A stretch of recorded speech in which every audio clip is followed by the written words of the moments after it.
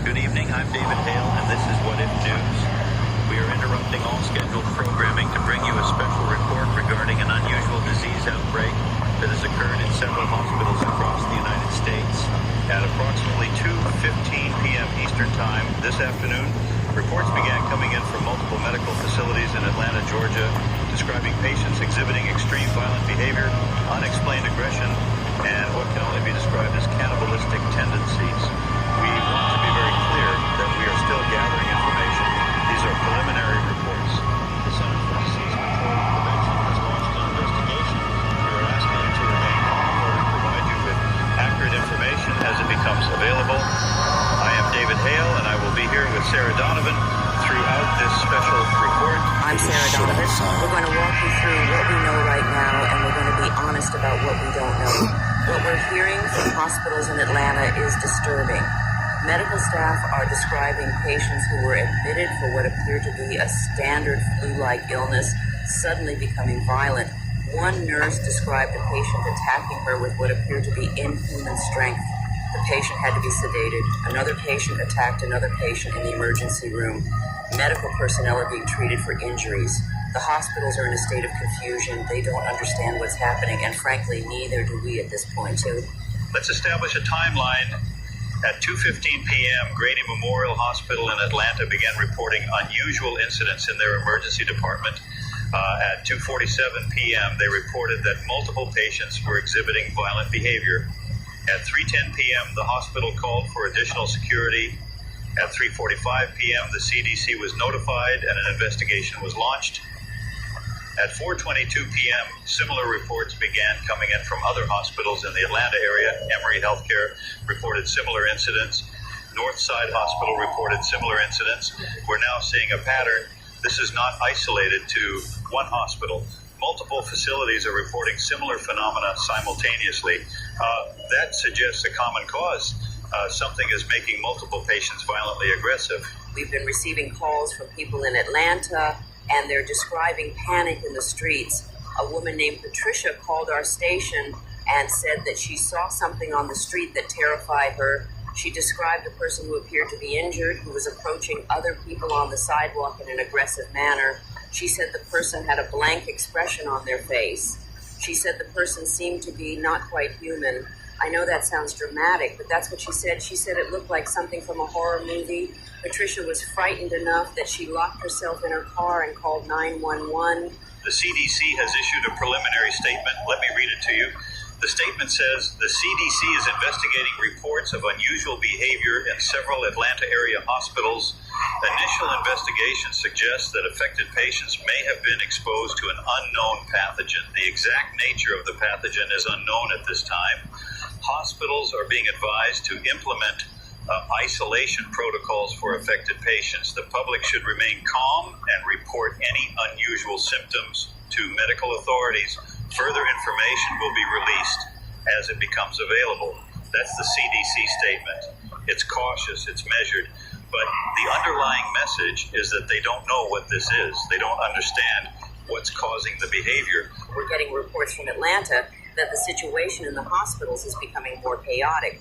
One hospital had to call police because multiple patients were becoming violent simultaneously. Police arrived at the hospital and found staff locked in offices trying to escape from patients. That's not normal. That's not something that happens in hospitals. Patients becoming so violent that staff have to hide from them. That suggests something very unusual. That suggests something very serious. We need to address what people are speculating about online. Social media is already filled with speculation about what this could be. Some people are suggesting it's a drug. Some people are suggesting it's a toxin. Some people are suggesting things that sound like science fiction. Let me be clear, we don't know what this is. The authorities don't know what this is. And speculation is not helpful. What is helpful is accurate information. And what we know right now is that multiple patients in Atlanta are exhibiting violent behavior. The cause is unknown. The CDC is investigating, and we will provide you with updates as they become available. We're now 3 hours into this situation. We've been receiving more reports and the situation seems to be escalating. A report came in 15 minutes ago that one of the violent patients escaped from a hospital. The patient was not physically restrained, so when the patient attempted to leave, staff were unable to stop them. The patient left the hospital and disappeared into the Atlanta street. That patient is potentially infectious. That patient is potentially dangerous, and that patient is now in the general population of Atlanta. That's a significant development. We're now potentially looking at a public health threat that extends beyond the hospitals. We're looking at someone who may be infected with an unknown pathogen who is now loose in the community. The health department is being notified. Police are being dispatched. But finding one person in a city of 500,000 people is extremely difficult. Let me read another official statement. The Georgia Department of Public Health has issued the following statement. We are aware of the situation in Atlanta hospitals. We are investigating the cause. We are advising hospitals to implement heightened security measures. We are advising the public to report any unusual symptoms. If you observe someone exhibiting unusual aggressive behavior, please call 911 immediately. Do not approach such individuals. That statement essentially confirms that they're worried about the spread of whatever this is. They're essentially saying that there may be more people out there who are affected. That's what report unusual aggressive behavior means, if they think there might be more cases. We're 4 hours into this situation, and we're moving from a hospital crisis to a potential public health crisis. We're receiving reports from emergency rooms across Atlanta that patients are still arriving with flu-like symptoms. And some of those patients are developing the violent behavior. It's becoming clear that this is not a random event. This is a disease. People are getting infected with something, and that something causes violent behavior. The incubation period appears to be relatively short. Some patients are showing symptoms within hours of infection. We're potentially looking at something that spreads quickly. I'm reading a message from a doctor named James who works at Grady Memorial Hospital. James writes, I've been a physician for 30 years.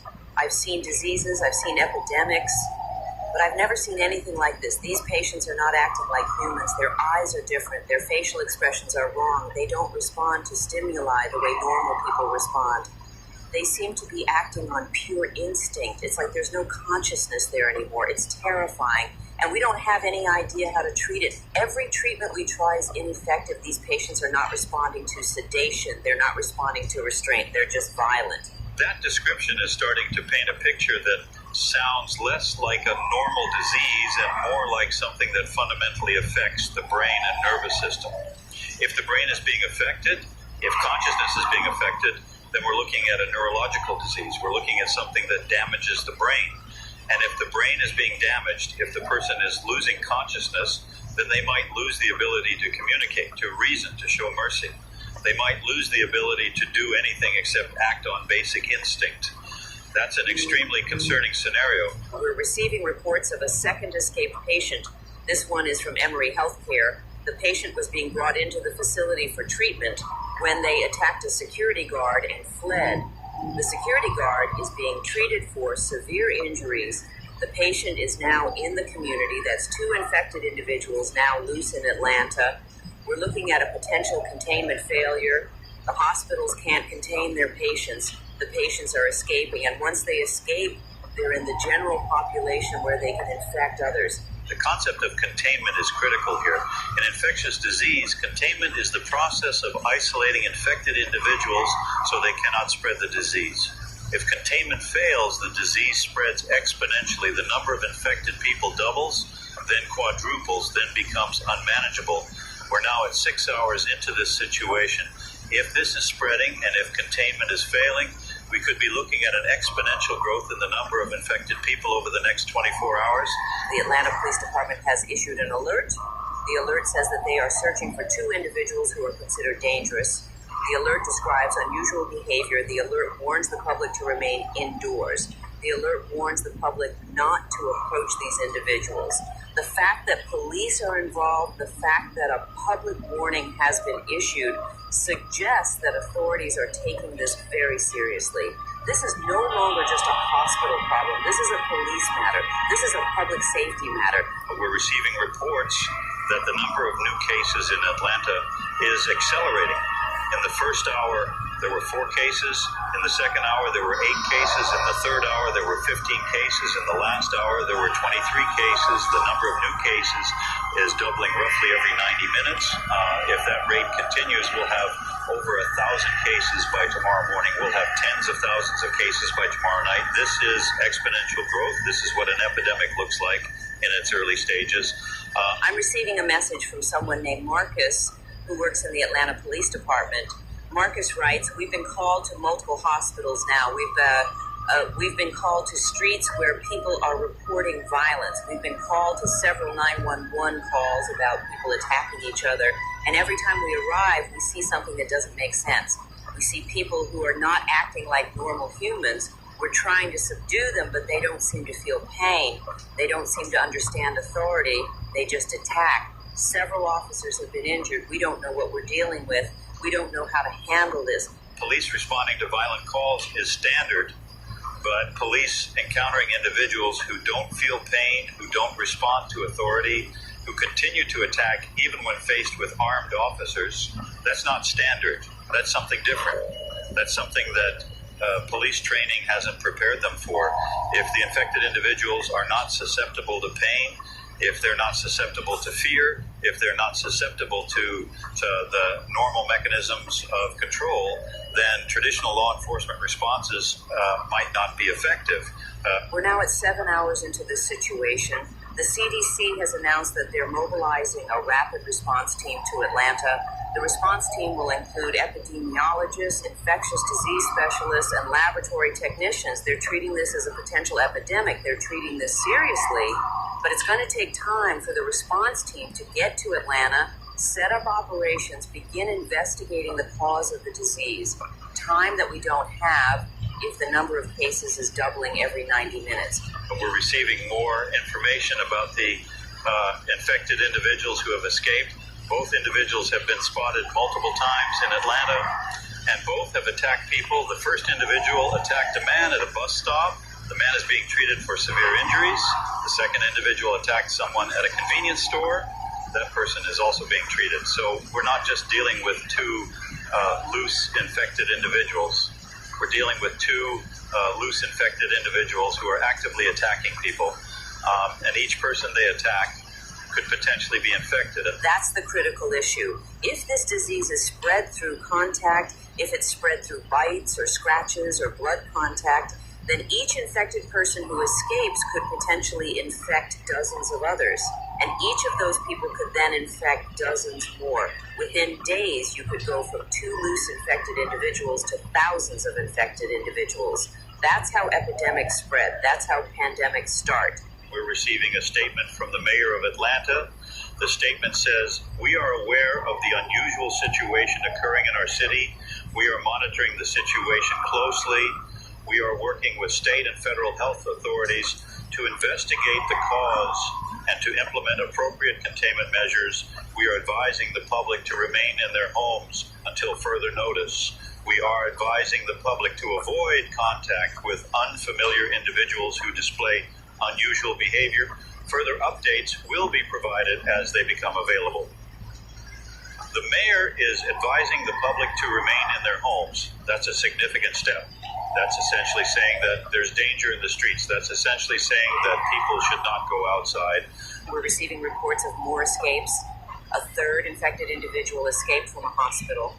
And now there are reports of infected individuals in multiple locations across Atlanta. They're not just in one area, they're spreading throughout the city. The situation is becoming less contained. The situation is becoming more dangerous. And the authorities seem to be losing control of the situation. We're now 8 hours into this situation. The case count has reached approximately 217 confirmed infected individuals. The rate of new cases is still accelerating. If the exponential growth continues, we could have over 400 cases by 10 hours. We could have over 800 cases by 12 hours. We could have thousands of cases by 24 hours. This is becoming a major epidemic in Atlanta, and if it spreads beyond Atlanta, it becomes a regional epidemic. And if it spreads beyond the region, it becomes a national epidemic. And if it spreads nationwide, it becomes a pandemic. I'm reading a message from a woman named Jennifer in Atlanta. Jennifer writes, I'm locked in my apartment with my family. We've barred the door. We've locked all the windows. We heard screaming outside about an hour ago. We've heard what sounds like violence. We heard sirens. We don't know what's happening out there. The news keeps saying to stay inside, but it doesn't say what to do if the infected people come to your door. It doesn't say what to do if they attack your home. I'm terrified. My children are asking what's happening, and I don't have an answer for them. People are scared, and appropriately so. We're looking at a situation where an unknown disease is rapidly spreading in a major American city. We're looking at infected individuals who are violent and seemingly unstoppable. We're looking at authorities who don't understand the disease and don't have effective treatment. We're looking at a breakdown of normal order in a major city. That's a scenario that naturally produces fear. We're receiving reports of police establishing roadblocks around certain areas of Atlanta. The police are trying to prevent infected individuals from spreading into unaffected areas of the city. They're trying to establish a perimeter, but the infected individuals seem to be difficult to stop. One report describes an infected individual running directly at a police line and being shot multiple times by officers. The infected individual did not stop. The infected individual did not appear to feel the bullets. The infected individual had to be tackled and restrained by multiple officers. That's a crucial piece of information. If infected individuals are not affected by bullets, if they're not deterred by firearms, then traditional law enforcement tactics become ineffective. Shooting someone is normally an effective way to stop them. But if the infected individual doesn't feel the pain, if they don't have a normal physiological response to being shot, then shooting them might not stop them. That's a major problem for public safety officials. We're 9 hours into this situation. The infection is moving beyond Atlanta. We're receiving reports of cases in surrounding areas. A hospital in Marietta, Georgia, which is about 30 kilometers north of Atlanta, is reporting cases of the same disease. A hospital in Augusta, Georgia, which is about 200 kilometers east of Atlanta, is reporting similar cases. The infection is spreading geographically. It's spreading beyond Atlanta. It's moving throughout Georgia. This is the moment when a localized outbreak becomes a regional epidemic. This is the moment when authorities move from trying to contain a local situation to dealing with a regional problem. The Georgia Department of Public Health is now mobilizing resources throughout the state.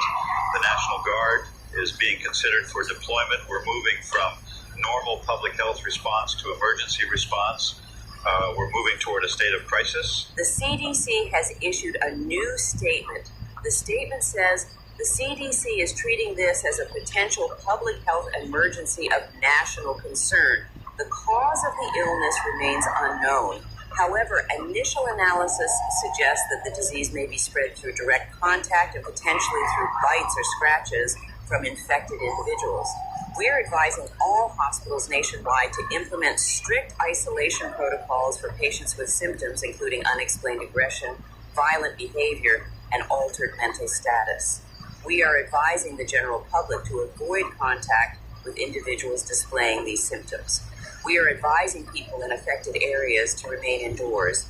Further guidance will be provided as we learn more about this disease. That statement is significant. The CDC is now treating this as a national emergency. The CDC is advising hospitals nationwide to be prepared for cases. The CDC is suggesting that this could spread beyond Georgia. The CDC is suggesting that this could become a national problem. This is no longer a local crisis. This is a national crisis.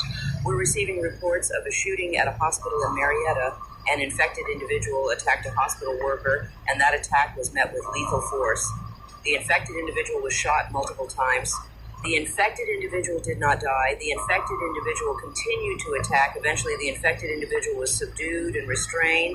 But the officer who shot the infected individual is describing something that sounds impossible. The officer is saying that the infected individuals seem to be acting from pure instinct, that the infected individuals showed no sign of consciousness or awareness, that the infected individuals seem to be more like an animal than a human being. That description is becoming more common. Infected individuals seem to have lost higher brain functions. They seem to be acting on base instinct. They seem to be driven by hunger or aggression or both. They seem to have lost the aspects of consciousness that make us human. If that's true, if the infection is causing a fundamental change in consciousness, then we're not dealing with a disease in the traditional sense. We're dealing with something that transforms people into something else, something fundamentally different. We're now 10 hours into the situation. The confirmed case count has reached approximately 583. We're receiving reports of cases in 7 different Georgia cities. We're receiving reports of cases in South Carolina. We're receiving reports of cases in Tennessee. The infection is spreading beyond Georgia. It's becoming a multi-state phenomenon. The growth rate is still exponential. We're looking at a situation that's growing completely out of control. We need to talk about what happens if this continues to spread at this rate. If we double the number of cases every 90 minutes, if we have 500 cases at 10 hours, then we'll have approximately 1,000 cases at 12 hours, 2,000 cases at 14 hours, 4,000 cases at 16 hours. By midnight tonight, we could have tens of thousands of infected individuals spread across multiple states. By tomorrow morning, we could have hundreds of thousands. By tomorrow night, we could have millions. At that point, containing this becomes impossible. At that point, traditional public health interventions become ineffective. At that point, we're looking at a pandemic. I'm reading a message from a man named Robert, who is a hospital administrator in Savannah, Georgia. Robert writes, "We're starting to see cases here now. We're preparing isolation wards. We're preparing for the possibility that this could overwhelm us. But I'm not confident that isolation will work. I'm not confident that we'll be able to contain the infected individuals if they become violent. Our security personnel are not trained for this. Our hospital infrastructure is not designed for this. I'm afraid that we're not prepared. I'm afraid that when the infected individuals arrive in large numbers, we won't be able to handle it. I'm afraid that people are going to die because we're not equipped to deal with this." That fear is justified. Hospitals across the country are not prepared for an epidemic of this magnitude. They don't have the beds. They don't have the equipment. They don't have the personnel. And they don't have any idea how to treat this disease because nobody knows what causes it. The CDC is still investigating. The cause is still unknown. Hospitals are being asked to treat something that they don't understand with tools that don't work. We're receiving reports of infected individuals in Atlanta attacking people on the streets. We're hearing reports of attacks in downtown Atlanta, in midtown Atlanta, in neighborhoods throughout the city. Police are overwhelmed. Calls for help are not being answered promptly because police resources are stretched thin. Emergency rooms are overflowed with patients. Ambulances are unable to respond to all calls. The infrastructure is becoming overwhelmed. Order is beginning to break down. This is the moment when a crisis becomes a catastrophe. This is the moment when the institutions that we depend on start to fail. When police can't respond to calls, when ambulances can't arrive, when hospitals can't take patients, when the social contract breaks down, society begins to fail. People stop trusting institutions. People start taking matters into their own hands. Panic spreads. Chaos emerges. We're 11 hours into this situation. Reports are coming in from multiple cities across the Southeast. Atlanta is in crisis, but it's not just Atlanta anymore. Jacksonville, Florida is reporting cases. Charlotte, North Carolina is reporting cases. Nashville, Tennessee is reporting cases. The infection is spreading rapidly across the Southeast. It's spreading far faster than authorities anticipated. It's spreading far faster than can be contained. It's spreading like a wildfire. We need to address something directly. At this rate of spread, with cases now appearing in multiple states, with exponential growth continuing unabated, we are now looking at the beginning of a pandemic. This is not a regional emergency anymore. This is becoming a national emergency. Within 48 hours, we could have cases in every state. Within a week, we could have millions of infected individuals. This is moving faster than any public health authority anticipated or prepared for. The president has been briefed on the situation. The president is aware of the crisis. We're waiting for a presidential statement. The government is mobilizing federal resources, but federal resources take time to deploy. And time is the one thing we don't have. The infection is spreading in real time. It's spreading as we speak. Federal responses won't be effective if they arrive after the situation has already exploded into chaos. We're receiving intelligence that the infection might not be naturally occurring. Some analysts are suggesting that this might be a deliberate biological weapon. Others are suggesting that this might be the result of a laboratory accident. Still others are suggesting that this might be a naturally occurring disease that has mutated or jumped from animals to humans. The cause is still unknown, but some are wondering if the speed and pattern of the outbreak suggests something other than a natural disease. We're 12 hours into this situation. The confirmed case count has exceeded 1,000. The real number is probably significantly higher because not all cases are being reported or confirmed. We're probably looking at several thousand infected individuals at this point, maybe tens of thousands. We don't know. The reporting is becoming overwhelmed. Hospitals are too busy treating patients to report statistics. Health departments are too busy managing the crisis to track numbers. We're operating with incomplete information. We're flying blind. We're receiving reports that the National Guard is being mobilized in Georgia. The president has authorized deployment of military forces to help restore order in affected areas. National Guard troops are being sent to Atlanta, to Savannah, to other affected cities. They're being deployed to provide security, to establish order, to help with medical response. But the National Guard is not trained for pandemic response. They're trained for security and order maintenance. And order is something that's becoming increasingly difficult to maintain. I'm reading a message from a woman named Sarah who is in Atlanta. Sarah writes, I can see National Guard troops moving through the streets. They have weapons, they have armor, but I don't think weapons and armor help against what's happening. I've seen people bite National Guard soldiers. I've seen people attack in ways that don't make sense. They don't retreat when threatened. They don't show fear when faced with weapons. It's like they're not human anymore. The National Guard soldiers look terrified. They're trained to fight humans, but this is something different. This is something that doesn't follow human rules. That's becoming the consistent description. Infected individuals are described as not human anymore. They're described as acting on pure instinct. They're described as not responding to threats in the way that normal humans respond. If they're not acting like humans, if they're not responding to incentives like pain or fear or authority, then all of our traditional methods of control become ineffective. Guns become less effective, restraints become less effective, authority becomes meaningless. We're dealing with something that doesn't follow human rules. We're receiving reports of mass infection events. In one hospital in Jacksonville, approximately 60 patients became infected simultaneously. It happened over the course of a few hours. All of them displayed the same violent behavior. All of them had to be restrained. The hospital was overwhelmed. This is not slow transmission. This is rapid transmission. This is transmission that's happening in hospitals where infected individuals are in close proximity to uninfected people. Hospital-based transmission is extremely dangerous. Hospitals are where vulnerable people are concentrated. Hospitals have patients with weak immune systems, patients who are already ill, patients who are more susceptible to infection. If the infection spreads through hospitals, if it takes hold in the healthcare system, then hospitals become sources of infection rather than places of healing.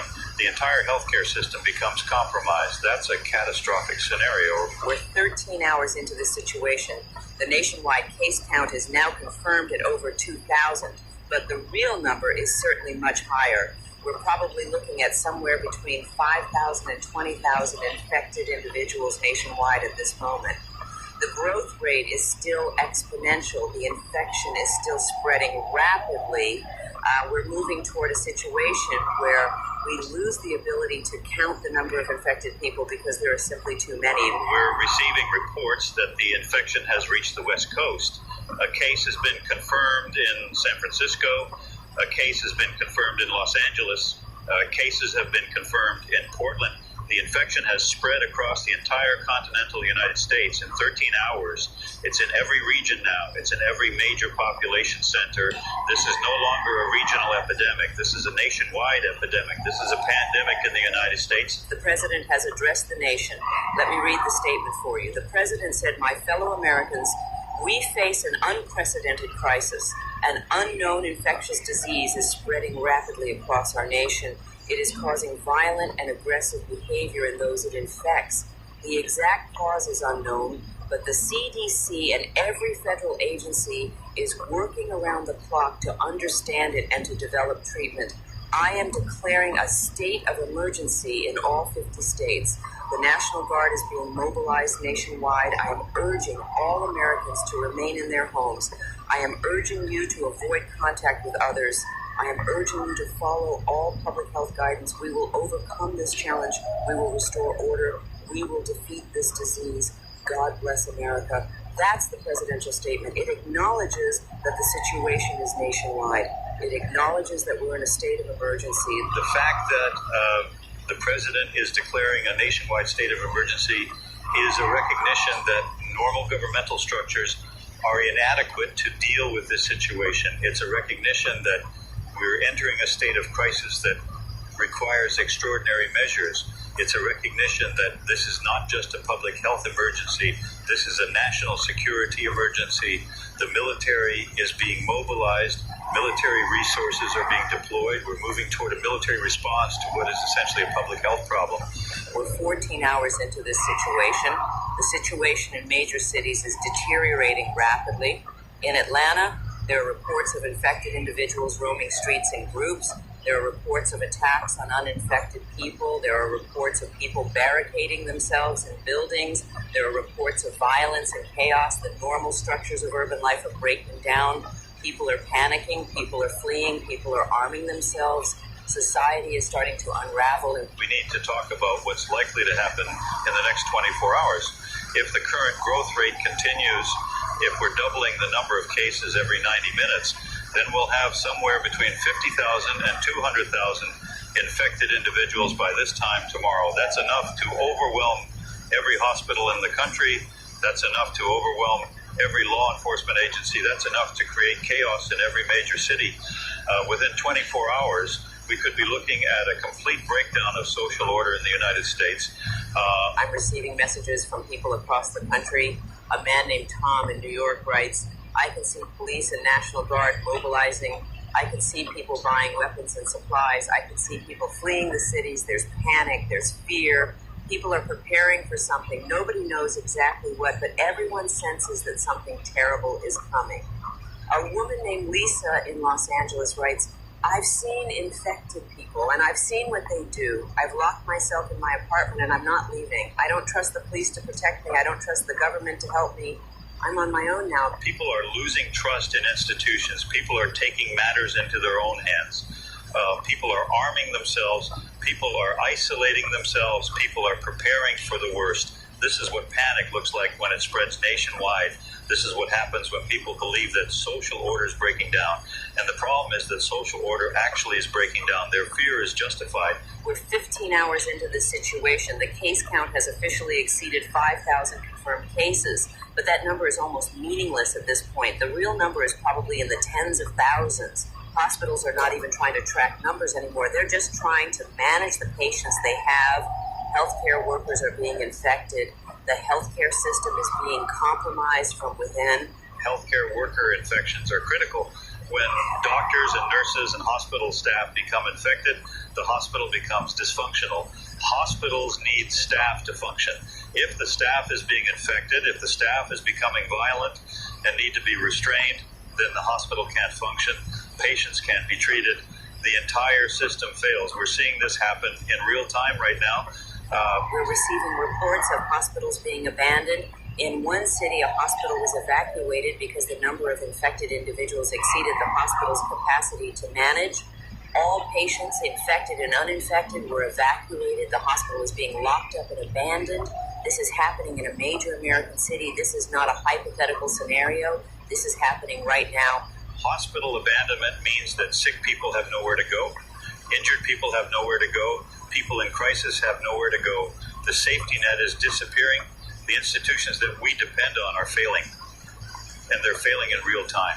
Within 24 hours, we could see hospital abandonment in every major city. We could see the complete failure of healthcare infrastructure nationwide. We're 16 hours into the situation. Reports are coming in of mass gatherings of infected individuals. In one location in Atlanta, over 200 infected individuals have gathered together. They're moving as a group. They're attacking people. They're consuming people. I say that word with hesitation because we haven't confirmed it officially, but multiple witnesses are describing infected individuals eating uninfected people. That's cannibalism. That's behavior that suggests the infected are driven by hunger. That's behavior that is almost impossible to comprehend. If the infected are engaging in cannibalism, if they're driven by hunger, then they're being driven by a fundamental biological drive. That's consistent with what we've been hearing from people who have encountered the infected. They're acting on base instinct. They're driven by hunger and aggression. They're not capable of higher reasoning. They're not capable of empathy. They're not capable of stopping. They're going to continue attacking and consuming until they're either stopped or they run out of prey. We're receiving a military briefing. Let me read it. The military briefing states the infection rate is exceeding all projections. Current estimates suggest that we are looking at exponential growth that, if unchecked, will result in infected outnumbering uninfected within 72 hours. The infected are exhibiting violent and cannibalistic behavior. They appear to be a threat to all uninfected humans. The military is preparing for the possibility of major conflict with infected populations in major cities. We are preparing for urban warfare. We are preparing for scenarios where we're fighting in the streets against infected populations. The military is preparing for urban warfare. Let that sink in. The United States military is preparing to conduct military operations inside American cities against infected populations. We've gone from a public health emergency to a military crisis in just 16 hours. We're at a point where the military is being called on to conduct combat operations. That's a sign of complete institutional failure. That's a sign that we've lost the ability to manage this through normal channels. We're 17 hours into this situation. The situation in multiple cities is now being described as out of control. In Atlanta, infected individuals are roaming streets in large groups. Police and National Guard are overwhelmed. They can't contain the infection. They can't prevent attacks. They're essentially fighting a losing battle against an enemy that keeps growing. One National Guard commander described it as fighting an enemy that increases in numbers every time you kill one of them because every person they attack becomes infected. That commander's right. Every attack creates new infected individuals. Every new infected individual increases the pressure on the system. Every increase in pressure causes the system to fail further. This is a geometric growth pattern. This is growth that accelerates beyond the capacity of any system to manage. Within hours, we could be looking at a situation where infected outnumber uninfected in major cities. And when that happens, the survival of uninfected people becomes a matter of individual survival, not institutional survival. We're receiving reports of mass evacuation from major cities. People are fleeing. They're getting in cars and leaving. They're trying to reach smaller towns and rural areas where the infection hasn't spread yet. But in doing so, they're potentially spreading the infection. People who are infected but don't realize they're infected are driving to new locations. They're spreading the disease to new areas. The evacuation itself is accelerating the spread of the infection. This is a classic pandemic response problem. When people panic, when they flee, they spread the disease. The normal public health response would be to quarantine people, to prevent them from moving. But quarantine requires order and authority. Order and authority are breaking down. The government can't enforce quarantine. People are fleeing, and in fleeing, they're accelerating the pandemic. This is a scenario that epidemiologists have warned about for decades. This is exactly what they predicted would happen. We're 18 hours into this situation. The confirmed case count is now over 10,000. But the real number is probably in the hundreds of thousands. We're at a point where we don't even know how many people are infected. We're operating with almost no information. We're making decisions with no knowledge of the actual scope of the crisis. We're essentially flying blind. Flying blind is appropriate. We don't know what causes this disease. We don't know how to treat it. We don't know how it spreads. We don't know how many people are infected. We don't know anything. The only thing we know is that it's spreading rapidly, that infected people are dangerous, and that the normal structures of society are failing to contain it. Beyond that, we're operating on guesses and speculation. The CDC has issued a new statement. The statement says, the CDC is recommending that all non-essential personnel evacuate major metropolitan areas. The CDC is recommending that people in affected areas shelter in place in secure locations. The CDC is recommending that all infected individuals be isolated. However, the CDC acknowledges that isolation may not be possible given the current rate of spread. The CDC is recommending that people prepare for the possibility that institutional response may not be available. The CDC is recommending that individuals take measures to ensure their own survival and the survival of their families. That statement is essentially an admission of defeat. The CDC is admitting that it can't contain the outbreak. It's admitting that institutional response will fail. It's essentially telling people to prepare to survive on their own because the government can't help them. That's an extraordinary statement from the CDC. That's an acknowledgement that the situation is beyond institutional capability to manage. People are taking that statement to heart. We're seeing massive migrations from major cities. We're seeing highways clogged with traffic. We're seeing chaos at gas stations and supply stores. People are trying to get supplies. People are trying to reach safety, but safety is becoming harder to find. The infection is everywhere. People are leaving the cities and potentially carrying the infection with them. We're 19 hours into this situation. We're approaching the point where we've gone a full day into this crisis. In that time, we've gone from a localized hospital emergency to a nationwide pandemic. We've gone from trying to contain the infection to admitting that containment is impossible. We've gone from normal institutional response to military mobilization. We've gone from public health emergency to national crisis. This has been one of the fastest escalations in human history. I'm receiving messages from people who are frightened and desperate. A man named David writes, "I'm with my family. We're barricaded in a basement. We can hear people outside attacking each other. We can hear screams. We can hear the sound of violence. We don't know if we're going to make it. We don't know if we're going to survive. We're just trying to stay alive until the government figures out how to stop this." But I'm beginning to wonder if the government can stop this. I'm beginning to wonder if anything can stop this. That man's fear is justified. The government has not stopped this. The military has not stopped this. Medicine has not stopped this. The infection continues to spread. The infected population continues to grow. The uninfected population continues to flee and die. Nothing has been effective. Nothing has slowed the growth. We're watching something that is essentially unstoppable. We're receiving reports that the military is considering using nuclear weapons. I say that with caution because this is unconfirmed, but military sources are suggesting that there is discussion at the highest levels of government about using nuclear weapons to sterilize major population centers. The idea would be to destroy infected populations in major cities before they can spread further. That would require dropping nuclear weapons on major American cities. That would require destroying millions of people, both infected and uninfected, to potentially stop the spread of the infection. The use of nuclear weapons against American cities is almost impossible to imagine. But if that's being discussed at the highest levels of government, it suggests how desperate the situation has become. It suggests that authorities believe the infection is so dangerous, so uncontrollable, that nuclear weapons might be considered as an option. Now, that's a sign of complete crisis. That's a sign that nothing else is working. We're 20 hours into this situation. The confirmed case count is now over 50,000. The real number is probably in the millions. The infection has spread to every state. The infection is in every major city. The infection is in smaller towns and rural areas. It's everywhere, and it's growing exponentially. Within 24 hours, if the growth rate continues, we could have tens of millions of infected individuals in the United States.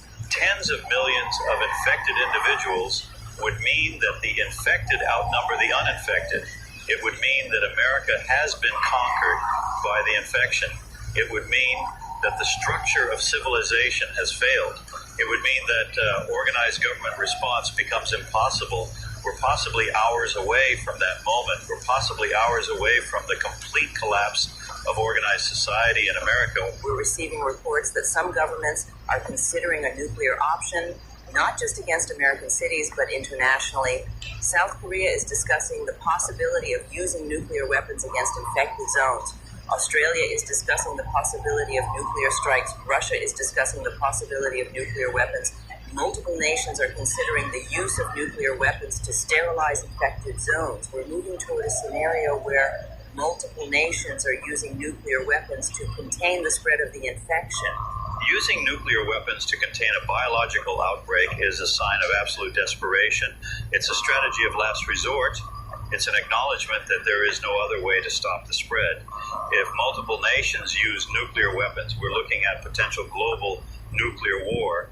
We're looking at a scenario where the infection causes the collapse of nuclear restraint. We're looking at a scenario where the infection leads to nuclear annihilation as nations try to stop its spread. We're 21 hours into this situation. The situation is deteriorating across the globe. China is reporting massive outbreaks in Beijing and Shanghai. India is reporting massive outbreaks in Mumbai and Delhi. Japan is reporting outbreaks in Tokyo. Europe is reporting outbreaks in every major city. Africa is reporting outbreaks. The infection has spread globally. Within 21 hours, the infection has gone from an Atlanta hospital to a global pandemic. That's the fastest pandemic spread in human history. It's faster than COVID-19. It's faster than any previous pandemic, and it's not slowing. The infection is spreading faster globally than it did initially in Atlanta. This suggests that the infection has become normalized in the global population. People are no longer shocked by it.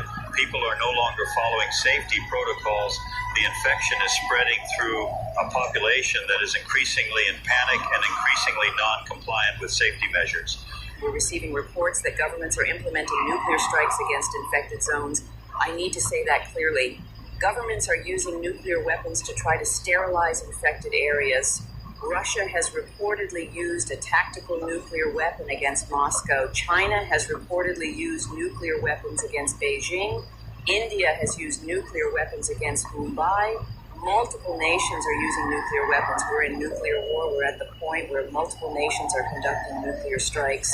Nuclear strikes against cities would kill millions of people, both infected and uninfected. The use of nuclear weapons against Moscow, Beijing, Mumbai, and other cities suggests that nations believe the infection is so serious that nuclear annihilation is preferable to infection. That's an extraordinary calculation. That's the calculation of a civilization that is facing extinction. That's the moment when institutions decide that civilization is worth destroying to avoid the infection. We're 22 hours into this situation. The world is in crisis. Multiple cities are in ruins. Tens of millions are infected. Tens of millions are dead from both the infection and the nuclear strikes. The global economy has collapsed. Supply chains are broken. Communication networks are breaking down. There is no longer any coordination between nations. There is only chaos. There is only survival. We're now at the point where the larger picture becomes clear. We're looking at the possibility of human extinction. If the infection spreads unchecked, if the growth continues exponentially, if there is no effective treatment, then the infection will spread until there are no uninfected humans left, or the infection will continue until so many nuclear weapons have been used that the environment is destroyed. Either way, we're looking at the end of human civilization. We're looking at the end of organized society. We're looking at the end of the world as we know it. I need to acknowledge something personally. This is Sarah Donovan. I'm sitting in this newsroom and I'm terrified. We're reporting on the end of the world. We're reporting on the collapse of civilization. And I'm trying to maintain professional composure while watching everything end. I've been a journalist for 25 years. I've reported on disasters, on tragedies, on human suffering. But I've never reported on the end of the world. I've never reported on something this big, this final, this absolute. This is David Hale. I'm also terrified. We're at a point where the normal role of journalism becomes almost meaningless. Journalists are supposed to inform the public so they can make informed decisions. But there are no decisions left to make. There is no future to plan for. There is only the present moment of survival. We're beyond the point where information is useful. We're at the point where we're bearing witness to the end. That's all we can do. That's all anyone can do. We're 23 hours into this situation. The situation is essentially over. Organized society is finished. Military operations are broken down. Government is broken down. Healthcare is broken down. Supply chains are broken down. The only things that remain are isolated pockets of uninfected humans trying to survive. The infection has won. The infection has conquered the world. And within 24 hours, it has done it. The final statistics are becoming clear. The number of infected humans exceeds 500 million globally. The number of deaths from the infection is estimated at approximately 200 million. The number of deaths from nuclear strikes is estimated at approximately 300 million. The combined death toll is approximately 500 million people. That's roughly 7% of the global population dead in 24 hours. The surviving human population is approximately 7.5 billion people, most of whom are infected or in the process of being infected. Organized military response has failed. The last military installations are either being abandoned or are no longer in communication with higher command. Police forces have either abandoned their posts or have been infected and turned into part of the infected population. Hospitals are non-functional. Schools are non-functional. Governments are essentially non-functional. The structures that civilization depends on are gone. They lasted 24 hours in the face of the infection, and then they failed. We are still broadcasting. We are still here. We are still trying to report on what's happening. But I need to be honest. I don't know how much longer we'll be able to broadcast. Power is failing. Communication systems are failing. The infrastructure that allows us to broadcast is deteriorating. Within a few hours, this broadcast will likely end. When it ends, there will be no more news. There will be no more coordination. There will be no more organized information. There will only be silence. I want to address the people who are still listening. If you're listening to this, you are one of the survivors. You are one of the humans who is still uninfected at this moment. But you need to understand that you are likely in a minority. You are likely surrounded by infected individuals. You need to shelter in place. You need to isolate yourself from other people. You need to assume that every person you encounter is infected. You need to survive. That's all that remains. Survival, individual survival, family survival, small community survival. For those of you who are infected, I want to acknowledge that you are also human.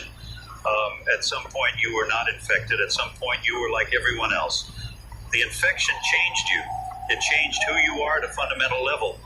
I don't know if there's any consciousness left in you, any awareness of what you've become, but I want to acknowledge that the infected are also victims of this catastrophe.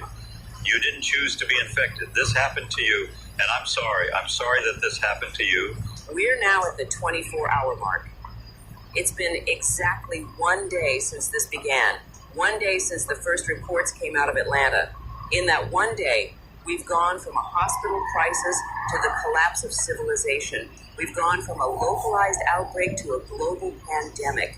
We've gone from organized government response to nuclear war. We've gone from trying to save people to trying to survive. In 24 hours, the world has fundamentally changed. The world we knew yesterday no longer exists. This is the final broadcast of What If News for the foreseeable future. We will no longer have the power to broadcast. We will no longer have the communication infrastructure to reach the public. We will no longer have the organizational capability to continue operations. This is the end of coordinated news reporting. This is the end of institutional communication. This is the end of the broadcast era. To the survivors, to those who are listening, to those who are planning to continue living, you are now on your own. There is no government to help you. There is no military to protect you. There is no healthcare system to heal you. There is only you and your community. You need to work together. You need to help each other. You need to maintain whatever shred of human civilization remains. You need to remember that you are human, that your communities are human, that humanity survives in small acts of kindness and cooperation. That's all that remains. We are ending this broadcast. Sarah and I will remain in this station for a few more hours until the power fails and we can no longer operate. After that, we will attempt to reach safety. We will attempt to survive. We will attempt to remain human in a world that has become inhumane. We will attempt to maintain hope in a situation that seems hopeless. That's all we can do. That's all anyone can do. This is Sarah Donovan for What If News. We're signing off. This is David Hale. Stay safe, stay alive, and remember that you are human. This is Daniel Rothman. You're listening to 104.7 FM. It's 6:47 a.m. on what started as an ordinary Tuesday morning here in the greater metropolitan area. Traffic is unusually heavy on the eastbound lanes of Highway 9, and we're getting reports of some kind of chemical spill near the industrial district. Emergency services are on scene. We'll keep you updated as more information comes in. The weather today calls for partly cloudy skies with temperatures reaching the low 70s. A beautiful autumn day shaping up despite the traffic headache for those of you commuting through the eastern corridor. If you're heading that way, I'd suggest taking the alternate route through Pemberton Avenue. It should save you about 20 minutes if you're trying to get downtown. Now, I've been doing this job for 15 years, and I've seen my share of morning chaos. Fender benders, overturned trucks, the occasional livestock escape from the county fair. But the calls coming in from our listeners near Exit 47 are describing something a bit different. We're hearing about people behaving strangely near the spill site, wandering into traffic, not responding to first responders. Could be the fumes from whatever chemical got loose. So please, if you're in that area, keep your windows up and your air on recirculate. The police scanner's been pretty active this morning, more active than usual. They've set up a perimeter about a quarter mile from the accident site. The truck involved belongs to a company called Meridian Biotech Solutions. I'm not familiar with them. Looked them up during the commercial break, and there's not much online. Small outfit, apparently. Industrial research facility about 30 miles north of here, just past the state line. It's now 7:02 a.m. The sun's coming up properly now, and I can see it from the studio window here on the 9th floor. There's a strange quality to the light this morning. Maybe it's just me. Maybe it's knowing that something unusual is happening out there on Highway 9 and not being able to see it directly. Just hearing the reports filter in through the scanner, through phone calls, through the police van. A caller named Margaret just rang in. She was stuck in traffic about half a mile from the spill. Said she saw someone walking between the cars. A man in a business suit, she said, walking stiff, like his joints weren't working right. She honked at him to get out of the way, and he turned to look at her. She said his eyes looked wrong. Clouded over, she said, like cataracts, but worse. He started moving toward her car, and she locked her doors. Then traffic started moving again, and she got out of there. I told Margaret it was probably someone in shock from the accident. Chemical exposure can do strange things. The brain doesn't work right when it's been poisoned. She agreed, but I could hear something in her voice, that little tremor of doubt. The thing we feel when we see something that doesn't quite fit into the normal pattern of how we understand the world. The fire department is requesting additional hazmat units. That just came through on the scanner. The initial crew that arrived on scene is reporting that the substance is highly volatile and they're having difficulty containing it. It's described as a yellowish gas, heavier than air, rolling along the ground. They're evacuating buildings within a 3-block radius now. I'm trying to get someone from Meridian Biotech on the phone. Called their main number twice. No answer. Their website lists a Dr. Elizabeth Carver as their chief research officer. No contact information beyond the main switchboard. The address shows they're in an unincorporated area, industrial park near the old mining district where the land is cheap and the regulations are apparently pretty loose. It's 7:23 now, and my producer just handed me a note. Says the hospitals are reporting unusual admissions.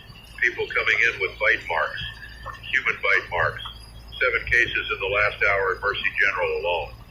The victims are saying they were attacked by people who seemed sick or confused.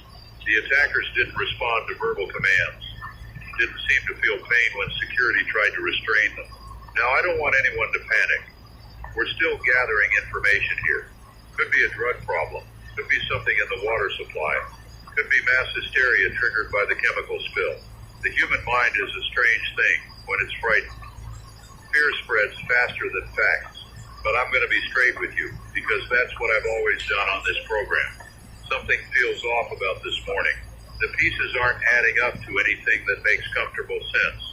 Chemical spills don't usually cause aggressive behavior. Confused behavior. Yes, disorientation. Absolutely. But coordinated attacks, fighting, that's something different. The mayor's office just released a statement. They're asking everyone to stay calm and stay indoors if possible. All schools in the Eastern District are closed for the day as a precautionary measure. The statement says this is purely precautionary and there's no immediate danger to the general public. They're working with state and federal authorities to assess the situation. Federal authorities. That's interesting. How did federal authorities get involved so quickly? This accident happened less than 2 hours ago. Unless someone made a call before the public even knew there was a problem. Unless someone knew what was in that truck and what it could do.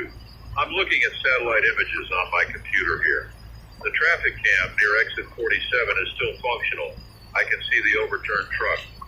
White with blue markings. Drums scattered across 3 lanes. Some of them split open. And I can see people, dozens of people. They're not running away from the spill like you'd expect. They're just standing there. Some of them are moving, but slowly, aimlessly, like they forgot where they were going. One of our station engineers, Tommy, just came into the booth. He lives near the accident site. Tried to drive into work, but couldn't get through. He said the police turned him around about 2 miles out. He said the cops looked scared. One of them had blood on his uniform. When Tommy asked what happened, the cop just shook his head and told him to go home and lock his doors. Tommy's wife is texting him. She's home with their 2 kids. She says she can hear sirens, non-stop sirens, and something else, screaming, she said, coming from the direction of the highway. She wants to know if she should take the kids and leave. Tommy's telling her to pack a bag, just in case. Better to be ready and not need to leave than the other way around. It's 7:51 a.m. The phone lines here at the station have been jammed for the last 20 minutes. We can't take calls anymore. The system's overloaded. People wanting to know what's happening. People reporting strange encounters in their neighborhoods. A woman in Riverside saying her neighbor tried to break down her door. A man in Oakmont saying he saw a group of people attacking someone in the parking lot of a convenience store. A teenager saying his teacher collapsed during first period and started convulsing on the classroom floor. The governor is scheduled to make an address at 9 a.m. That's over an hour from now. A lot can happen in an hour. A lot is happening right now. The state police have mobilized. National Guard has been put on alert. I'm reading this off the newswire as it comes in. This is moving fast. Too fast for a simple chemical spill. I need to tell you something. About 15 minutes ago, I made a call to an old friend who works at the CDC in Atlanta, Dr. Sarah Chen. We went to college together. She's in the infectious disease division. I asked her if she'd heard anything about what's happening here. There was a long pause on the line. Then she asked me where I was calling from. I told her, she said, and I'm quoting her directly, she said, "Daniel, if you have the ability to leave the city, I would consider doing that very soon." I asked her what she meant. She said she couldn't talk about it. She said things were happening that were above her clearance level. She said laboratories were being contacted. Protocols were being activated. She said the word outbreak, and then she said she had to go. The line went dead. Sarah's not the type to exaggerate. She's seen Ebola outbreaks. She's dealt with novel flu strains. She doesn't scare easily, but I could hear it in her voice. She was scared. The satellite feed from the traffic camera just cut out. The screen went black. Either the camera failed or someone shut it down. I'm checking other sources. Social media is exploding. Videos being posted from phones. I'm watching one now. Shaky footage. Someone filming from inside their car. There's a person in the street ahead of them, stumbling. The driver honks. The person turns around. Even on this grainy video, I can see something's very wrong. The skin looks gray. The mouth is hanging open. There's blood on the shirt. Dark blood. The person starts moving toward the car, not walking, lurching. The video cuts off. Another video. A convenience store. Security camera footage. Timestamp shows 7:14 a.m. this morning. A customer comes in, normal enough, goes to the cooler, grabs a drink. Then another person enters, moving strangely, jerky movements. The first customer notices, backs away. The second person lunges. There's a struggle. The clerk is shouting. You can't hear it, but you can see his mouth moving. The second person bites the customer, actually bites him on the arm. The customer is fighting back. There's blood.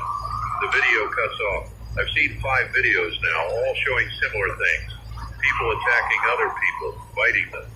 The attackers all move the same way, stiff, uncoordinated, but relentless. They don't stop. They don't respond to pain. In one video, a man is hitting one of these attackers with a baseball bat. The attacker doesn't even flinch, just keeps coming. This is not a chemical spill. Chemicals don't cause this. This is something else, something biological, something that changes the way the brain works, something that spreads from person to person through bites. I know what you're thinking. I'm thinking it too, but I'm not going to say it. Not yet. We need more information. We need experts to tell us what this is. We need the government to explain what happened. We need to know what was in those drums on that truck. It's 8:17 a.m. The sun is fully up now. It's a beautiful morning outside this window. The sky is clear. Birds are flying fast. Down on the street, I can see people walking to work. Some of them are looking at their phones. Some of them probably have no idea what's happening. The news hasn't fully broken yet. The major networks are still running their regular programming. Morning talk shows, cooking segments, celebrity interviews. The disconnect is surreal, but it won't last. In minutes, maybe hours, everyone will know. The videos will spread, the panic will spread. And then what? What happens to a city of 2 million people when they all realize at once that something terrible is happening? I'm staying on the air. That's my job, to give you information, to keep you connected, to let you know you're not alone. As long as I have power and a signal, I'll be here on 1047 FM. Daniel Rothman, keeping you company through whatever this is. The police scanner just went crazy. Multiple officers calling for backup. Multiple locations. Attacks in progress. Officer down at the intersection of 5th and Madison. Officer down at Riverside Park. The dispatcher sounds overwhelmed. She's trying to coordinate, but there are too many calls coming in. Her voice is shaking. A helicopter just flew past the window. Flying low. A news chopper, looks like. Channel 7, they're heading toward the accident site. Maybe we'll get some aerial footage soon. Maybe we'll be able to see the scope of what we're dealing with. My phone is ringing. Personal cell. It's my sister, Rachel. She lives across town with her husband and their daughter. I'm putting her on speaker. Rachel wants to know if what she's seeing online is real. I tell her I don't know for certain, but it looks real. She asks if she should leave the city. I tell her I honestly don't know. Where would she go? The highways are probably jammed already. If this thing spreads through Vice, being stuck in traffic with thousands of other people might be the worst place to be. I tell her to lock the doors, secure the windows, fill the bathtub with water, gather food that doesn't need cooking, charge all the devices, stay away from the windows. Don't let anyone in unless she's absolutely certain they're not infected or hurt. Rachel asks me what this is. I tell her I don't know. She asks me if I'm safe here in the studio. I look around. 9th floor, secure building, electronic locks on the doors. I tell her I think so. For now, she tells me to be careful. I tell her the same. We hang up. It's 8:39 a.m. The governor's address has been moved up. It's happening now. I'm putting it on. We're going to listen together. The governor looks pale. He's reading from prepared remarks, but his hands are shaking slightly. He confirms that there has been a major incident involving a chemical transport vehicle. He confirms that there have been casualties. He confirms that unusual behavior has been observed in individuals exposed to the substance. He says that state and federal resources are being deployed. He declares a state of emergency. He urges citizens to remain indoors. He says that more information will be provided as it becomes available. He asks for calm. The address lasted 3 minutes. He didn't take questions. He walked away from the podium while reporters were shouting at him. He looked like a man who knew his words were inadequate, like he was reading a script that was already outdated by the time he spoke it. The emergency broadcast system just activated. The tone, you know the tone. We've all heard it in tests. That harsh, attention-grabbing sound. But this isn't a test. The automated voice is telling people to stay indoors, to avoid contact with anyone exhibiting unusual behavior, to monitor this station and others for further instructions. The phones are ringing again, not the call-in lines. The internal office lines. My producer is answering. Her face goes white. She puts down the phone and looks at me through the booth window. She holds up a note against the glass. Building security reports someone trying to break in on the ground floor, behaving erratically. They've locked the main entrance. I nod. I check the security camera feeds on my computer. I can access the building system from here. I scroll through the cameras. Lobby, loading dock, parking garage. There, ground floor entrance. There are 3 people outside the glass doors. They're pushing against the doors, clawing at the glass. Their movements are raw, stiff and jerking. One of them has blood down the front of their shirt. The security guard is standing back from the doors, radio in hand, looking uncertain. As I watch, one of the people outside manages to get their fingers into the gap where the automatic doors meet. They start pulling. The doors are designed to open outward, but the emergency lock is engaged. The person is pulling with inhuman strength. The glass is flexing. I switch to another camera. The parking garage. A car just drove in. Fast, too fast. It clips a concrete pillar and spins out. The driver gets out. She's running. There are two people shambling after her from the entrance ramp.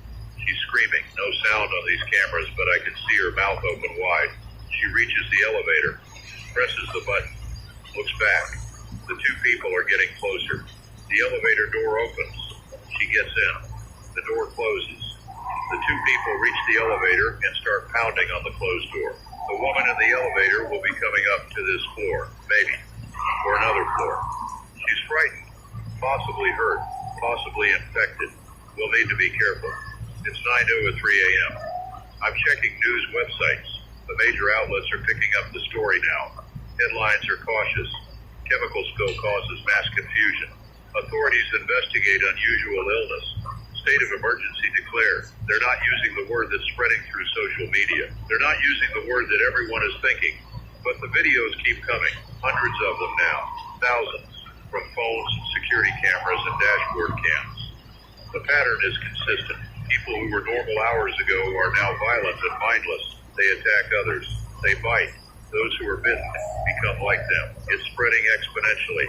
A scientist would call it an infection vector of unprecedented efficiency. A theologian might call it a plague.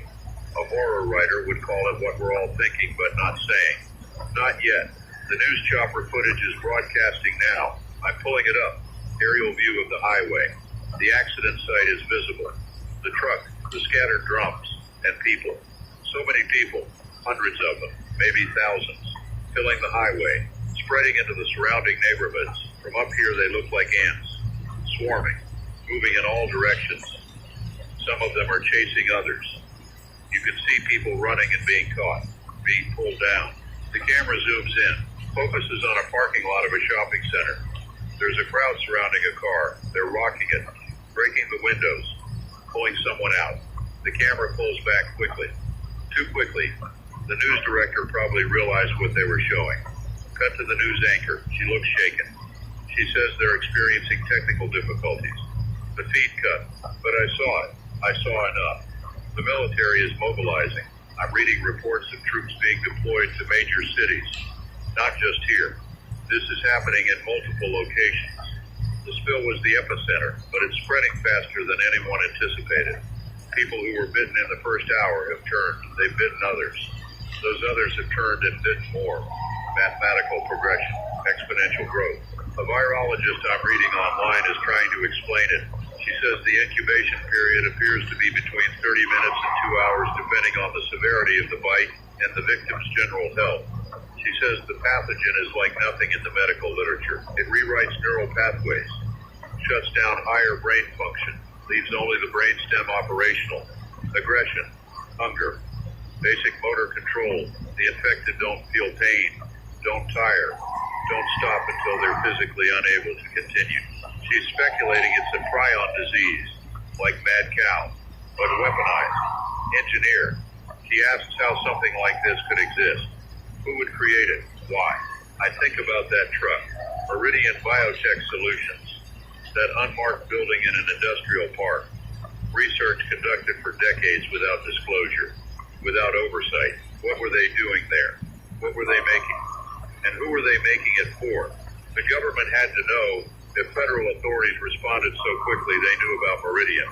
They knew what was in that facility. Maybe they funded it. Black budget research, off the books, biological weapons development, the kind of thing that gets done in the shadows because the public would never accept it if they knew. Now it's loose because of an accident. A truck driver taking a turn too fast or swerving to avoid something or falling asleep at the wheel. One moment of human error and the box is open. Pandora would understand. It's 9:34 a.m. I'm watching the street below through binoculars. I keep them here for watching the city. I like to see the details of urban life from up here, the way people move through their days, the small dramas playing out on sidewalks and in storefronts. Now I'm seeing a different kind of drama. A man is running down the middle of the street, suit and tie, briefcase swinging. He's looking back over his shoulder. 3 people are chasing him. They're moving in that distinctive way. The shambling run, faster than a walk, but without coordination. The man trips, falls, tries to get up. They're on him. I look away. A woman is standing on a corner, phone to her ear, crying. She's looking around like she doesn't know where to go. A taxi drives past her, doesn't stop through the binoculars. I can see the driver's face. Terror, pure terror. The taxi runs a red light, flips another car, keeps going. A group of people are trying to break into a sporting goods store, breaking the window with the trash can. They're going for the guns, probably. Smart, horrible, but smart. They get the window broken, climb through. One of them cuts herself on the glass. She doesn't seem to notice. They disappear inside. Smoke is rising from the east. Black smoke. Multiple fires burning. The fire department can't respond to everything. They're overwhelmed, or they've abandoned their posts. When the emergency becomes so widespread that helping others means sacrificing yourself, what do? Do you stay at your post or go home to protect your family? I don't judge either choice. A woman from the elevator arrived on the 6th floor. I'm watching on the security feed. She's in the hallway, pounding on office doors. One opens. A man peers out. She pushes past him into the office. The door closes. I hope she's not infected. I hope she's just scared, but hope isn't information. My producer, Jennifer, comes to the booth door. She knocks softly. I let her in. She looks exhausted and it's not even 10 a.m. yet. She asks if I need anything. Water, coffee, food. I tell her I'm fine. She asks how long I'm going to stay on air. I tell her as long as I can. She nods. She tells me her boyfriend is trying to get here. He's across town. She's worried about him. I tell her to tell him to stay where he is. It's safer than traveling. She shows me her phone. A text from her boyfriend. I love you. I'm coming to get you. She starts crying. I don't know what to say. I reach through the booth door and squeeze her hand. It's all I can offer. It's 9:51 a.m. Just under 4 hours since the accident. In 4 hours, the world has changed. Not everywhere. Not yet. But here. In this city. In cities where the infection has spread. The change is undeniable. Irreversible. I'm thinking about my sister. About Jennifer's boyfriend. About all the people listening right now who have loved ones out there. The separation must be agony. Not knowing if they're safe. Not knowing if they've been bitten. Not knowing if you'll ever see them again as they were. The social fabric is tearing. The systems we rely on are failing. Police overwhelmed. Hospitals overrun. Government communication sporadic and unhelpful. We're being thrown back on ourselves, on our own resources, our own judgment, our own capacity for survival. Some people will rise to it, will discover strengths they didn't know they had. Others will fall apart, will make fatal mistakes born of panic or denial. There's no shame in either. We're not evolved for this. We're social creatures who built civilization to protect ourselves from chaos. Now the chaos is here, and civilization is proving to be a fragile construct. The power is still on. That's something. The water still flows. The internet still functions, though it's getting slower as everyone tries to access it simultaneously. These infrastructures are robust. They'll last for a while. Days maybe, weeks if we're lucky. But eventually, without people to maintain them, they'll fail. And then we'll be truly in the dark ages. I'm trying not to think that far ahead. Right now, this moment, I have power and a microphone and a signal going out to whoever can hear it. That's what I focus on. The immediate, the actionable, the things that might help someone survive the next hour. If you're listening, here's what you need to know. The infection spreads through bites, maybe through other fluid contact. But bites are confirmed. Avoid anyone who's showing symptoms.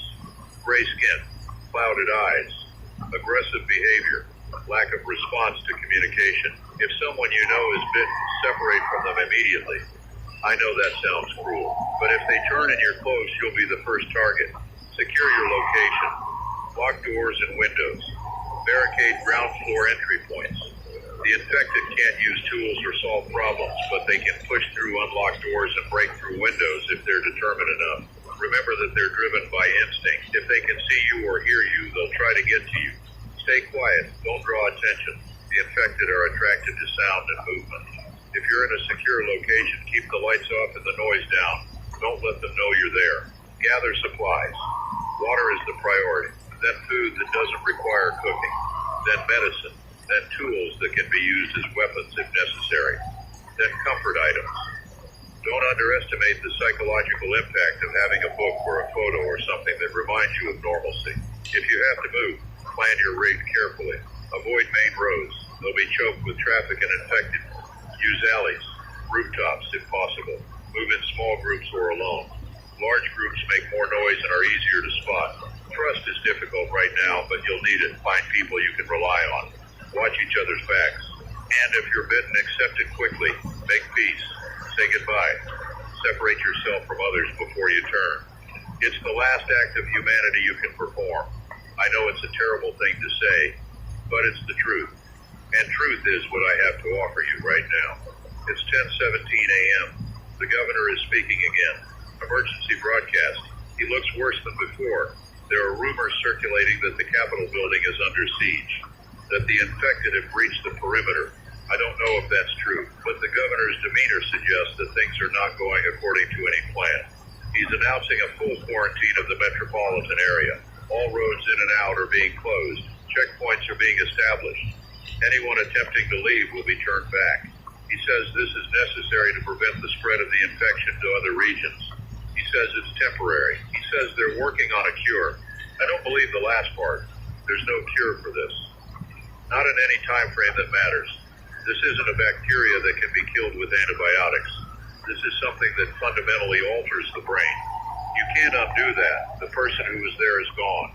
What remains is something else. The quarantine means we're trapped. Everyone in this city.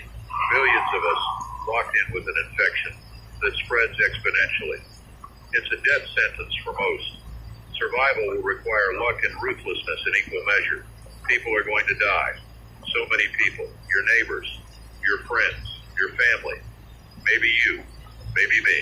That's the reality we're facing. I wish I could offer you hope, but false hope is worse than none. It makes you complacent. It makes you take risks you shouldn't take.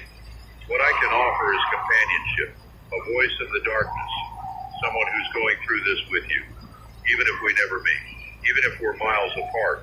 Right now, as you listen, we're connected. You're not alone. The infected are at the building doors again. I'm watching on the security feed. There are more of them now, a dozen at the front entrance. They're pushing. The glass is bowing. It's designed to be impact resistant, but it's not designed for sustained pressure from multiple directions. The security guard has retreated to the stairwell. I don't blame him. What's he supposed to do? He has a flashlight and a walkie-talkie. Not exactly equipped for this scenario. I'm thinking about evacuation routes. This building has a roof access, helicopter pad. Not that helicopters are landing anywhere near here anymore, but maybe the roof is safer, higher ground, harder for the infected to reach. Or maybe it's a trap, no way down except through the building.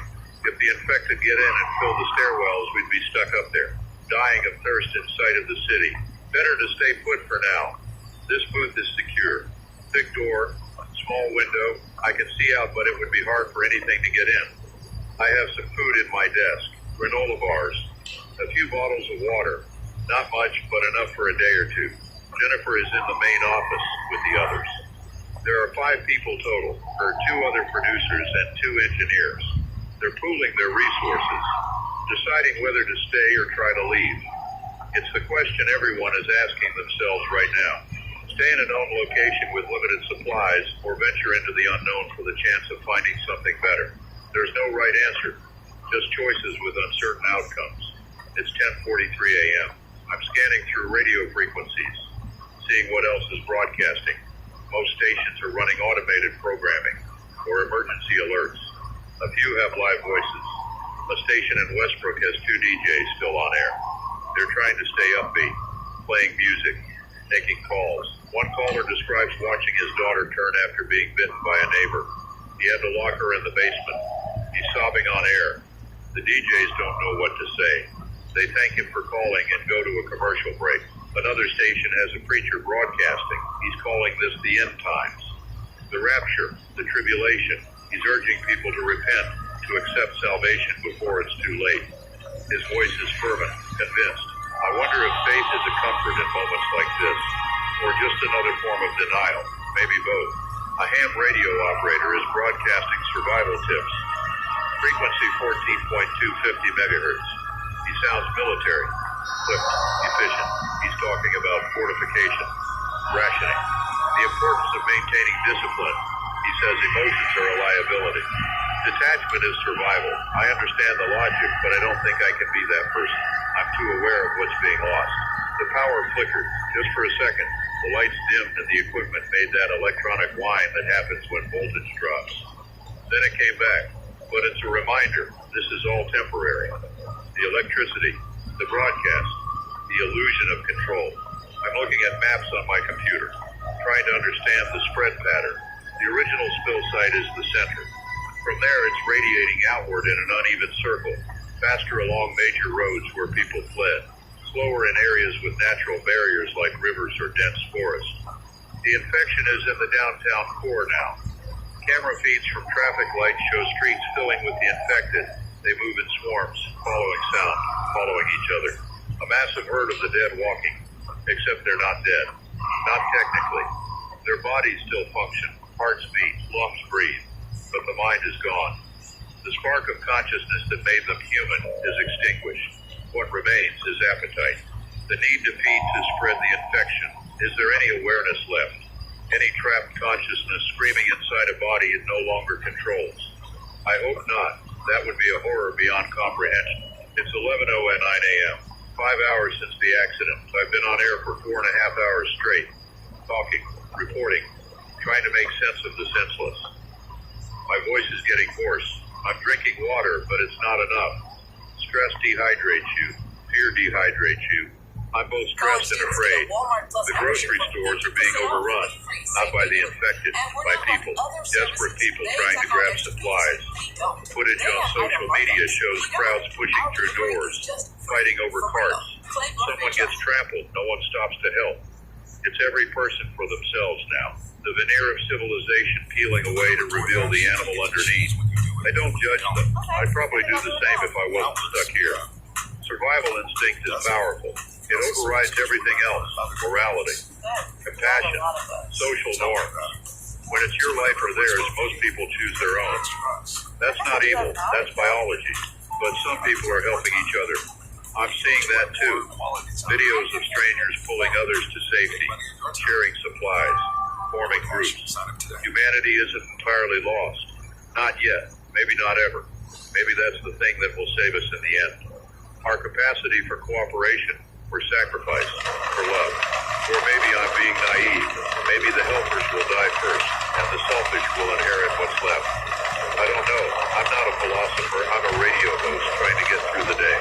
The military has established checkpoints on all major highways leading out of the city. The footage shows Humvees, soldiers in full combat gear, barbed wire. They're turning people back. Some people are arguing, pleading. Some are trying to run the checkpoints. The soldiers are firing warning shots. I haven't seen them shoot anyone yet, but I imagine it's only a matter of time. The quarantine is absolute. We're in a cage. 2 million people, and the predators are inside with us. A thought occurs to me. What if this is happening everywhere? What if there were other trucks, other accidents, other releases? What if this was coordinated? A terrorist attack, an act of war. The end of the world achieved not through nuclear fire, but through biological horror. I'm checking international news. Reports are sketchy. Internet is slowing down. But I'm seeing mentions of similar incidents in other cities, other countries. London, Tokyo, Sao Paulo, Moscow. The details are vague. Communications are breaking down. But the pattern is there if you look for it. If this is global, there's no help coming. No cavalry riding in from unaffected areas. We're all in the same trap, all facing the same nightmare. The human species brought to the brink by its own hubris, by weapons we created and couldn't control. It's 11:37 a.m. The glass at the front entrance just shattered. I'm watching the security feed. The infected are pouring in, 20 or more, spilling into the lobby. The security guard is gone, either fled or dead. The infected are spreading through the ground floor. They're finding the stairwell. I need to tell the others. I pick up the intercom, press the button for the main office. Jennifer answers. I tell her the building is compromised. Tell her to barricade the door. She says okay. Her voice is small, frightened. The line clicks off. I check the other security feeds. The infected are in the stairwell, climbing. They're slow on stairs. Their coordination is poor, but they're persistent. They'll keep climbing until they reach the top or something stops them. We're on the 9th floor. We have time. Not much, but some. I need to think. Need to plan. The roof. We need to get to the roof. It's 2 floors up. There's access through a maintenance ladder in the utility closet on the 10th floor. I remember the tour when I started working here. Thought it was pointless information at the time. Now it might save my life. I grabbed the emergency backpack from under the console. It's required by station policy to have one. Water bottles, protein bars, first aid kit, flashlight. I put it on. I take the portable transmitter from the rack. Battery powered. Short range, but it might work. Might let me keep broadcasting. I look around the booth. This has been my home for 15 years. Morning show, 5 days a week, talking to the city, keeping people company on their commutes, playing music, sharing news. It was a good job, a good life. It's over now. I open the booth door. The main office is across the hall. I can see movement through the frosted glass. I knock. Jennifer opens it. The others are behind her. They look at me with desperate hope, like I have answers. I don't. I just have a plan to stay alive a little longer. I tell them about the roof access, about getting higher. They grab what they can. Bags, coats. Someone has a baseball bat. Someone else has a letter opener. Pathetic weapons, but better than nothing. We move to the stairwell, listen at the door. I can hear them below, moaning. That's new. The infected are making sounds, low, guttural, like they're calling to each other. Or maybe it's just air moving through dead vocal cords. Either way, it's the sound of nightmares. We go up instead of down, 10th floor. The door is locked. Of course it is. Jennifer has a master key. Station manager gave it to her. She opens it. We go through, close it behind us. It won't lock from this side, but we wedge a chair under the handle. It won't hold long, but it might buy minutes. The utility closet. I find it. The ladder is there, leading up to a hatch. I climb, push the hatch. It's heavy, sealed. I push harder. It gives swings open. Daylight floods in. I pull myself up onto the roof. The others follow, one by one. Jennifer comes last. We close the hatch. There's a way to lock it from the outside. A bolt. I slide it home. We're safe. For now. The roof is bigger than I expected. Flat, gravel surface. AC units humming. The helipad painted bright yellow. And the view. Oh, the view. I can see the whole city from here. The skyline, the river, the bridges, and the smoke. So much smoke. Dozens of fires burning. The streets below are chaos. Cars abandoned. People running. The infected chasing. It's like looking down on hell. Jennifer is crying again. One of the engineers, Marcus, is pacing. The other engineer, Ali, is checking his phone. No signal. The producers, Dana and Kyle, are sitting against an AC unit, holding hands. We're all processing, all trying to accept what's happened. What's happening? They set up the portable transmitter, extend the antenna, power it on. The battery is full. It should last 8 hours. Maybe 10 if I'm careful. I tune it to Tenno 4.7 FM. Our frequency, I put on the headphones, adjust the microphone, and I'm back on air, broadcasting from a rooftop, watching the world end. It's 12:14 p.m., 6 hours since the accident. The sun is high. It's getting warm. I'm sweating. From heat or fear or both. I tell the listeners where I am, what I'm seeing. I tell them the building is compromised. Tell them I'm still here, still broadcasting, as long as I can, as long as it matters. Does it matter? I don't know. Maybe someone out there is listening. Maybe my voice is a comfort. Maybe it's just noise. But it's what I have to offer. So I offer it. The others are resting, conserving energy. Smart. We don't know how long we'll be up here. We have some food, some water. Not enough for more than a day or two, then we'll have to make decisions. Difficult decisions. Could we get to another building? The rooftops are close in some places. Maybe we could jump or use a plank or rope together extension cords and rappel down. All risky, all probably fatal. But staying here is slow death.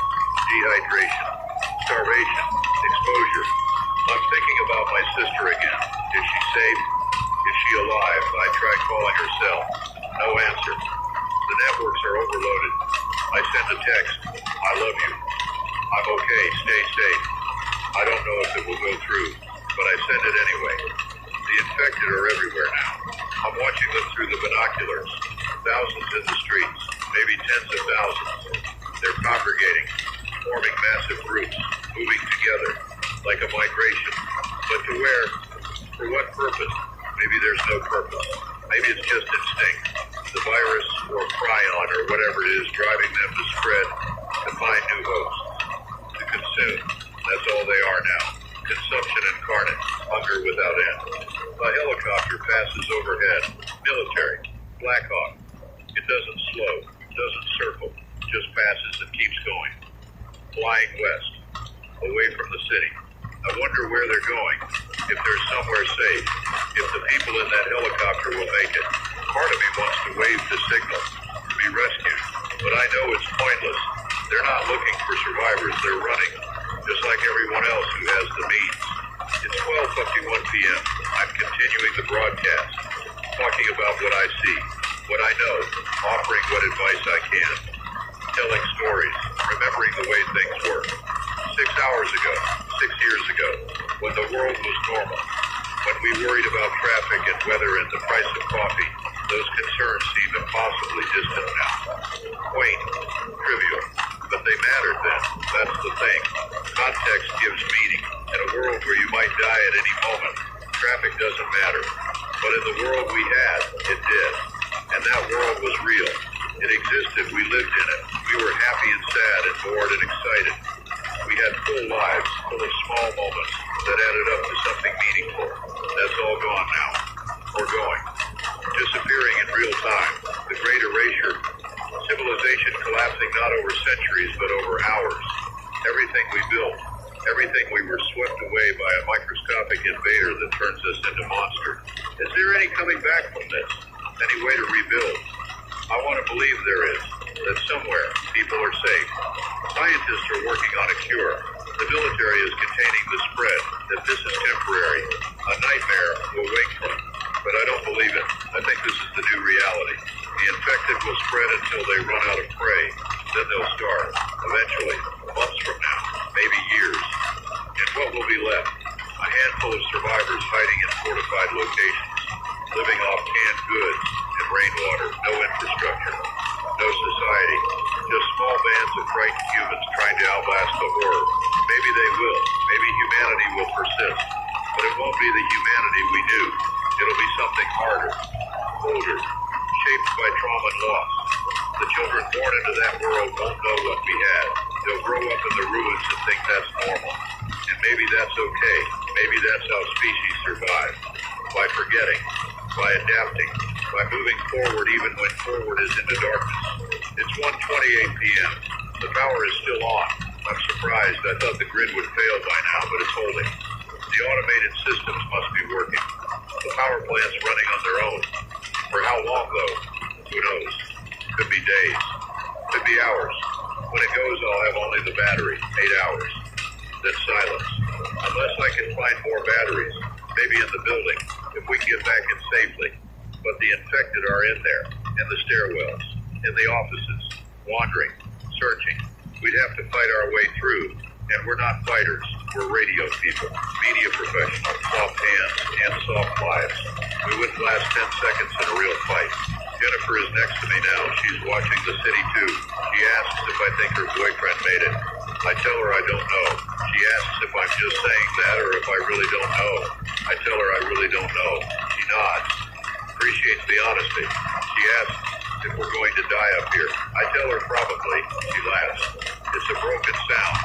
Half sob, half genuine amusement at the absurdity. We're on a roof, surrounded by infected, in a city under quarantine. During the end of the world, yeah, we're probably going to die. But not yet. Not right now. Right now, we're alive. The sun is shining. The air is fresh. We can see for miles. In this moment, we're okay. That has to be enough. She goes back to the others. I continue broadcasting, describing the scene, the fires. The movement in the streets, the smoke rising. I'm a witness. That's my role now. To see and report, to document. Maybe no one is listening. Maybe the entire city is dead or infected. But I'm still talking, still here. Because what else is there to do? It's 2:05 p.m. I'm rationing the water. One sip every 30 minutes, making it last. The food can wait. Humans can survive weeks without food. But water, that's 3 days, maybe 4 if you're lucky. Then organ failure, death. Thinking about rain. When was the last rain? 4 days ago. Light drizzle. The forecast called for dry weather all week. Of course it did. If this had happened in winter, we could collect snow, melt it, drink it. But it's autumn. Clear skies. No precipitation in sight. There's a water tower on the next building over. I can see it from here. Big metal tank on stilts. Probably thousands of gallons. If we could get to it, if we could tap it, we could survive for weeks, months, even. But it's 50 feet away, across a gap of open air. 9 stories up, no way to cross, unless we build something. A bridge. For what? We have nothing. I'm fantasizing, planning impossible rescues. It's what the mind does when faced with hopeless situations. Looks for the angle, the trick, the miracle, anything but accepting the inevitable. Marcus is talking about his kids, 2 daughters, 8 and 10. They're with his ex-wife across town. He tried calling, no answer. He's assuming the worst, trying to make peace with it. He's telling stories, funny things they said, moments he remembers, holding on to them, making sure they're not forgotten. It's beautiful and heartbreaking. I let him talk. We all need to say goodbye in our own way. It's 2:43 p.m. The traffic on the bridges has stopped. The cars are abandoned.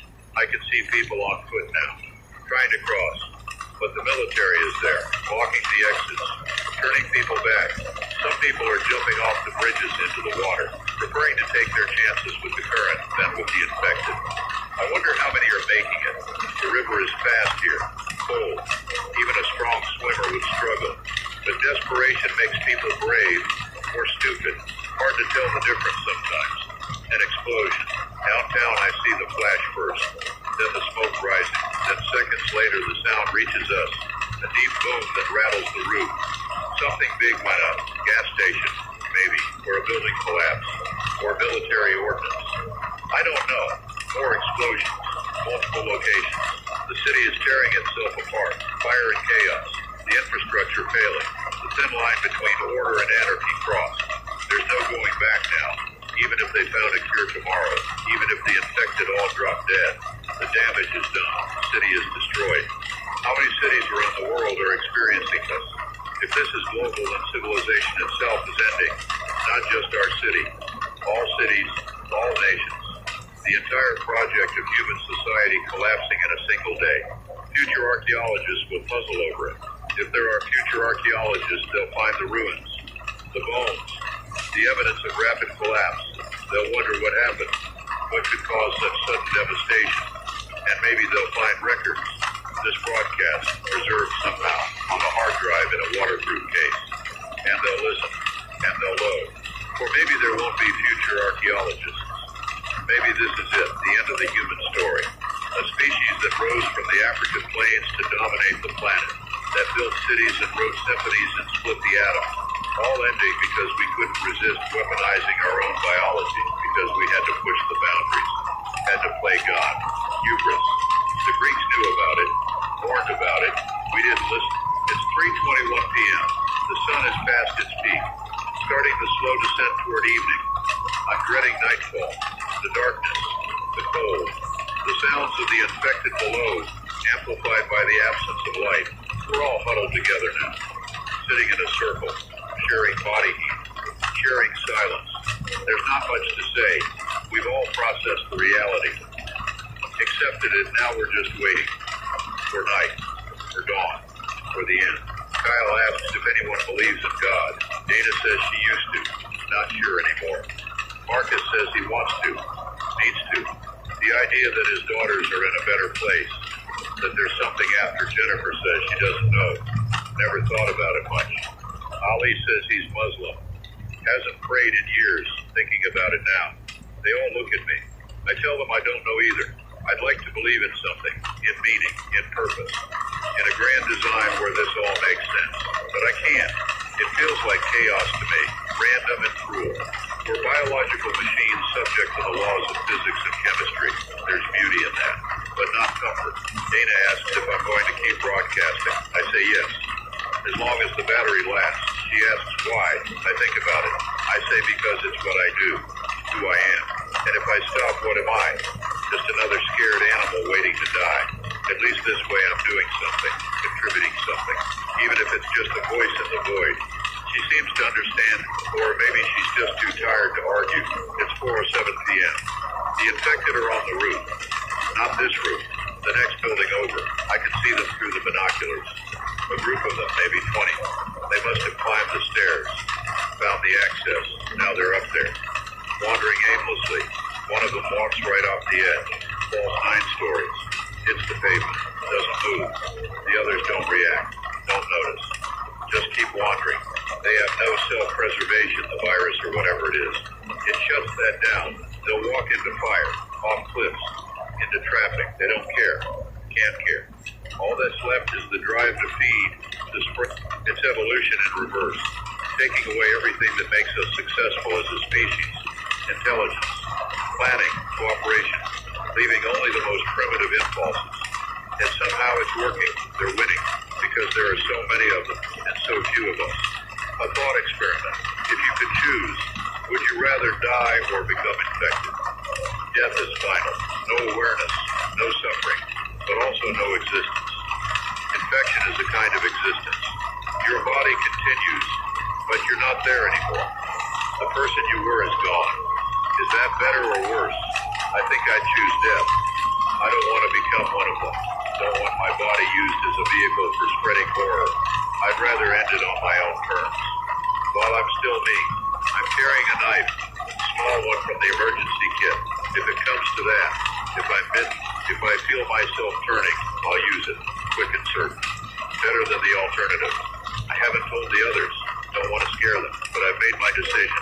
I'm at peace with it. More or less. It's 4:49 p.m. The light is changing. Golden hour, the sun low and warm, casting long shadows, making the city look almost beautiful. The smoke tinged red and orange. The buildings glowing. If you ignore the chaos below, the fires, the infected, it's almost serene. I'm broadcasting descriptions of it. The beauty amidst the horror. The juxtaposition. I don't know if anyone cares, but it feels important to note, to remember that the world is still beautiful, still capable of moments that take your breath away. Even as it ends, Jennifer is taking pictures on her phone, documenting. I ask her why. She says she doesn't know. Had it, maybe.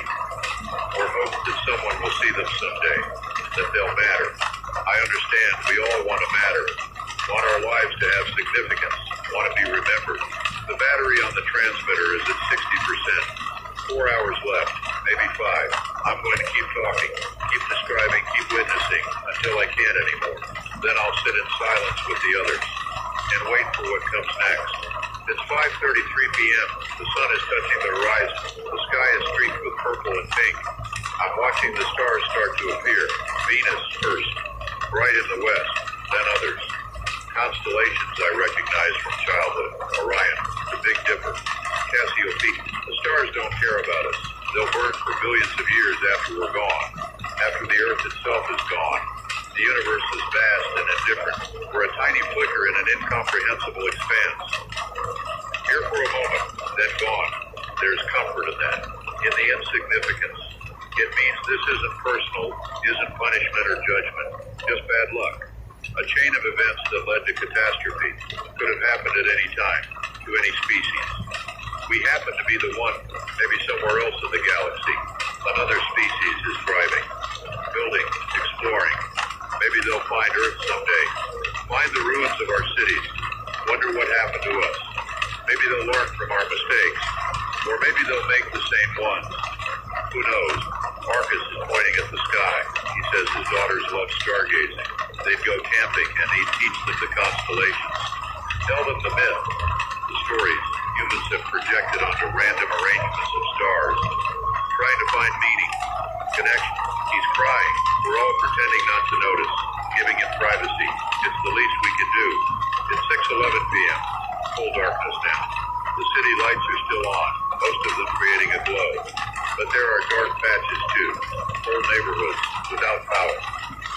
sailing in sections. Soon it'll all be dark, and then the infected will have the advantage. They don't need light, don't use their eyes the way we do. They hunt by sound, by smell, by some sense we don't understand. We're being quiet, whispering when we talk, trying not to attract attention. The infected below haven't tried the roof access yet, haven't figured out that we're up here, but they might, if they hear us, if they catch our scent on the wind. I'm broadcasting in whispers now, right into the microphone, telling the listeners to be quiet too, wherever they are, whatever shelter they found. Stay quiet, stay hidden, wait for dawn, repeat. The temperature is dropping. It'll be cold tonight. We're huddling together for warmth, sharing coats, trying to stay comfortable. Sleep is impossible. Too much adrenaline, too much fear. We're exhausted but wired. A terrible combination. Ali is praying. Quiet verses in Arabic. I don't understand the words, but I understand the intent. Seeking comfort, strength, forgiveness. We all have our ways of coping. Prayer, memories, dark humor, silence. No wrong answers. Whatever gets you through. It's 7:04 p.m.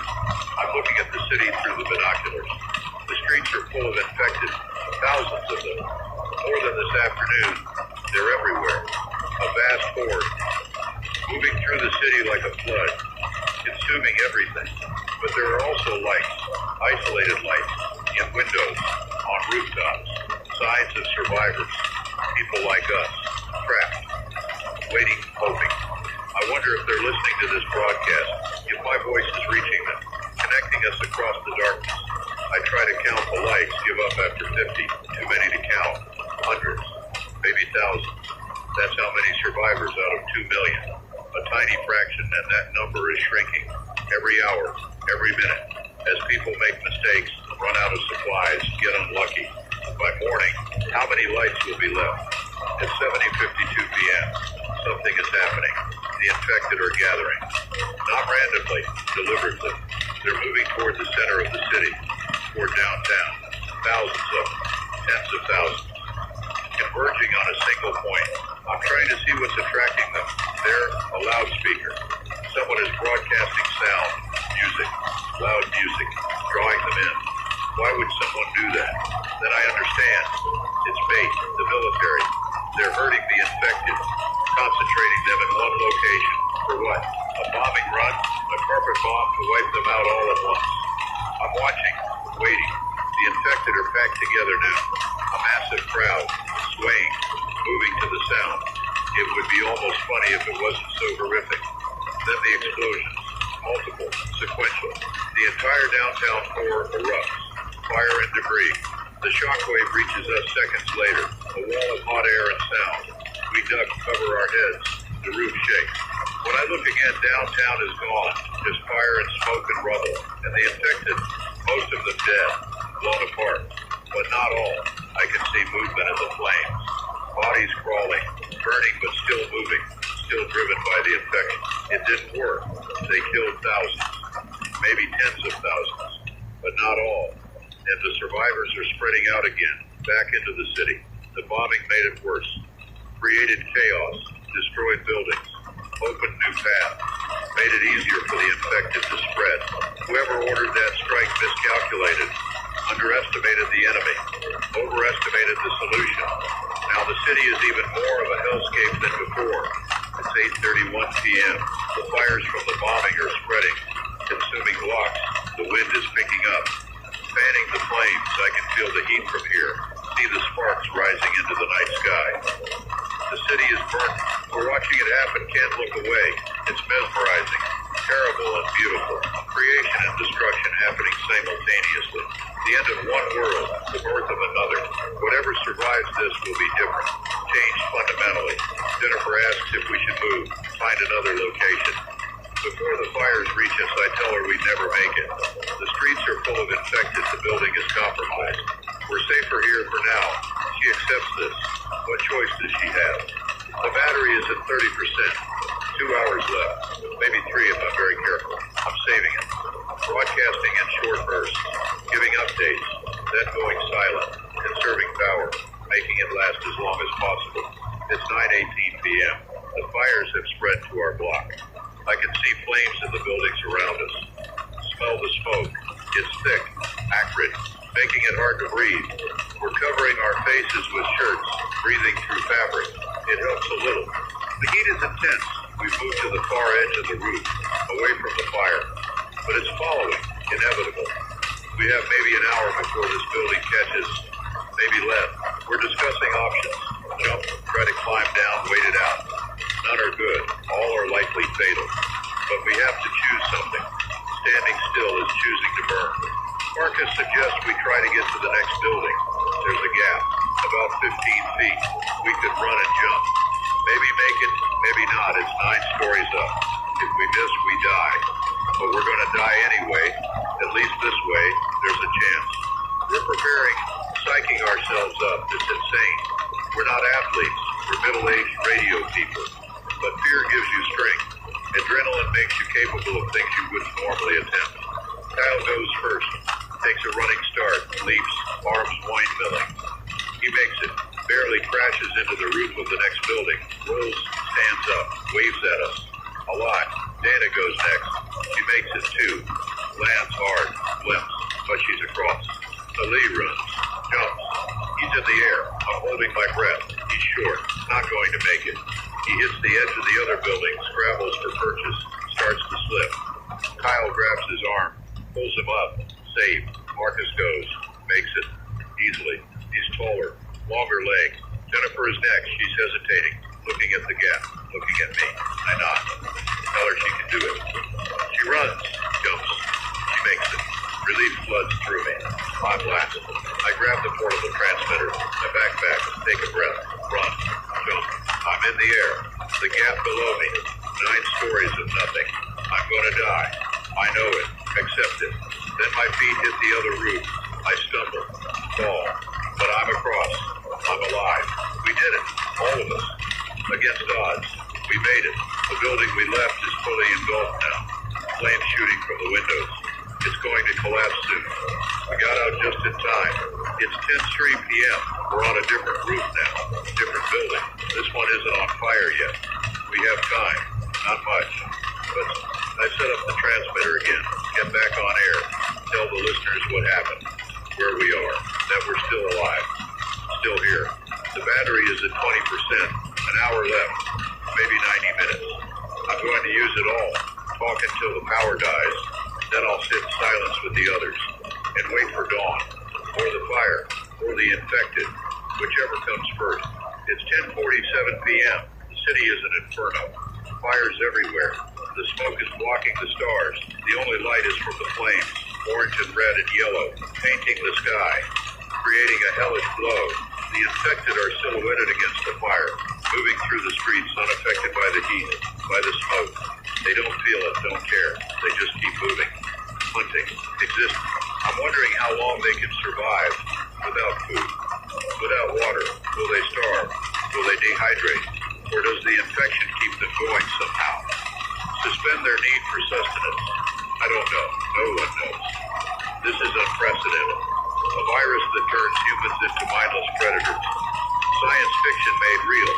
Every zombie movie and TV show is suddenly relevant. Except this is real. This is happening. No credits rolling. No commercial breaks. Just the relentless reality of survival. The others are asleep. Exhausted. I told them to rest. I'll keep watch. Keep broadcasting. It's my job. My purpose. The thing that's keeping me sane. When the battery dies, I don't know what I'll do. Probably join them. Try to sleep. Try to forget for a few hours. But I don't think I can. My mind is too active. Too aware of the danger, the precariousness of our situation. We're alive by pure luck, chance, a series of fortunate decisions and near misses. That luck will run out. It always does. The question is when? How much time do we have left? Hours? Days? Not weeks. I know that much. We have no food, no water, no way to get more. We're on borrowed time, living on fumes. When those run out, so do we. It's 11:29 p.m. The battery is at 10%, less than an hour left. I can feel it winding down, the power fading, like my own energy, my own will to continue. I'm tired, so tired, physically, mentally, spiritually. This day has lasted forever, has compressed a lifetime of trauma into 12 hours. I feel aged, ancient, like I've lived 100 years since this morning. This morning, when the biggest concern was traffic, when life was normal, was that really today? It feels like a different lifetime, a different world. That Daniel Rothman is gone, replaced by this one. Harder, more cynical, more aware of how fragile everything is. I'm thinking about all the things I'll never do, never see, places I wanted to visit, books I wanted to read, people I wanted to meet, all the potential futures erased, reduced to this, a rooftop, a dying battery, the end. Is there any meaning in this? Any lesson to extract? I don't think so. Just chaos, random chance, the universe being indifferent. We tell ourselves stories to make sense of things, but sometimes there's no sense to be made. Sometimes shit just happens and we deal with it. Or we don't. I'm dealing with it. Surviving. For now. That's something. Not much, but something. It's 11:58 p.m. 2 minutes until midnight. A new day. If we make it. If we survive the night, will tomorrow be better? Worse? The same level of nightmare? I don't know. Can't predict. Can only respond. Adapt. Keep going. The battery is at 5%. Minutes left. I'm going to sign off soon. Leave you with silence. Or static. Or nothing if the transmitter dies completely. But before I do, I want to say something. To whoever is listening, wherever you are, whatever you're going through, you're not alone, even in this darkness, even at the end of everything. There are others, scattered across the city, the country, the world, fighting to survive, to maintain their humanity, to hold on to hope even when hope seems irrational. We're connected by this broadcast, by our shared experience, by our refusal to give up. That connection matters. It's what makes us human, what separates us from the infected. They're alone, each one isolated in their own biological prison. We still have each other, still have community, even if that community is just a voice on the radio and a listener in the dark. Hold on to that. Hold on to your humanity, your compassion, your love. Don't let this turn you into something you're not. Stay who you are, even if it kills you, especially if it kills you. Die as yourself, not as what they want you to become. The battery is at 2%. This is it. This is goodbye. For now, maybe forever. I don't know if I'll be able to broadcast again. Don't know if I'll survive the night. But I'm going to try. We're all going to try. Stay strong. Stay safe. Stay human. This is Daniel Rothman on 104.7 FM. Signing off. 1%. The static rises. Consumes the signal. Then silence. I take off the headphones. The transmitter is dead. The broadcast is over. I sit in the darkness. The fire's burning around me. The smoke thick in my lungs. The others sleeping nearby. And I wait for dawn. For the end. For whatever comes next. The night stretches on. Eternal. Unforgiving. I close my eyes. Try to rest. But sleep won't come. My mind won't stop. Keep replaying the day. The moments. The choices. The losses. So many losses. I open my eyes, look at the sky.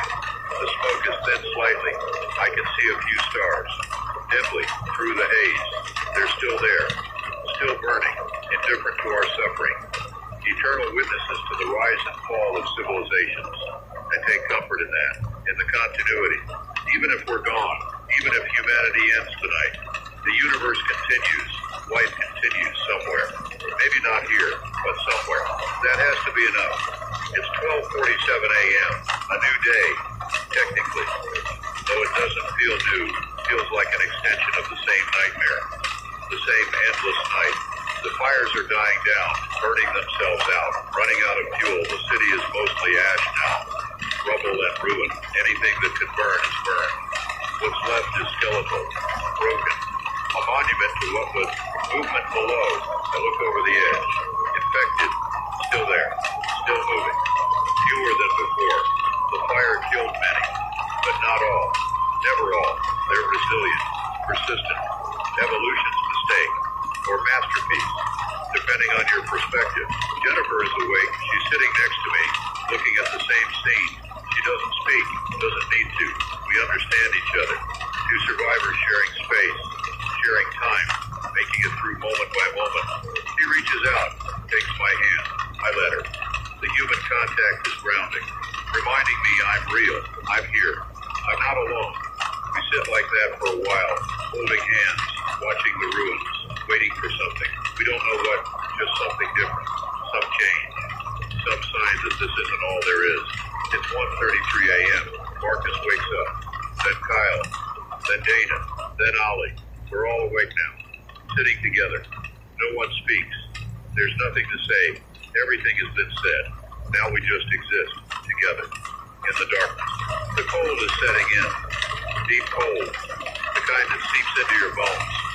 We huddle closer, sharing warmth, making a small circle of life in the dead city. I'm thinking about fires, how humans have gathered around fires for thousands of years, telling stories, sharing food, keeping the darkness at bay. We have no fire, but we have each other. It's the same principle, the same ancient instinct, to band together, to survive as a group. Maybe that's the answer. If there is one, not individual survival, but collective, finding others, building communities. Small pockets of humanity scattered across the wasteland, holding on, preserving knowledge, culture, hope. It's possible, difficult, but possible. Humans are adaptable, resilient. We've survived ice ages and plagues and wars. We can survive this. Some of us. Not all, but some. That has to be enough. It's 2:21 a.m., the deepest part of the night, the time when circadian rhythms are lowest, when the body wants to sleep most, but we're too cold, too uncomfortable, too aware. Ali starts talking, telling stories from his childhood, growing up in Cairo, the markets, the sounds and smells, the call to prayer echoing across the city. He's homesick, missing a place and time that no longer exists, can never exist again. We listen, grateful for the distraction, the connection. His voice is soft, accented, soothing. He could be telling us anything and we'd listen, just to hear a human voice, to be reminded of who we are. He talks about his mother, how she taught him to cook. Traditional dishes, recipes passed down through generations. He describes them in detail, the ingredients, the process, the taste. My mouth waters even though I'm not hungry. Can't be hungry, no point. He talks about his wedding day, meeting his wife, the ceremony, the celebration, how happy he was, how certain of the future. That future is gone. His wife is probably dead or infected. He doesn't know, can't know, has to assume the worst. His voice breaks. He stops talking. Dana puts her arm around him. We all move closer, forming a tight circle, protecting each other from the cold, from the despair, from the crushing weight of reality. It's 3:14 a.m., the darkest hour, before dawn, when hope is hardest to maintain, when giving up seems like the rational choice. But we don't give up. We hold on to each other, to the moment, to the thin thread of life that still connects us to the world. Kyle starts singing, quietly, under his breath, a song I recognize, old folk tune, something about a river, about crossing over, about finding peace. It's morbid, appropriate, his voice is wavering, uncertain, but beautiful in its imperfection. Dana joins in, then Marcus, then Ollie and Jennifer. I add my voice too. We're singing together. 6 voices in the darkness, creating harmony, creating something out of nothing. It's defiant, ridiculous, perfect. The infected below don't react, can't react, don't understand music, don't understand anything beyond hunger. We're singing for ourselves, for each other, for the act of creation in the face of destruction. When the song ends, we sit in silence, the sound of our breathing, the distant crackle of dying fires, the wind rustling debris in the streets. These are the sounds of the new world, the world after. It's 4:02 a.m., still dark, but there's a change in the quality of the darkness. A lightning at the edges. Dawn is coming. We're going to make it through the night, against odds, against expectations. We're still, the realization brings relief and dread. We survived the night. Now we have to survive the day, and the day after, and the day after that. An endless succession of survival, of scraping by, of living on the edge. Can we do it? I don't know, but we're going to try. What else is there? Jennifer asks if I'm going to try broadcasting again. I tell her I would, but the battery is dead. She nods, looks disappointed. I think she found comfort in the routine, in having a purpose. Now that's gone. I tell her we'll find another battery, another transmitter, keep the broadcast going. It's important. Connecting people, giving them hope. She smiles. Small whine, but genuine. It's a goal, something to work toward. Better than just waiting to die. It's 4:51 a.m. The sky is definitely lighter now, gray instead of black. The smoke is visible again. Thick columns rising from the ruins. The smell is overwhelming. Burning plastic, burning wood, burning flesh. I try not to think about that last one. The city is quiet, eerily so. No traffic sounds, no sirens, no hum of electricity and commerce. Just wind and crackling and the occasional moan of the infected. A city of 2 million reduced to whispers. We're discussing our next move. Staying here isn't an option. No water, no food. We need to find supplies, need to find a more secure location, need to find other survivors. Safety in numbers. But where? The buildings are compromised. The streets are full of infected. The fires have destroyed most structures. Our options are limited. Bleak. Marcus suggests heading north, away from the city center, toward the suburbs. He thinks there might be fewer infected there. More houses to scavenge. More places to hide. It's as good a plan as any. We agree. We'll move at first light, when we can see but the infected are less active. They seem to be more active at night. Or maybe that's our imagination. Hard to say. We don't know the rules of this new reality yet. We're learning as we go. It's 5:37 a.m. The sun is rising. I can see the edge of it on the horizon. Red and orange. Painting the smoke clouds. It's beautiful. Surreal. The end of the world rendered in stunning color. We stand at the edge of the roof, looking east, watching the sunrise. It might be our last, probably won't be, but it could be. Every moment could be our last now. That's the reality of this existence. I'm memorizing it. The colors, the feeling, the company. If this is my last sunrise, I want to remember it, want to carry it with me into whatever comes next. Death or survival.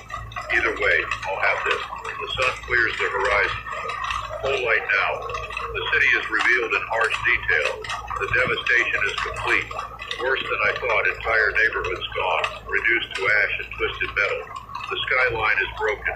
Buildings collapsed. The familiar landmarks erased. This was home for 15 years. I knew this city, loved it. The streets and neighborhoods and hidden spots. The rhythm and flow. The character, all gone. Replaced by this corpse. This shell.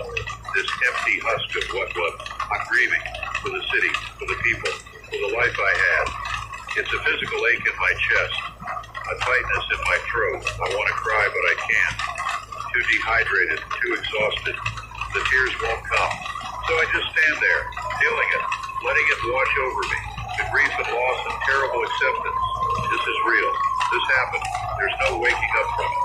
It's 6:23 a.m.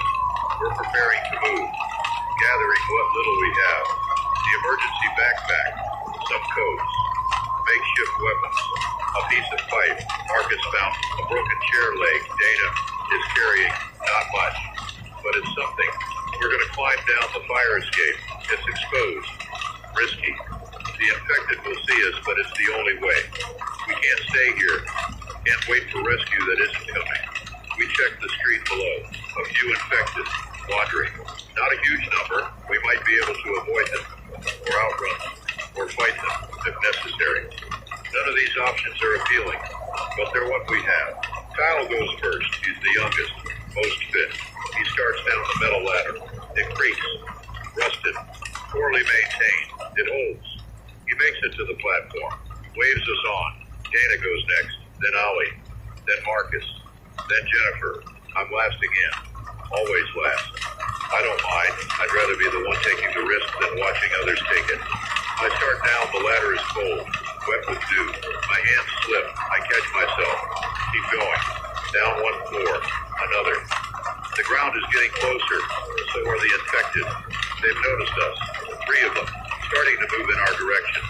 Moving faster as they get closer. scrambling into a run. We need to move now.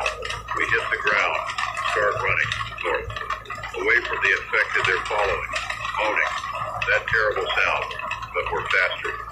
For now, while we have energy, while adrenaline is fueling up. We turn a corner into an alley.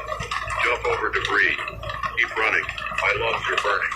My legs are screaming. But I don't stop. Can't stop. Stopping means death. We burst out of the alley onto a main street. More infected. Dozens. We change direction east into a parking garage.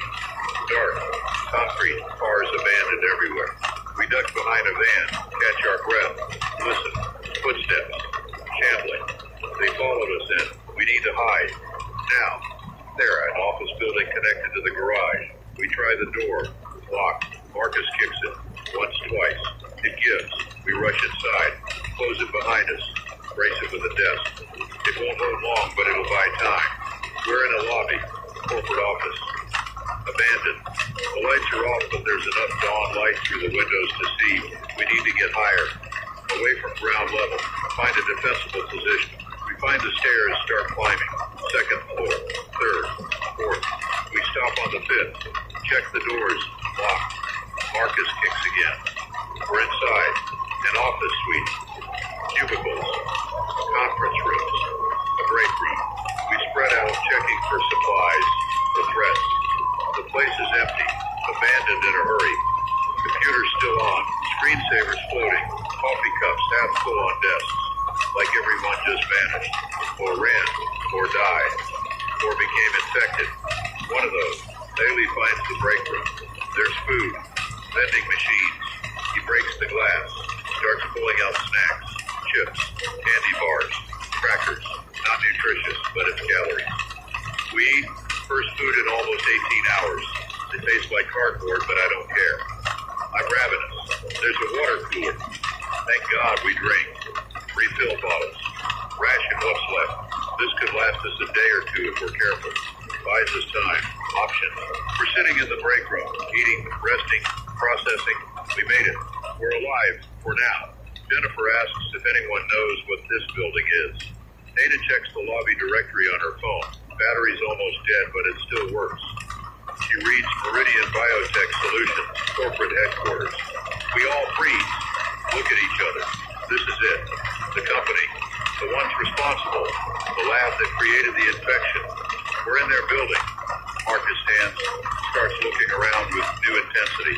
There has to be information here. Files. Data. Something that explains what this is. What they did. Why. We split up. Searching offices, Dana finds a computer that's not password protected. She starts going through files, reading emails, downloading documents to a thumb drive. I'm searching filing cabinets, paper records, old school. There are folders labeled Project Terminus. I pull them out, start reading. The first page is a contract, government contract, Department of Defense. Dated 15 years ago, amount $200 million. Purpose, development of incapacitating biological agent for strategic deployment. Incapacitating.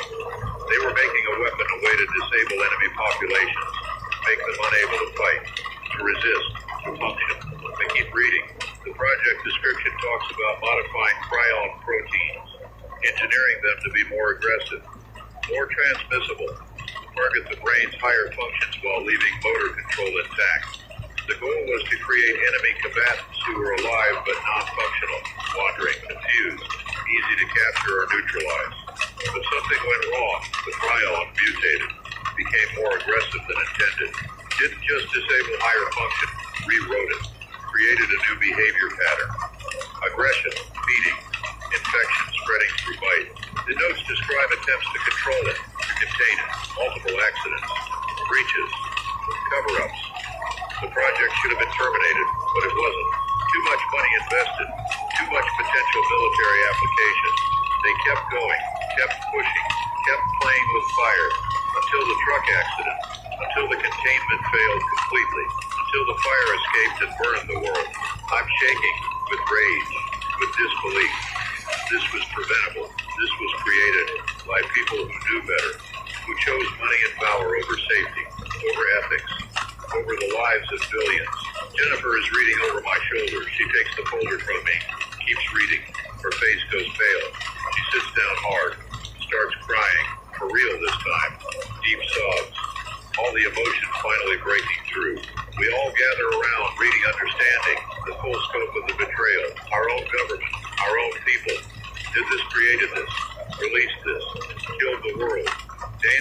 is still downloading files. Thousands of pages, research, reports, communications, evidence. She says we need to preserve this. Make sure people know. Make sure the truth survives. But who will there be to tell? Who's left to care? Still, she's right. We preserve it. For history. For justice. For the possibility that someday someone will want to know how it happened. How we ended. It's 8:15 a.m. We've been in the Meridian building for almost 2 hours. We've found food, water, information. Now we need to decide what to do with it. Marcus wants to broadcast it. Get the information out. Let survivors know the truth. I tell him my transmitter is dead. He says we find another. This building must have communications equipment. A PA system. Something. We search, find the IT department, server rooms. And yes, a backup broadcast system for emergency communications. It's powered. Battery backup. UPS systems. Still functional. I could use this. To get back on air. Can tell the story. The truth. What really happened. Who's responsible. But is that the right thing to do? Will it help people survive? Or just make them angry? Despairing? Is truth always better than ignorance? I don't know, but I think people deserve to know. Deserve to understand why their world ended. Why their loved ones died. Why they're fighting for survival. So I'm going to tell them. I set up in the server room. The equipment is professional grade. Better than the station. I can reach farther. Stronger signal. I powered on. Find the frequency. 1040. And I'm back on air. This is Daniel Rothman. If you're listening, I have information about what happened. About why. It's not easy to hear. But you deserve to know. I tell them everything. The contracts. The research. The accidents. The cover-ups. The names of the people responsible, the politicians who funded it, the scientists who built it, the executives who profited from it. I read from the documents. Quote directly, give dates and amounts and specific details. Make it undeniable. Make it real. I tell them this wasn't an accident. Wasn't bad luck. Wasn't an act of God. This was human choice. Human arrogance. Human greed. We did this to ourselves. And I tell them I'm sorry. Sorry we didn't stop it. Sorry we didn't know. Sorry we trusted the wrong people. Sorry we failed. I broadcast for an hour, laying it all out, the full story. Then I open it up, see if anyone's out there, anyone listening, anyone who can respond. The radio crackles. A voice, faint, far away. A woman. She says her name is Sarah. She's in a farmhouse 30 miles north. She's alone. Been listening since yesterday. Didn't think anyone was left. I tell her she's not alone. There are others. I've seen lights, heard reports. Survivors scattered across the region, maybe the country, maybe the world. She asks if there's hope, if we can survive this, if anything can be rebuilt. I tell her I don't know, but we're alive. That's something. We have a choice. Give up or keep going. I choose to keep going. She can too. She's quiet for a moment. Then she says, okay, she'll keep going. She thanks me. The line goes dead.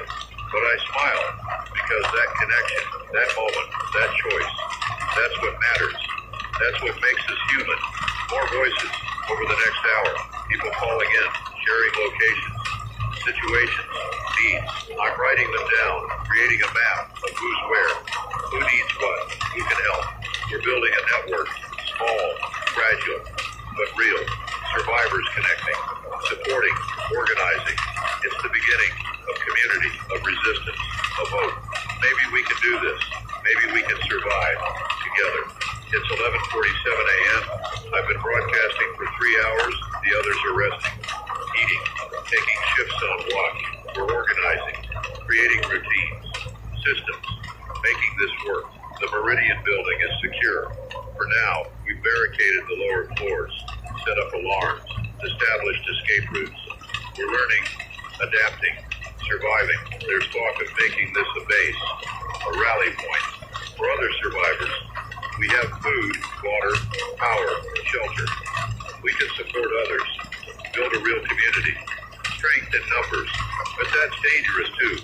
Large groups attract infected, make noise, draw attention.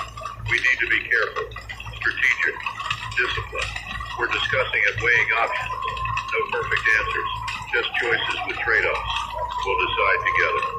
Democratically, that matters. Maintaining humanity, maintaining choice.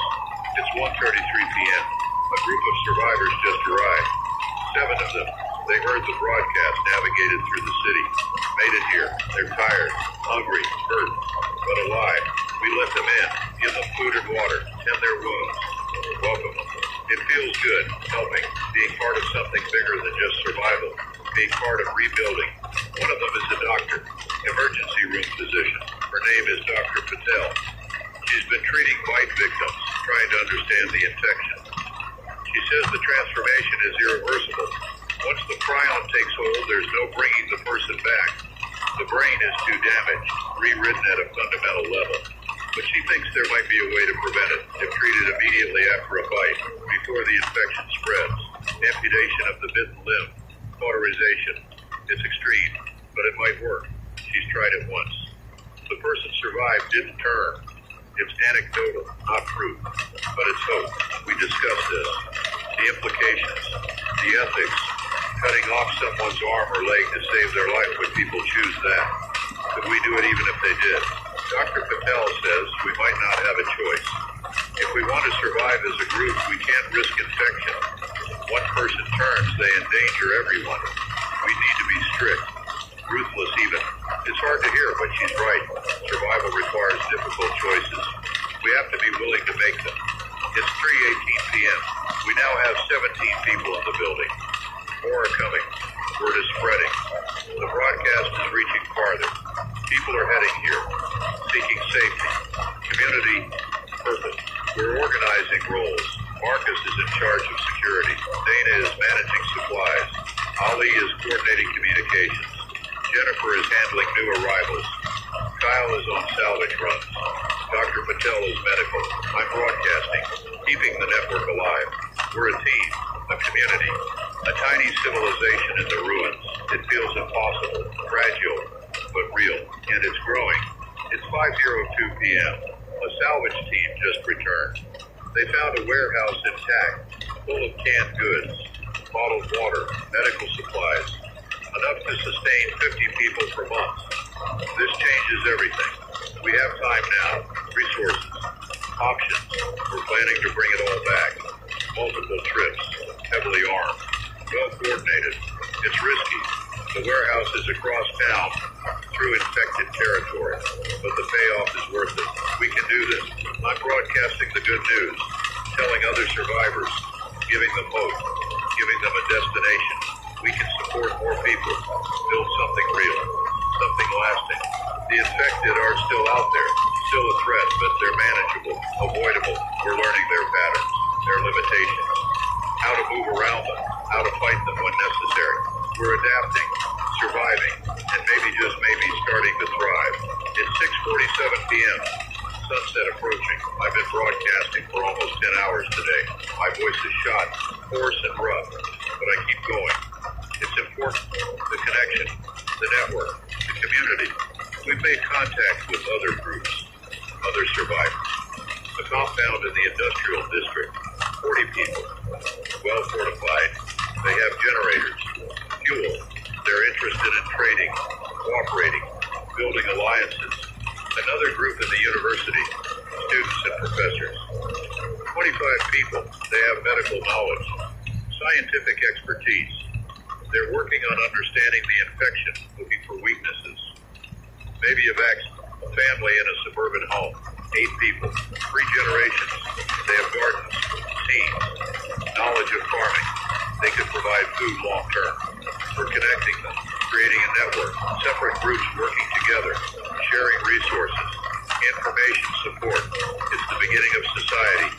Small, distributed, but functional. This is how we survive, not as individuals, not as isolated groups, but as a network, a web of connections, stronger together. It's 8:21 p.m. Full dark now, but we have lights, powered by the building's backup systems. It feels almost normal, almost safe. The infected outside, us inside, a barrier between. For now, we're eating dinner, canned soup heated on a camp stove, crackers, water, simple but sufficient. We're sitting together, sharing stories, learning about each other, building trust, bond. There are children here, 3 of them, ages 6 to 12. They lost their parents, found by other survivors, adopted by the group. We're all their parents now, all responsible for their safety, their future. It's motivating having kids to protect, to provide for, to give hope to. They remind us what we're fighting for, not just survival, but the possibility of a future, of rebuilding, of life continuing. The youngest, Emma, asked me if the monsters will go away. I tell her I don't know, but I tell her we're safe here. We have strong walls and brave people. She'll be okay. She seems satisfied, goes back to her suit, innocent, trusting. It breaks my heart and fills it at the same time. It's 10 to 4 p.m. People are settling in for the night, finding spaces to sleep, making beds from office furniture and scavenged blankets. It's not comfortable, but it's better than a roof in the cold. Doing one last broadcast for the day.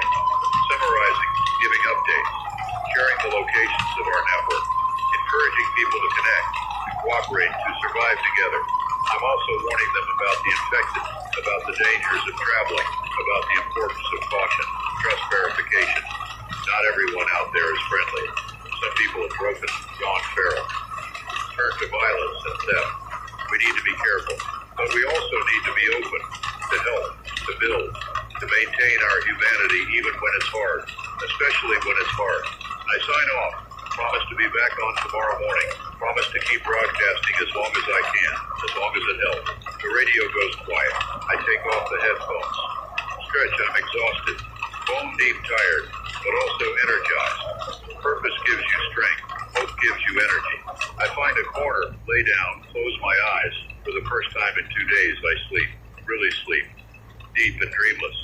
The sleep of the living. Day 3 dawns. I wake to sunlight through the windows. Jennifer is shaking my shoulder. Gently, she says, we have visitors. A large group. 50 people. Maybe more. They heard the broadcast. They're outside, asking for shelter. 50 people. That's more than we can support. Our resources are limited. Our space is finite. We can take some, but not all. It's a choice. A terrible choice. Who do we let in? Who do we turn away? How do we gather? The core group, 17 of us. We discuss, argue. Marcus wants to limit numbers, says we can't risk overwhelming our resources. Dana agrees. Ali says we have a moral obligation. We can't turn away people in need. Jennifer is torn, sees both sides. I'm quiet, listening, thinking. There's no right answer, just choices with consequences. Finally, I speak. I say we take everyone, all 50. We figure out resources later. We share what we have. We make it work because that's what humanity does. We help each other, even when it's hard, especially when it's hard. Some agree, some don't, but we vote. Majority rules. We're taking them all. We open the doors, welcome them in. 50 scared, tired, desperate people, families, individuals, young and old, all looking for safety, for community, for hope. We give them what we have, food, water, space. Welcome. It's crowded now, cramped, uncomfortable, but we're together. We're alive. We're trying. That has to be enough. It's 9:37 a.m. We're organizing the new arrivals, assigning roles, integrating them into the community. It's chaotic, overwhelming, but also energizing. We're growing, building, becoming something real. Among the new people is an engineer. He's looking at our power systems. Says he can extend the battery life, maybe integrate solar panels, make us sustainable long term. That's huge, game-changing.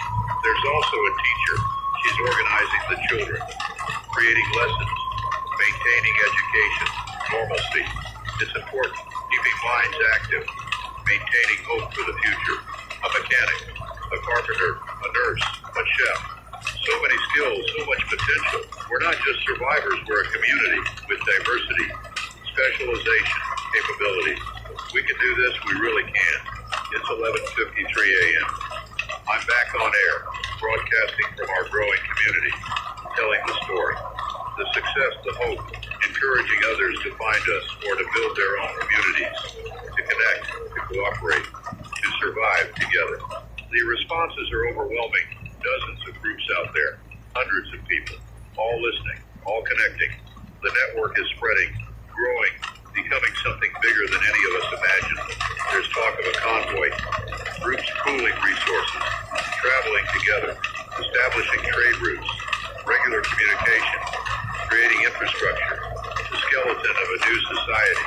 It's ambitious, maybe too ambitious, but why not? We have nothing to lose, everything to gain. We might as well try. I'm coordinating, creating schedules, maps, routes, protocols. It's complex, but we have smart people, motivated people. We can figure it out. It's 2:26 p.m. The first convoy is organized, 3 groups, 20 vehicles, 80 people total. They're going to attempt the circuit, visiting multiple communities, trading supplies, sharing information, establishing regular contact. It's dangerous. The roads are full of infected, abandoned cars, hazards, but the potential reward is worth the risk. Connection, community, commerce, the building blocks of civilization. They're leaving tomorrow at dawn. I'll be broadcasting their progress, creating a record, letting others know what's possible. This is huge. This is the beginning of recovery, of rebuilding, of hope. It's 4:11 p.m. A problem. Infected are gathering outside, attracted by the activity, the noise. There are hundreds of them, maybe thousands, surrounding the building. We're under siege. We've stopped all external activity, locked down, everyone inside, quiet, waiting, hoping they disperse. But they're not. They're staying, pressing against the doors, the windows, testing our defense. Marcus is organizing a response. Armed teams at all entry points, ready to repel any breach. It's tense, scary, everyone on edge. The children are in the center of the building, away from windows. Dr. Patel is with them, keeping them calm. Distracted, Emma asks if the monsters are going to get in. Dr. Patel says no, we won't let them. She sounds confident. I hope she's right. I'm still broadcasting, letting the network know what's happening. Asking for advice, support, prayers, whatever they can offer. Several groups respond. They've dealt with sieges, offer suggestions. Noise diversions, fire distractions, ways to break up the horde. We're taking notes, making plans. It's 6:33 p.m. We're implementing the diversion. A team is on the roof. They've rigged a speaker system, playing loud music, drawing the infected away from the building, toward the sound. It's working, slowly. The infected are moving, following the sound, thinning out around the building, creating gaps, opportunities. Once they're far enough away, we'll silence the music. They'll wander, disperse. We'll be safe for a while. It's risky. If the team on the roof is discovered, if the infected figure out the trick. But we don't have better options. We try. We adapt. We survive. It's AL 4 p.m. The diversion worked. The infected are scattered. Still in the area, but no longer concentrated. We're safe. For now. But we've learned something. Large groups attract attention. We need to be careful, strategic. Maybe decentralize, spread out across multiple locations, reduce the target. We're discussing and planning. There's an apartment complex 2 blocks away intact. Defensible. We can split the group half here, half there. Reduce risk, increase options. It makes sense, but it's hard. We've just built this community. Now we're talking about dividing it.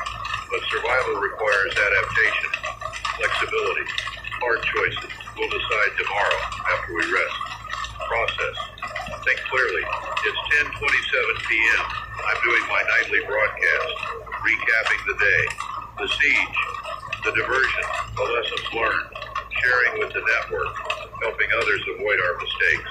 The responses are supportive, appreciative, grateful for the information, for the honesty, for the connection. I'm realizing something.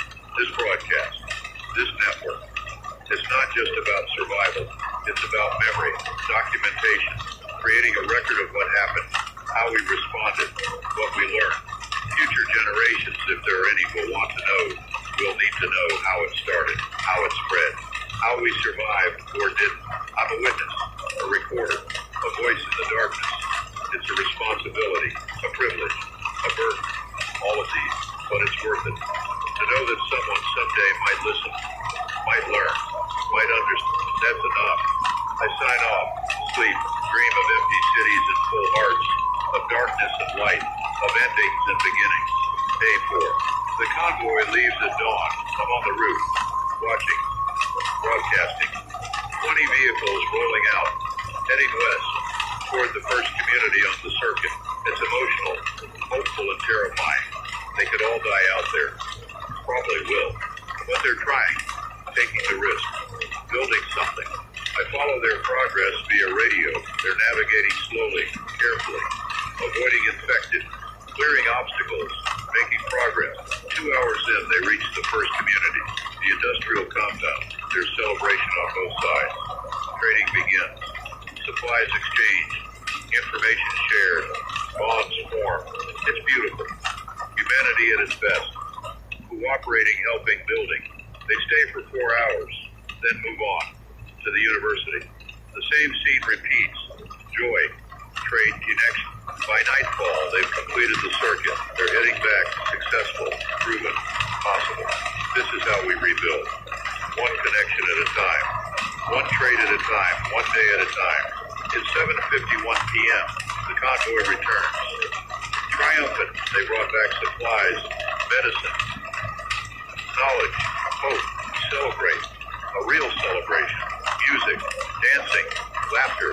For the first time since this started, people are smiling, truly smiling, forgetting for a moment what we've lost.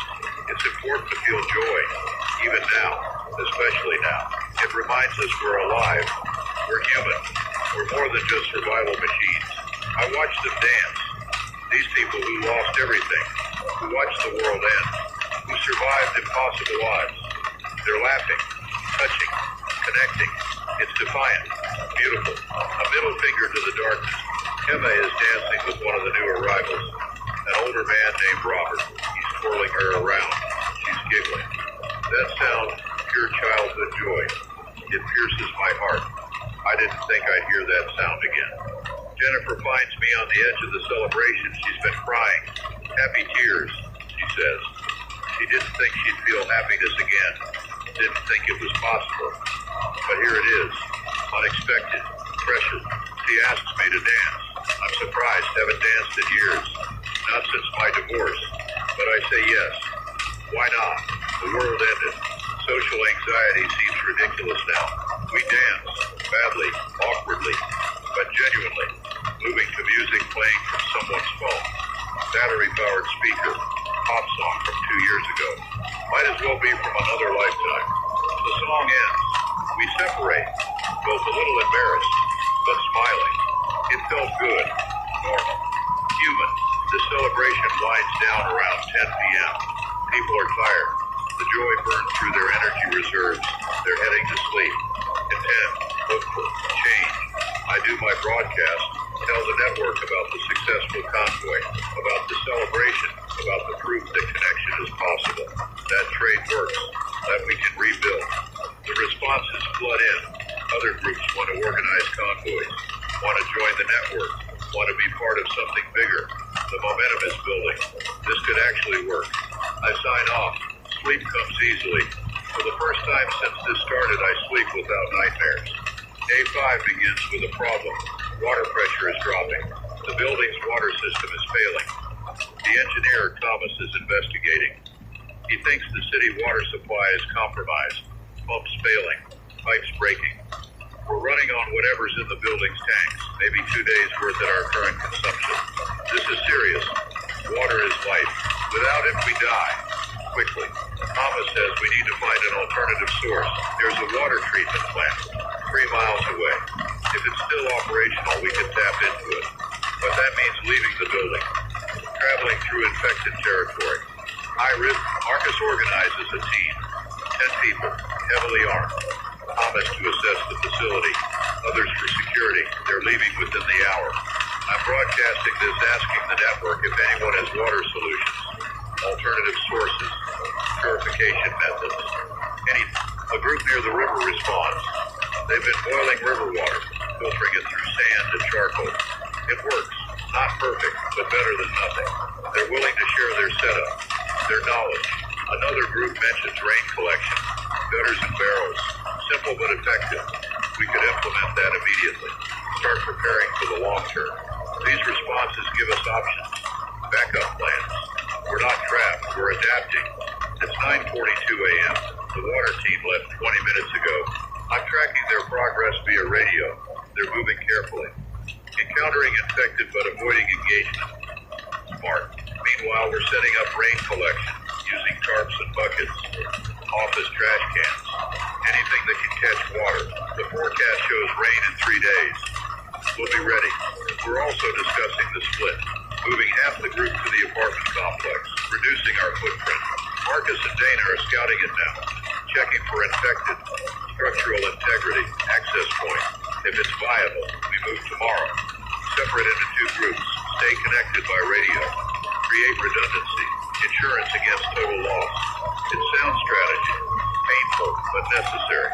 It's 11:18 a.m. The water team reached the treatment plant. Thomas is assessing.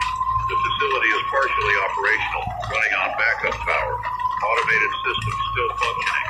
This is huge. He can reroute water to our location. Requires some plumbing work, some improvisation, but it's doable. We could have running water indefinitely.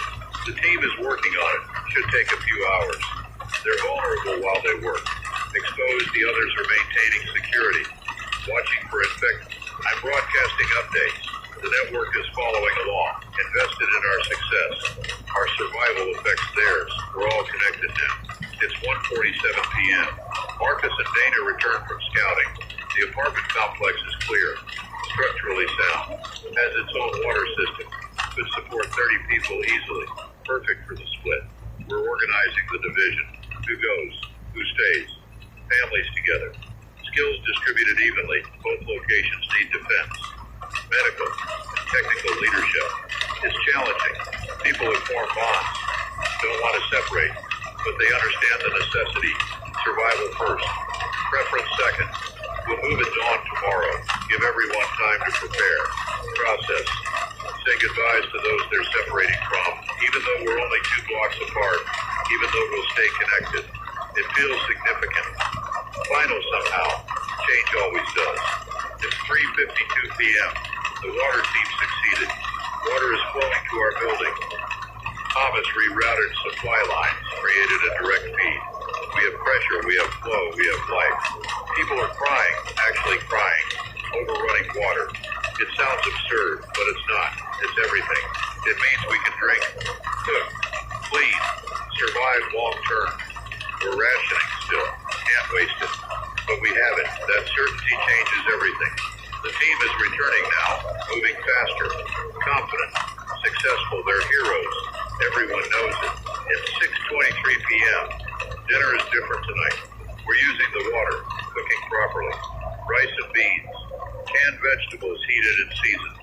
Simple, but it feels like a feast. We're eating together, all 67 of us, crowded into the largest conference room, sitting on the floor, on desks, wherever there's space, but together, as one community. One last time before the split, someone starts a toast to survival, to community, to hope. We raise our water bottles, our cups, our containers. We drink. We're alive. Against all odds, we're still here. The mood is bittersweet, grateful but tinged with sadness. Tomorrow changes things. We know it, feel it, but we're ready. We have to be. After dinner, there's a meeting. All adults. We need to discuss governance, leadership structure, decision-making processes. We've been informal so far, operating on consensus and urgency. But as we grow, we need structure, systems, rules. Marcus suggests the council, representatives from each major group, security, medical, technical, supplies, education. They meet regularly, make decisions collectively, report back to the community. It's democratic, transparent, fair. People agree. We elect representatives.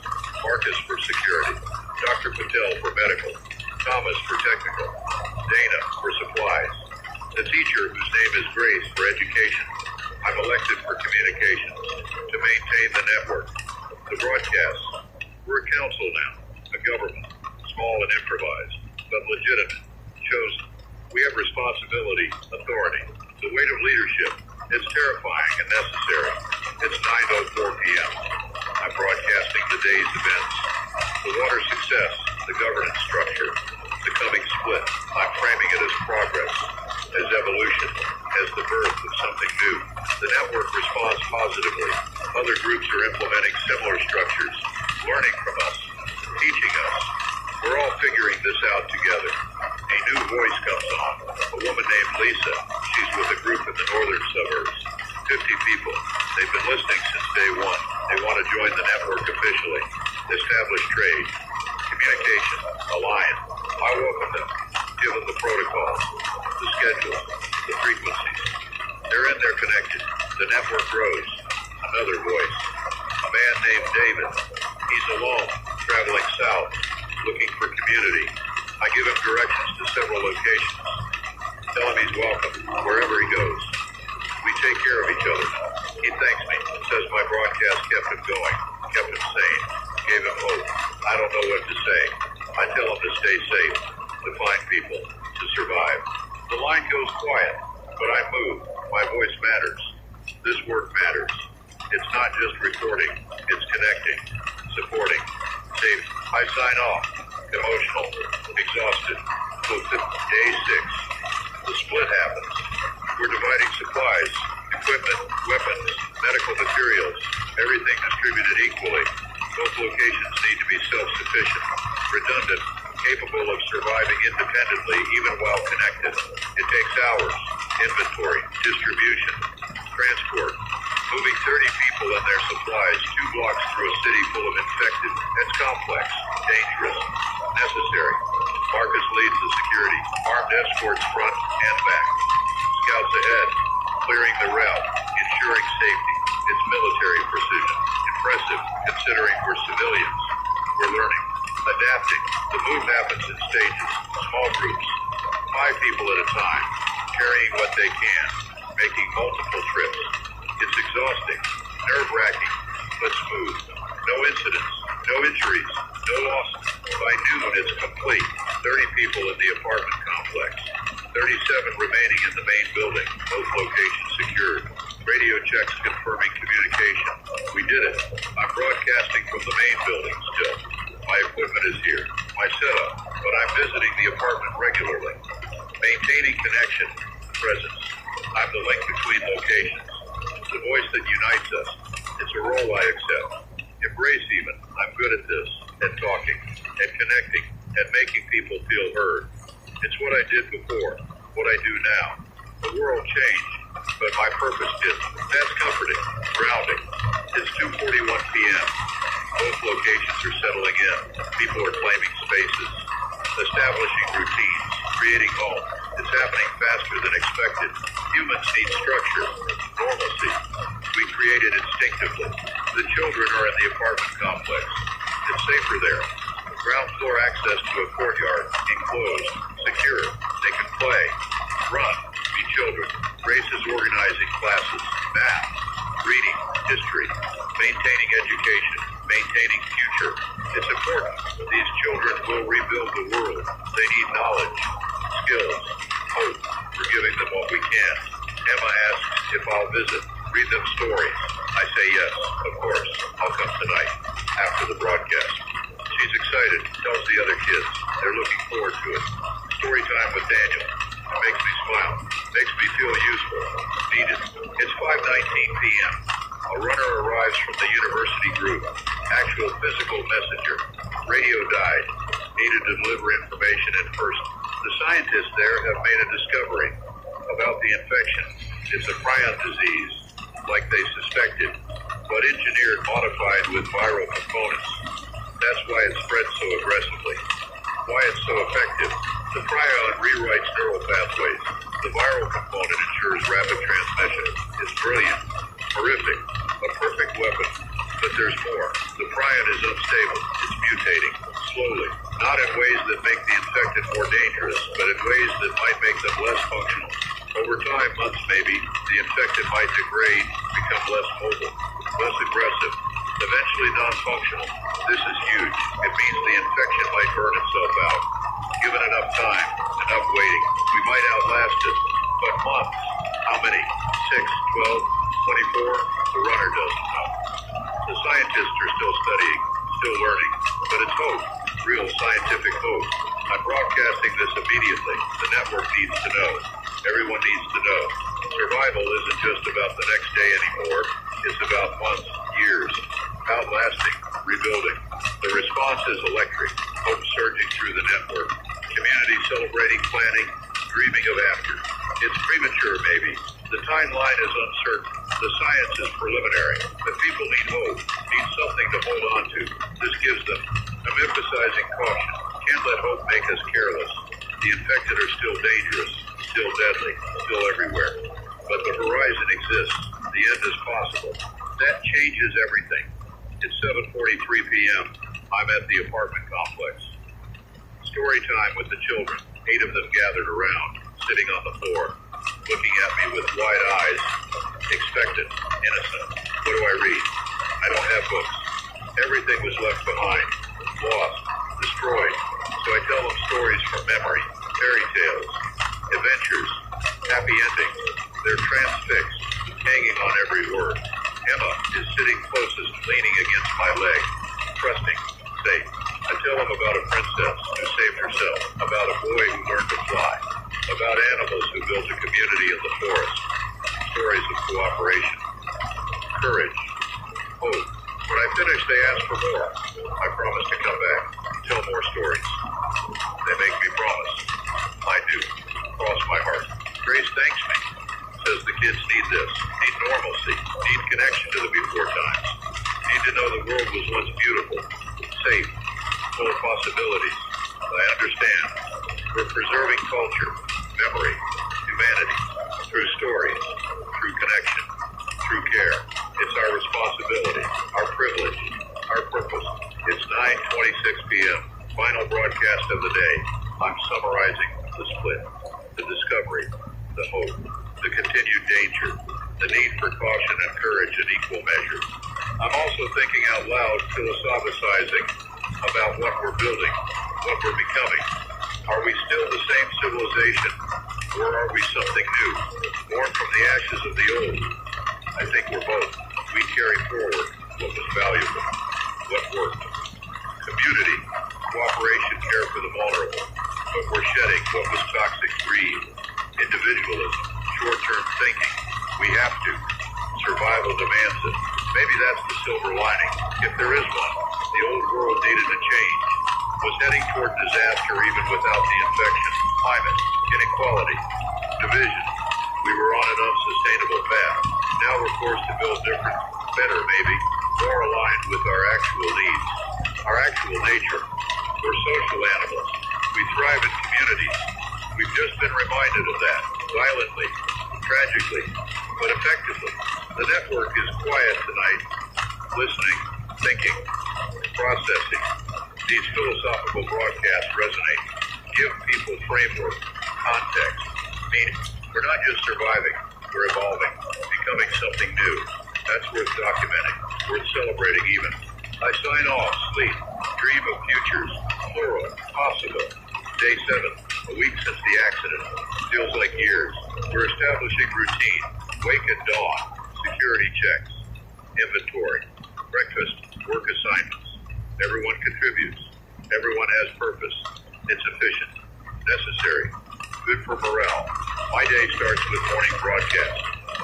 News updates, weather, just like before, except the news is survival tips. The updates are from the network. The weather matters more now. Rain for water, cold for heat management, sun for solar power. And it's still radio, still connection, still my job. After broadcast, I visit both locations.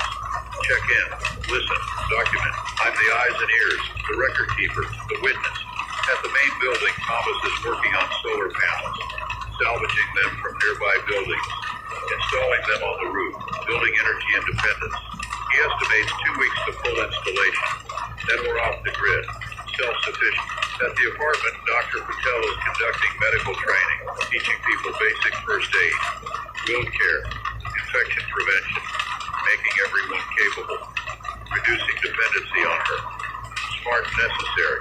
Grace is teaching. The children are learning. Emma shows me her math homework. She's proud. I'm proud of her. I tell her so. She means.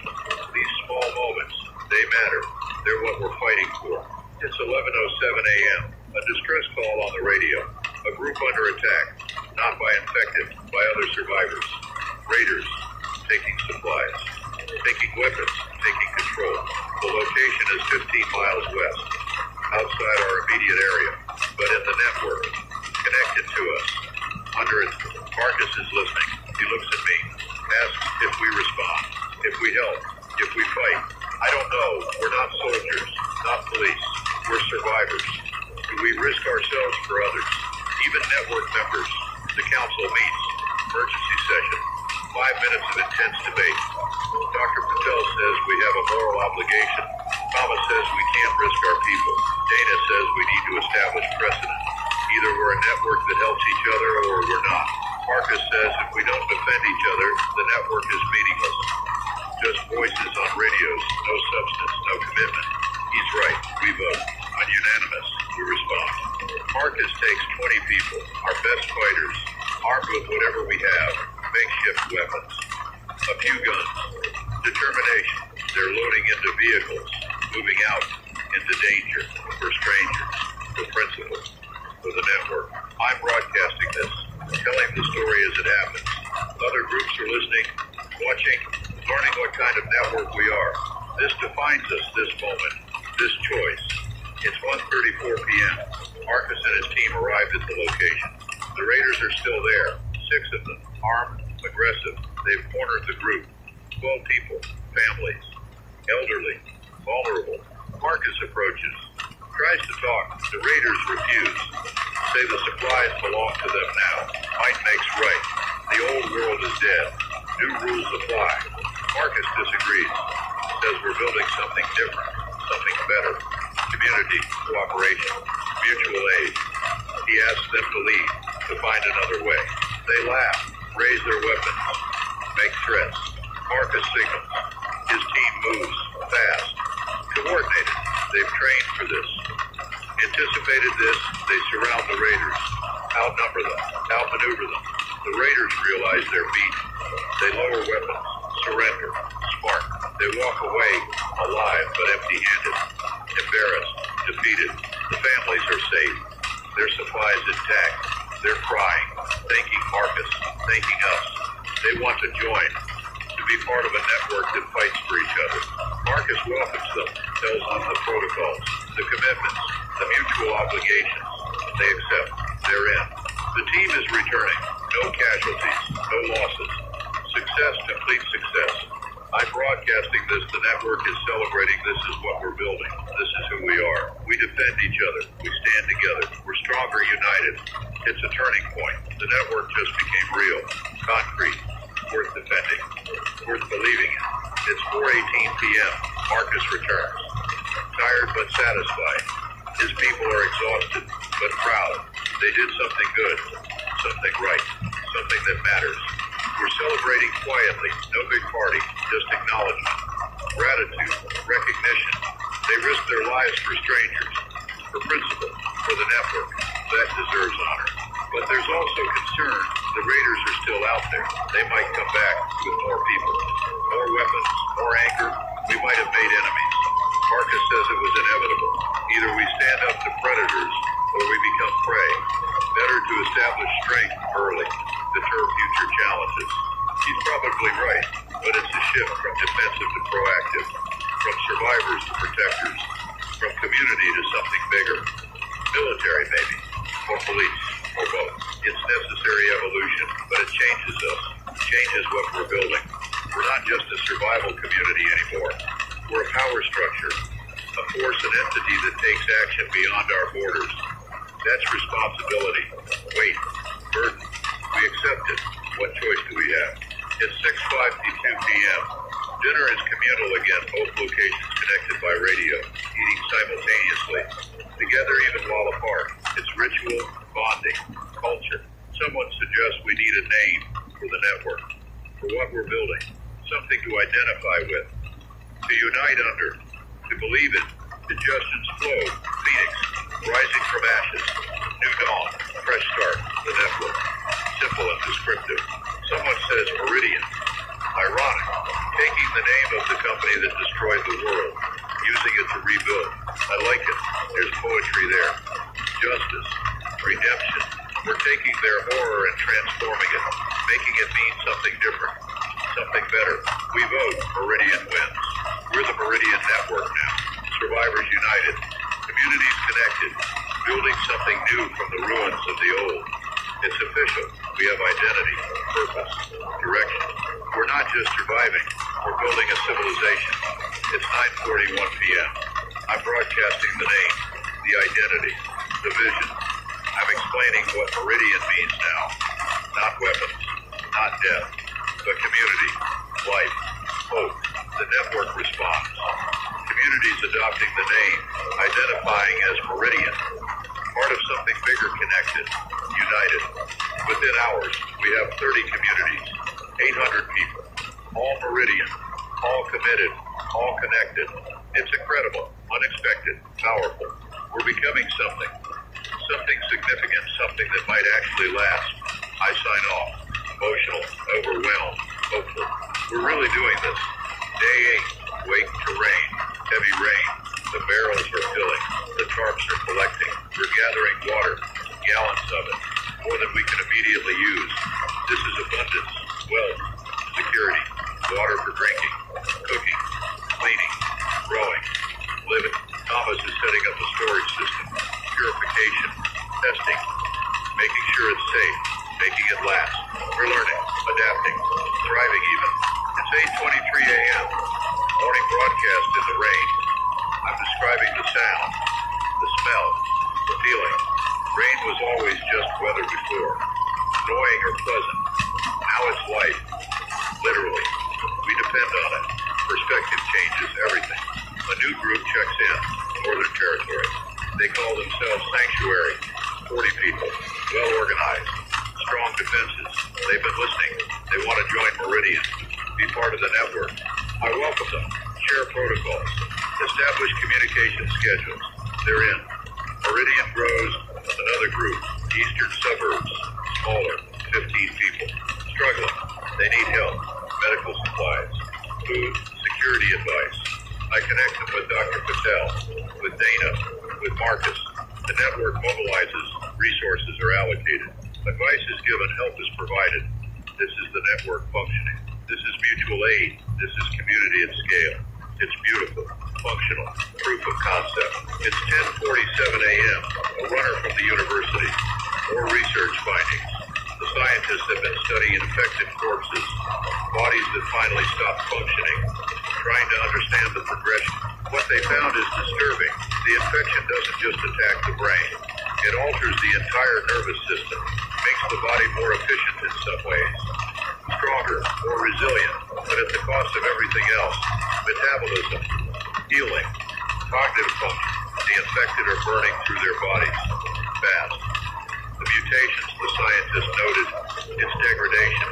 The prion is breaking down, taking the host with it. Their estimate 6 months, maybe 8. Most infected will be non-functional by then, simply unable to move, unable to function, unable to continue. But that's for the first wave, those infected earliest. New infections might last longer. The timeline extends with each new case. So the answer isn't waiting, it's containment, prevention. Stopping new infections, then waiting out the existing ones.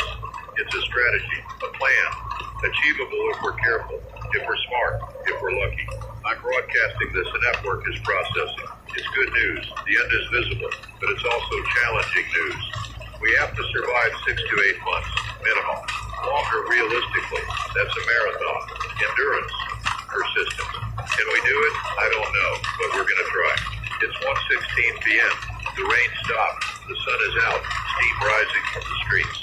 The city looks washed, cleaner, almost peaceful if you ignore the abandoned cars and broken windows.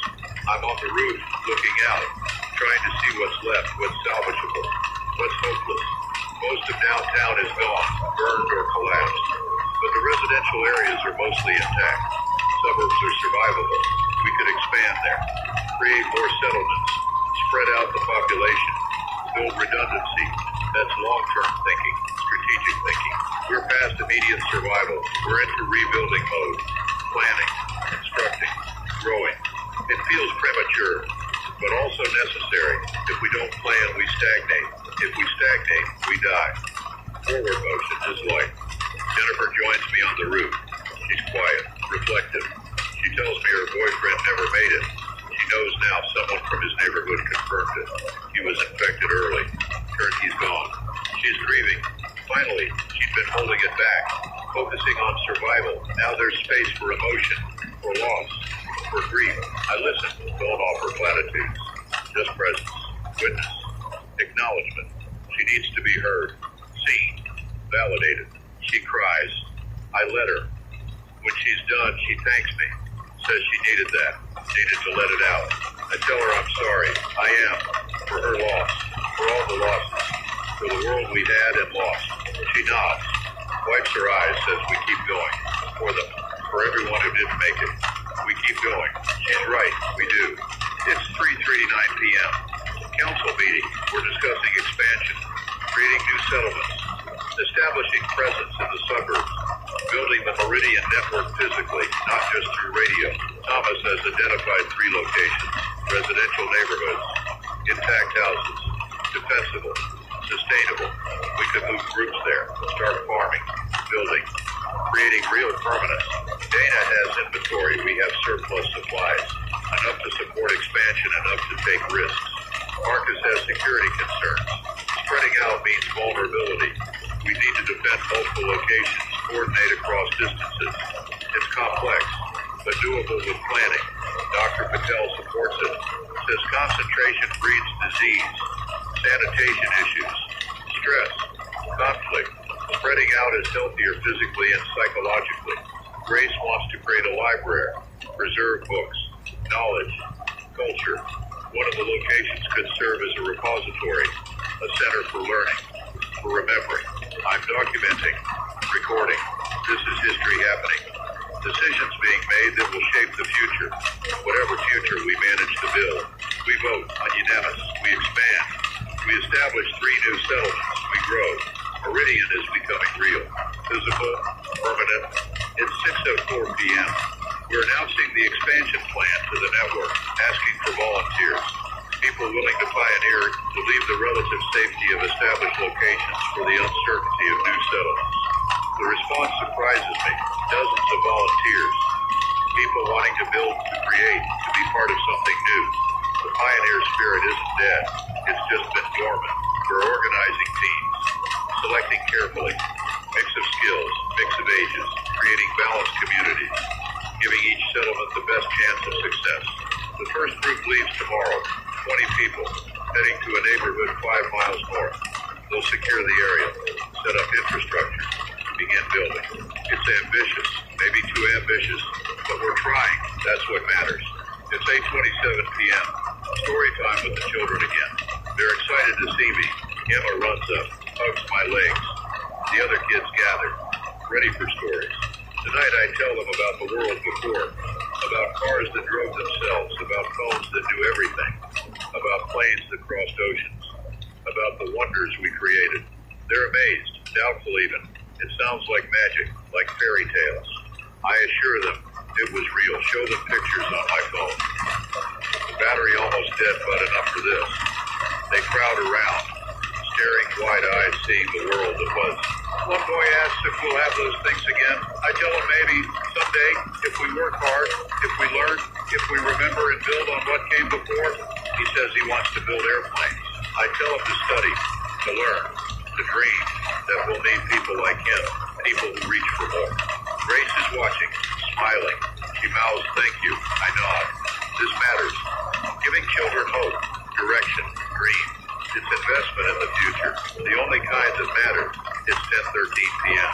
Final broadcast time summarizing the day.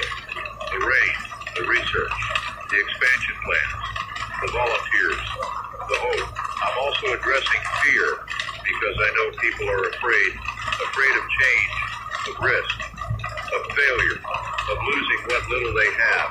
I tell them fear is natural, healthy even. It keeps us careful, keeps us alive. But fear can't be the only driver. We need hope too, courage, vision. We're building something. building, something worth risking for, something worth believing in. Meridian isn't just survival, it's life, it's community, it's the best of what humans can be.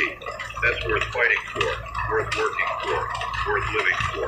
The network is quiet, listening, absorbing, believing. I sign off exhausted but satisfied. Today was good. Progress, real progress. Tomorrow will bring challenges, always does. But tonight, we rest in the accomplishment, the movement forward. Day 9, the expansion team leaves at dawn. 20 people, 3 vehicles, supplies for a week, tools, weapons, hope. Marcus leads the security detail. Dana is managing logistics. Thomas is handling technical setup. It's our best people, our brightest, our brave. I watch them drive away into the gray morning light, into uncertainty, into the future. I'm broadcasting their departure, making it real, making it public. The network is watching, learning, inspired. Other groups announce similar plans. Expansion, growth, building. We're entering a new phase. Post-survival, reconstruction. It's exciting, terrifying, necessary. It's 9:51 a.m. A problem at the apartment complex. Water contamination. Someone got sick. Vomiting. Fever. Dr. Patel is investigating. She thinks it's the rainwater, not properly purified. Bacteria, possibly parasites. Treatable but concerning. We need better filtration, better testing, better protocols. Thomas is working on it, designing a proper filtration system, multiple stages, removing biological and chemical contaminants. It'll take time, resources, expertise, but it's necessary. Water is life. Contaminated water is death. We can't afford mistakes. The sick person is isolated, treated. They'll recover, but it's a reminder. Everything can kill us now, not just infected, disease, hunger, exposure, accidents. We're vulnerable in ways we never were before. Survival requires constant vigilance, constant learning, constant adaptation. It's exhausting, but it's reality. It's 12:34 p.m. The expansion team reached the target neighborhood. They're reporting back. The area is mostly clear. Few infected. Houses intact. Perfect for settlement. They're securing the perimeter, setting up in a cul-de-sac. 30 houses. Defensible. Each house can support a family or small group. Central area for community gathering. They're calling it Meridian North. First official expansion. First new settlement. The name sticks. It's real now. They're beginning work. Clearing infected from houses, checking for supplies, establishing security. Building begins tomorrow. I'm broadcasting updates. The network is following along. Invested, connected. This is our success, our achievement, our hope. It's 3:08 p.m. A new voice on the radio. Military, National Guard unit, still operational. They've been maintaining order in a secure zone 40 miles west. They've heard about Meridian, about the network. They want to establish contact, share resources, coordinate. This is huge. Official military presence, resources, expertise, legitimacy even, but also concerning military means hierarchy, orders, control. We've been democratic, consensual, free. Will they respect that? Or will they try to take over, impose their structure, their rules? I'm cautious. We all are. But we agree to meet, to talk, to see what's possible. Marcus is taking a delegation. 3 people, armed but diplomatic. They're leaving in the morning, meeting at a neutral location. It's a risk, but potential reward is significant. We need to try. It's 5:43 p.m. The rain returned, heavier than before. We're collecting water, filling every container. Building reserves. The filtration system Thomas designed is working. Clear water, safe water, tested and confirmed. We're distributing it to both locations. To Meridian North. Throughout the network. Clean water is wealth. Power, life. We're sharing it freely. Building goodwill. Building network. This is how societies form. Through sharing. Through mutual support. Through cooperation that benefits everyone. We're learning the old lessons, the fundamental ones, the ones civilization forgot somewhere along the way. It's 8:16 p.m. Dinner is quiet, people are tired. The work is constant, the stress is wearing. We need rest. restoration, joy. I suggest a talent show. Tomorrow night, people performing, showing skills, sharing culture, creating entertainment, creating community through celebration. The response is enthusiastic. People volunteer. Musicians, comedians, poets, dancers. We have talent, hidden talent, dormant talent, waiting for outlet. Grace is organizing, creating a schedule, setting up a stage in the main building. Both locations will watch via video link. Connected, united, celebrating together is exactly what we need. Reminder that we're human, that we have more than survival. We have culture, art, beauty. That's worth preserving, worth celebrating, worth living for. It's 10:39 p.m. Final broadcast. I'm announcing the talent show, inviting the network. Anyone within range can come safely. We'll provide shelter, food, security. Come celebrate with us. It's bold, risky, opening our doors. But it's also necessary. We can't be isolated, can't be paranoid, can't let fear win. We're human. Humans gather, celebrate, connect. It's in our nature, our deepest need, so we're doing it. Tomorrow night, Meridian Network's first community celebration. I'm excited, nervous, hopeful. This is either brilliance or disaster. We'll find out tomorrow. I sign off. Sleep. Dream of music and laughter, of people gathering without fear, of joy returning to the world. Day 10. Morning breaks clear. The rain stopped. The air is fresh. Clean. Perfect day for building, for working, for living. The expansion team at Meridian North is making progress. Houses cleared, gardens started, solar panels installed. They're creating permanence, home. The talent show preparations are underway. Grace has a schedule, 20 performers. Music, comedy, poetry, dance. Even a magic act. Someone who did amateur magic before still has some tricks, some props. It's going to be wonderful, needed, healed. It's 9:18 a.m. Marcus and his delegation left for the military meeting. They're armed, cautious, prepared for anything. Good luck is wished. Hope is expressed. Worry is hidden. They'll be gone most of the day. The meeting is far. The roads are dangerous, but the potential is worth it. I'm tracking them by radio, broadcasting updates, keeping the network informed. Meanwhile, preparations continue. The main conference room is transformed. Stage setup, decorations improvised from office supplies. Colorful, cheerful, almost festive. It's amazing what people can create with nothing. With will, with desire, with need. It's 11:42 a.m. Visitors arriving for the talent show. A group from Sanctuary. 8 people. They traveled overnight. Carefully, safely. They're here. We welcome them, show them around, feed them, house them. They're amazed by what we've built, by the organization, the structure, the hope. They share their stories, their struggles, their successes.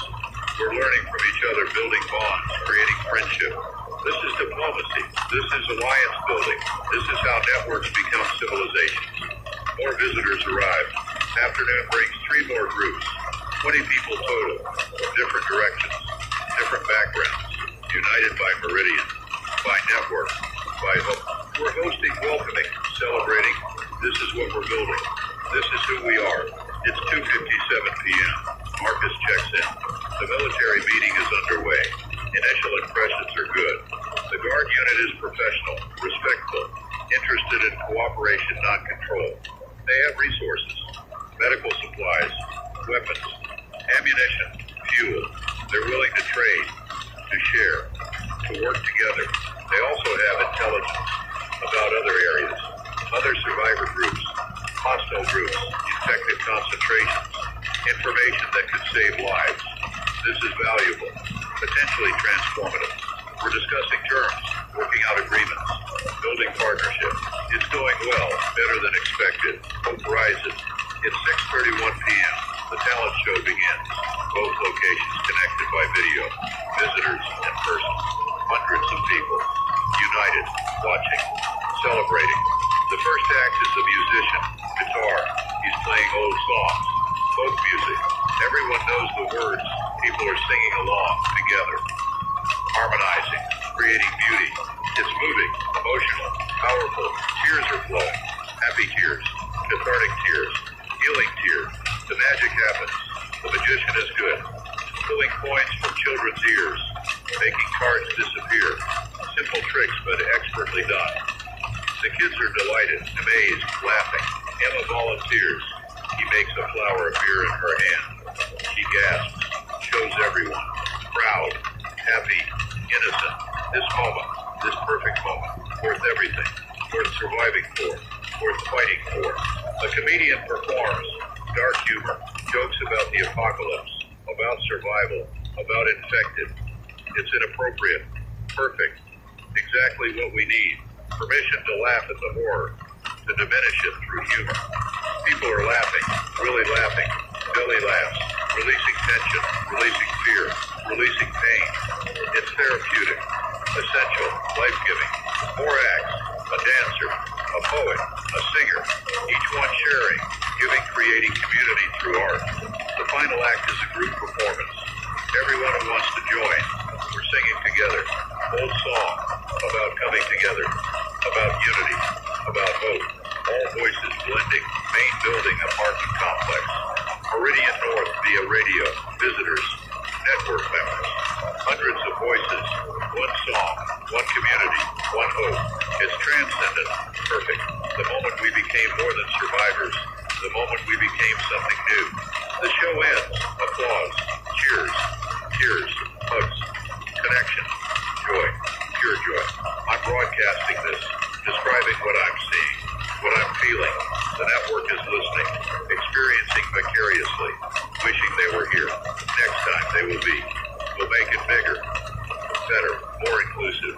More celebratory. This is the beginning of culture. Of society. Of civilization reborn. It's 9:53 p.m. The celebration continues. Food is shared. Stories exchanged. Friendships form. This is community. This is human. This is life. August returns. The meeting was successful. The alliance established with the National Guard. Trade agreements. Intelligence sharing. Mutual defense. It's formal. Official. Significant. Meridian just became legitimate. Recognized by remaining government authority. We're not just survivors. We're a political entity. A force, a player. This changes everything. Opens doors. Creates possibilities. But also responsibilities. Obligations. Expectations. We accept them. What choice do we have? Forward is the only direction. I'm broadcasting the news, the alliance, the implications. The network celebrates. This is victory. This is progress. This is hope realized. Day 10 ends in triumph, in joy, in accomplishment. Day 11 begins with hangover. Not from alcohol. We have none. From emotion. From exertion. From late night celebration. But it's a good tired. A satisfied tired. The tired that comes from living fully. From experiencing joy. From connecting deeply. We're moving slower today. Resting. Recovering. Processing. But work continues. Always continues. Survival doesn't pause for celebration. It's 8:46 a.m. Morning broadcast is reflections on the talent show, on what it meant, what it revealed, how it changed us. We're not just surviving anymore. We're living, creating, celebrating, becoming human again. Full human, not reduced to base survival, elevated to community, to culture, to art. This is the path forward, not just building shelter and gathering food, but building meaning, purpose, beauty. That's what separates us from the infected. Not just cognitive function, but the ability to create meaning, to find joy, to celebrate existence. We must never lose that. No matter how hard survival becomes, we must remain human, fully human. The network responds, agreeing, sharing their own celebrations, their own art, their own culture. We're all doing this, all building simultaneous. It's a movement, a renaissance, a rebirth, beautiful and fragile, but real. It's 10:23 a.m. The alliance with the National Guard brings immediate benefits. A supply convoy arrives, medical supplies, ammunition, food, fuel, real wealth, real resources, game-changing quantities. We're distributing through the network, sharing with all Meridian communities, building goodwill, building strength throughout. The Guard Commander, Colonel Martinez, visits personally. She's impressive, professional, compassionate. She understands what we're building.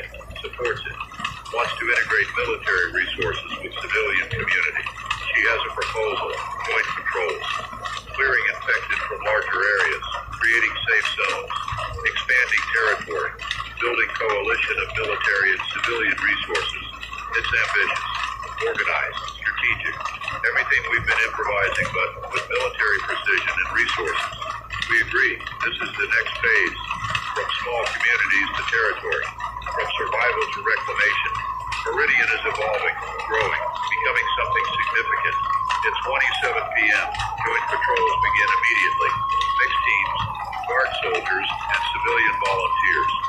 Marcus is coordinating, creating schedules, briefs, protocol. The goal is clearing a 10-block radius around our main locations, creating verified safe zones, then expanding outward, block by block, reclaiming the city. It'll take weeks, maybe months, but it's achievable with military resources, with organization, with commitment, and it gives people purpose, direction, hope that recovery is possible, that we can take back what was lost. First Patrol Departments, 20 people, well-armed, well-trained, confident, they're moving through the streets, encountering infected, eliminating threats, clearing houses, creating safety. I'm broadcasting their progress. The network is following along. Inspired, several other communities announced similar plans, working with local military or police, creating their own safe zones. The infected are losing territory, slowly, systematically. We're winning. It's 3:42 p.m. The expansion team at Meridian North reports success. 30 people living there now. Gardens producing, water system functional, power from solar, they're self-sufficient, sustainable. They're also building a school, real school, building converted, desks salvaged, books gathered. Grace is traveling there tomorrow to teach, to train teachers, to establish education. Children will have school again. Routine, learning, future. It's profound, significant, symbolic of recovery. We're not just surviving, we're rebuilding infrastructure, society, civilization, block by block, day by day, moment by moment. It's 6:19 p.m. Dinner is communal again, but different. We have more food, better food, from the garden supplies. Real protein, fresh vegetables from early gardens. Variety, flavor, abundance. It's a feast. By any standard, people are savoring every bite. Grateful, joyful, fed. Colonel Martinez joins us, eats with us, listens to our stories, shares hers. She's human, not just military. She cares. She's committed to rebuilding.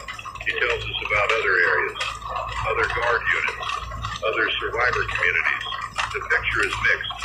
Some areas collapse completely. Others are thriving, building, growing.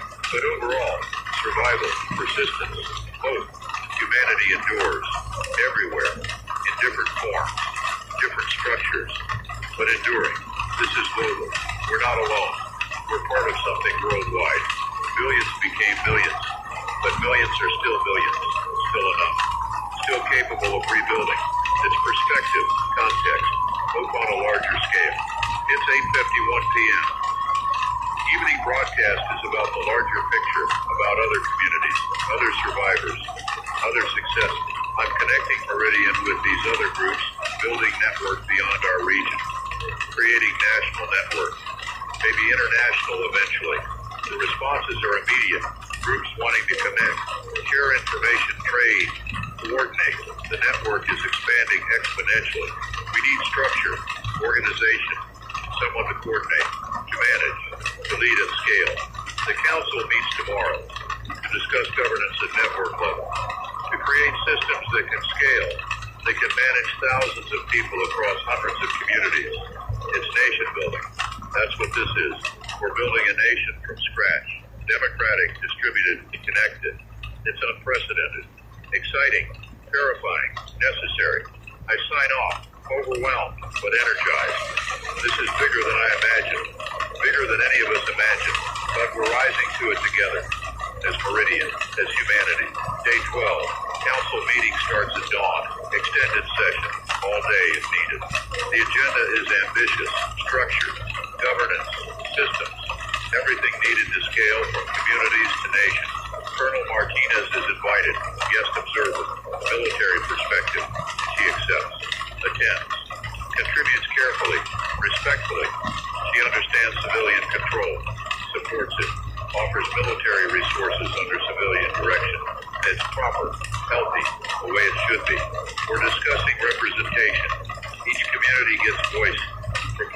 population. Democratic, fair, inclusive. We're discussing resource distribution based on need and contribution. Communities that produce share with communities that struggle, but everyone contributes something. No freeloaders, no exploitation. We're discussing defense. Coordinated, shared, mutual obligation to defend any community under threat. This is the strength of network, united defense. Raiders can't pick us off individually. We're discussing justice, laws, courts, punishment. How do we handle crime? Disputes without prisons, without traditional infrastructure. We're improvising, creating new systems based on restoration, rehabilitation, community service, not punishment, healing. It's progressive, idealistic, maybe naive, but we're trying, building something better than what we had. Hours pass, debate, discussion, compromise. Democracy is slow, messy, but legitimate, inclusive, worth it. By afternoon, we have framework. Constitution, basically, simple, clear, focused on principles, not details. Flexible, adaptable, living document. We're calling it the Meridian Charter. It establishes democratic governance through elected representatives, equal rights and participation for all members, resource sharing based on need and contribution, mutual defense obligations, restorative justice systems, freedom of movement within Meridian territory, protection of children and vulnerable populations, preservation of knowledge and culture, commitment to rebuilding and recovery. It's ambitious, aspirational, but real, written, agreed upon, ready for ratification by all member communities. We're sending it out tonight. Network vote over the next week. If majority approves, it becomes law. We become nation. Meridian Nation. It's 40:37 p.m. I'm broadcasting the charter, reading it in full, explaining the process, the vote, the implications. The network is listening intensely. This is huge. This is a defining moment. This is choosing what we become. The responses are mixed, some enthusiastic, some cautious, some concerned about losing autonomy, some worried about outside control. All valid, all understandable. Democracy means dissent, debate, diversity of opinion. We're encouraging discussion, questions, concerns. Everything will be addressed transparently, openly, honestly. This is too important to rush, too important to force. It must be genuine choice, informed consent, through democracy. It's 7:14 p.m. The first patrol returns. Success. 10 blocks cleared. 50 infected eliminated. 0 casualties. Houses secured. Territory claimed. They're exhausted, satisfied, proud. They did important work, dangerous work, successful work. We're celebrating quietly, acknowledging, supporting. They're heroes, every one of them. Marcus is already planning tomorrow's patrol, different area. Expanding the safe zone, building momentum, creating progress. The city is being reclaimed, block by block, house by house, life by life. It's working. It's actually working. It's 9:46 p.m. Final broadcast. I'm summarizing the day, the charter, the vote, the patrols, the progress. I'm also being honest about challenges, about concerns, about the difficulty of what we're attempting.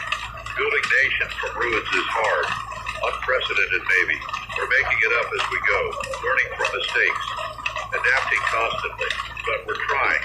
That's what matters. We're not giving up, not retreating, not accepting defeat.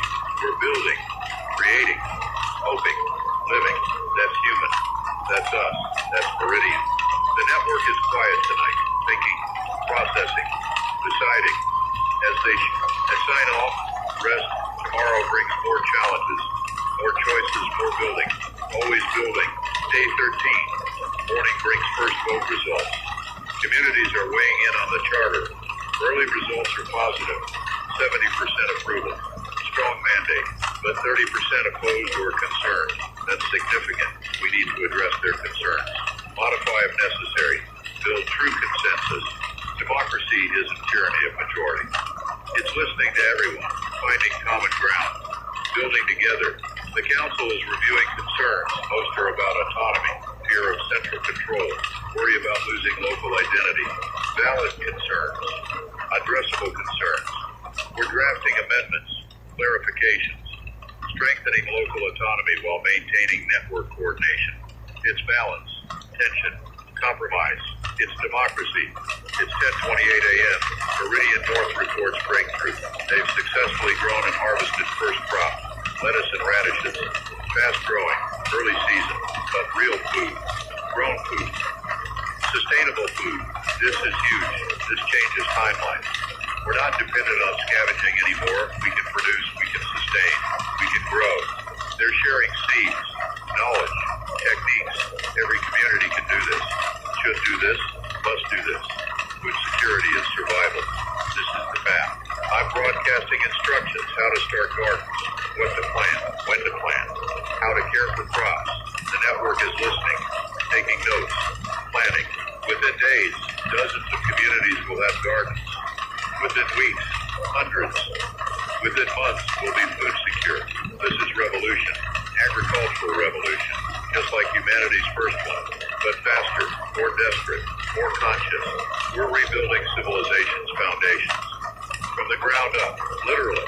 It's 1:03 p.m. A problem, conflict between two communities, dispute over salvage rights, territory, resources. Both claim the same warehouse. Both need the supplies. This is first real test of Meridian justice system. How do we resolve disputes? Who arbitrates? Who enforces? The council appoints mediators, neutral parties.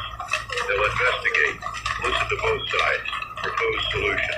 If both accept, it's binding. If not, it escalates to network vote. It's slow, cumbersome, but fair, transparent, democratic. The mediators travel to both communities, interview witnesses, examine evidence, search for truth. They find it. The warehouse is in disputed territory, no clear owner. But one community found it first, scouted it, planned to salvage. The other community moved in first, took supplies. The mediators rule. The supplies must be shared, half to each community. Fair, equitable, preserves relationships, builds precedent. Both communities accept crisis averted, justice served. System works. This is important. This is proof. We can resolve conflicts without violence, without power struggles, with justice, with democracy. It's precedent. It's hope. It's civilization. It's 3:51 p.m. More communities are voting on the charter. The amendment's health concerns were addressed. Support is growing. Now at 85% approval. By tonight, we'll have final count. If it holds, the charter passes. Meridian becomes official, formalized, legitimate. We're preparing for ratification. Ceremony tomorrow. All communities connected. Simultaneous oath. Commitment. Unity. It's symbolic. Important. Foundational. The moment we chose to be nation. The moment we formalized our bonds. History happening. I'm documenting, recording, witnessing. This is my role, my purpose, my contribution. The voice that preserves, remembers, tells the story. At 6:27 p.m. Final vote count, 87% approval. The charter passes. Meridian is official. The network erupts. Celebration, relief, joy. We did it. We chose democracy. We chose union. We chose each other. I'm broadcasting the results, the victory, the beginning. Tomorrow we ratify, tonight we celebrate. Both locations are partying, music, dancing, food, joy. Again, more joy. Building on last celebration, creating tradition, creating culture. This is who we are. People who celebrate, who find joy, who create community through shared experience. This is Meridian. This is us. This is hope. It's 9:18 p.m. The celebration winds down. People are tired. Happy tired. Satisfied tired. Tomorrow is big day. Ratification. Ceremony. New beginning. But tonight is for rest. For contentment. For satisfaction of what we've accomplished. In less than 2 weeks, we went from scattered survivors to organized nation. From fear to hope. From desperation to democracy. It's remarkable. Unprecedented. Beautiful. I'm proud of us, of everyone, of what we've built together. Final broadcast is short, just gratitude. Thanks to everyone who voted, who participated, who believed, Meridian exists because of all of us. Every person, every contribution, every moment of courage and hope. We did this together. as community, as family, as nation. I sign off, sleep, dream of flags and anthems, of ceremonies and commitment of tomorrow, day 14. 2 weeks since the accident. Feels like lifetime. Is lifetime in many ways. The old world is dead. New world being born. Today it gets its name, its identity, its purpose. Today Meridian becomes real. The ceremony is scheduled for noon. All communities connecting via radio and video. Thousands of people united in this moment, this choice, this beginning. Morning is preparation. The main building is decorated. Meridian flags, blue and green, representing earth and water. Light, survival, hope, grace design them. Simple, beautiful, meaningful. Every community has one. Flying from rooftops, from windows, from poles. Visible, proud, united. It's 11:47 a.m. People are gathering. Both locations filled. Visitors from nearby communities. Everyone in formal clothes, or closest approximation. Clean at least. Presentable, respectful.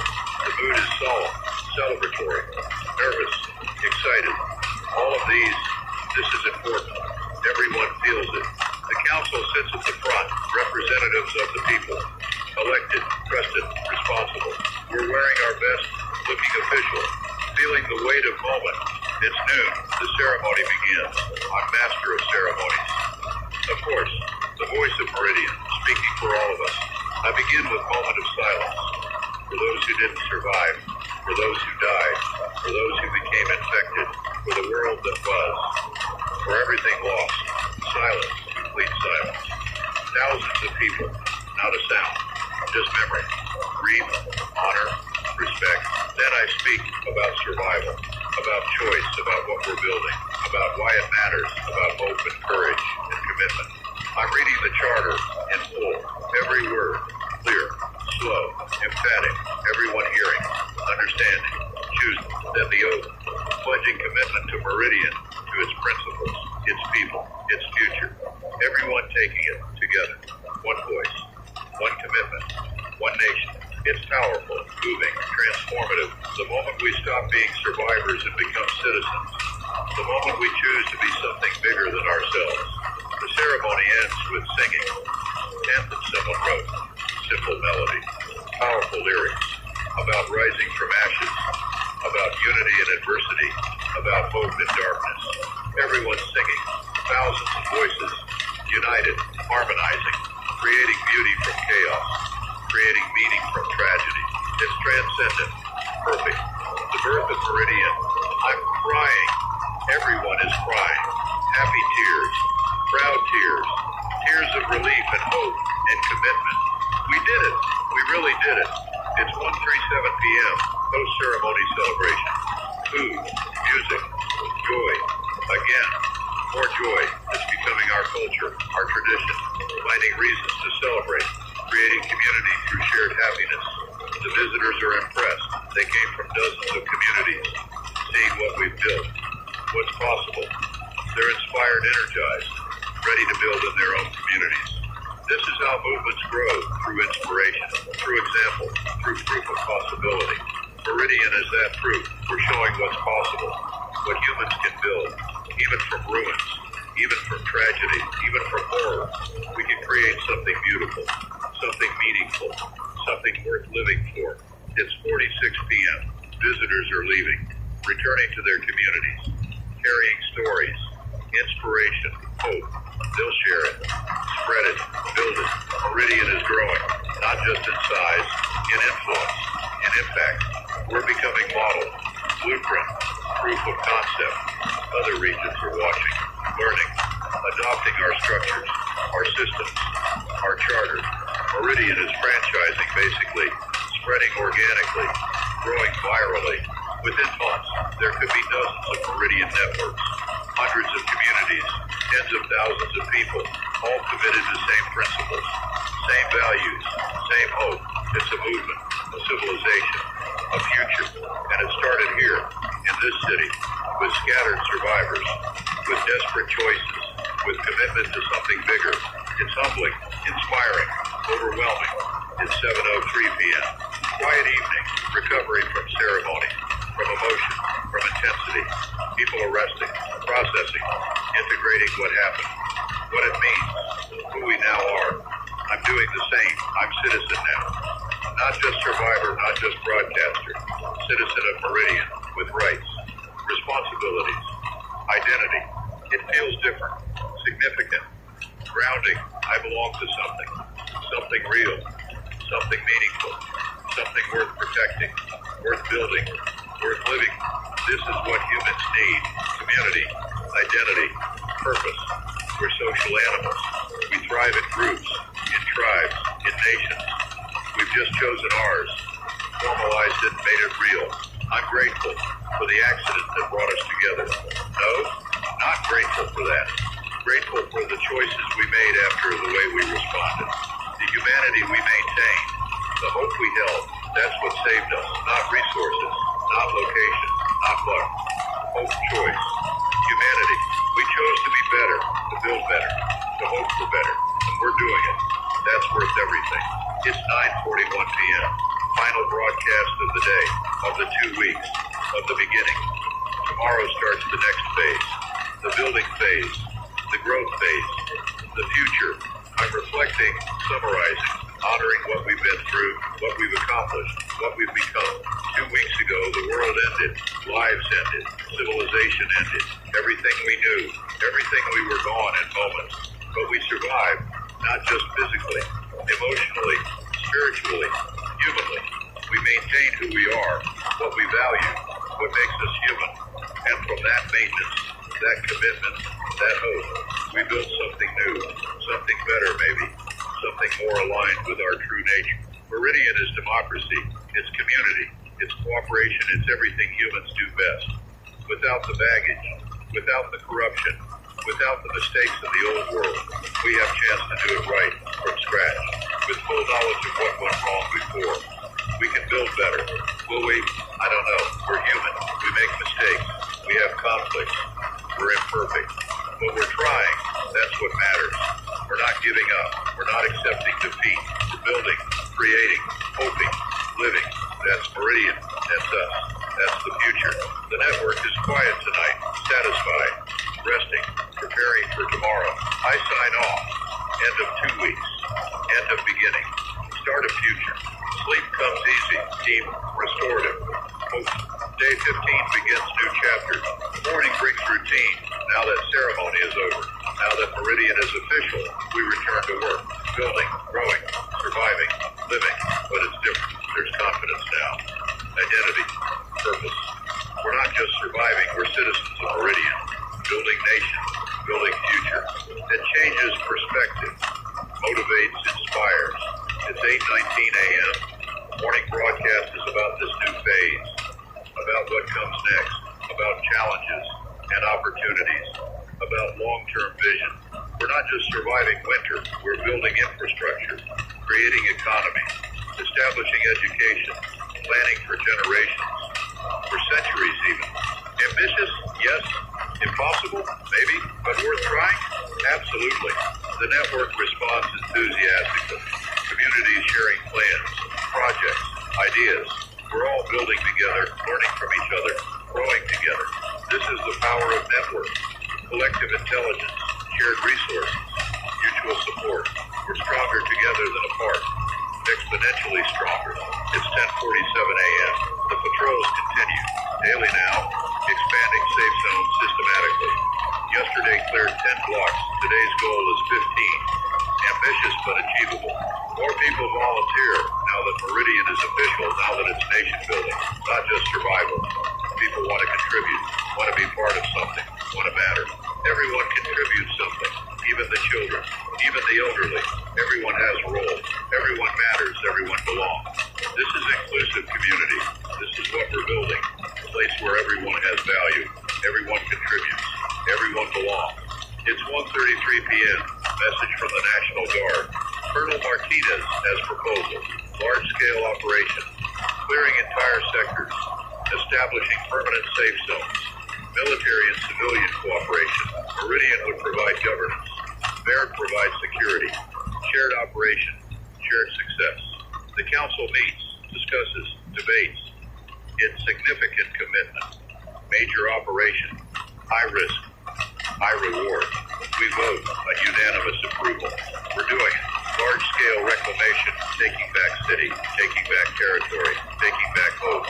Operation starts next week, giving time to prepare, to organize, to train, to build coalition. This could be turning point, if successful, if we can reclaim significant territory, create real safe zones. It proves concept, it proves possibility, it proves we can win. Not just survive, win, take back what was lost, rebuild what was destroyed, create what never existed. It's ambitious, maybe overreaching, but we're trying. That's what matters. It's 4:08 p.m. Meridian North reports. They've established contact with rural communities, farms, small towns, survived relatively intact. Low population density helped, fewer infected, easier to isolate, easier to survive. They have food, surplus food. They want to trade for medicine, tools, knowledge. They're joining Meridian, expanding network into rural areas. This is huge. Rural plus urban, agriculture plus industry. Combination is powerful, sustainable. We can support much larger population, much longer timeline. This is nation building, real nation building. Different regions, different economies, united by common principles, common identity, common hope. Meridian is becoming real, geographically, economically, politically, real. It's 6:42 p.m. Evening meal brings announcement. Dana has been working on currency, Meridian credits, based on labor, on contribution, on value added, not on gold or silver, on actual work, actual value. Everyone earns credits for work, for contribution, for building. Everyone spends credits for food, for supplies, for services. It's economy, simple but functional. It creates incentive, reward for contribution, system for distribution, fairness in exchange. People are skeptical. Currency seems like old world, like capitalism, like everything that went wrong.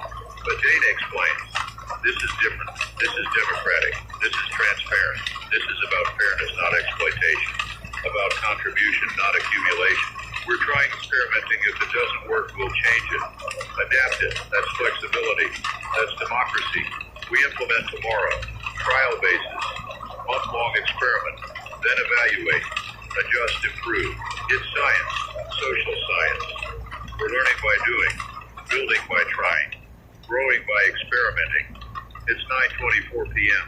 Final broadcast focuses on experimentation, on trying new things, on learning from results, not theory, on adapting based on reality, not ideology.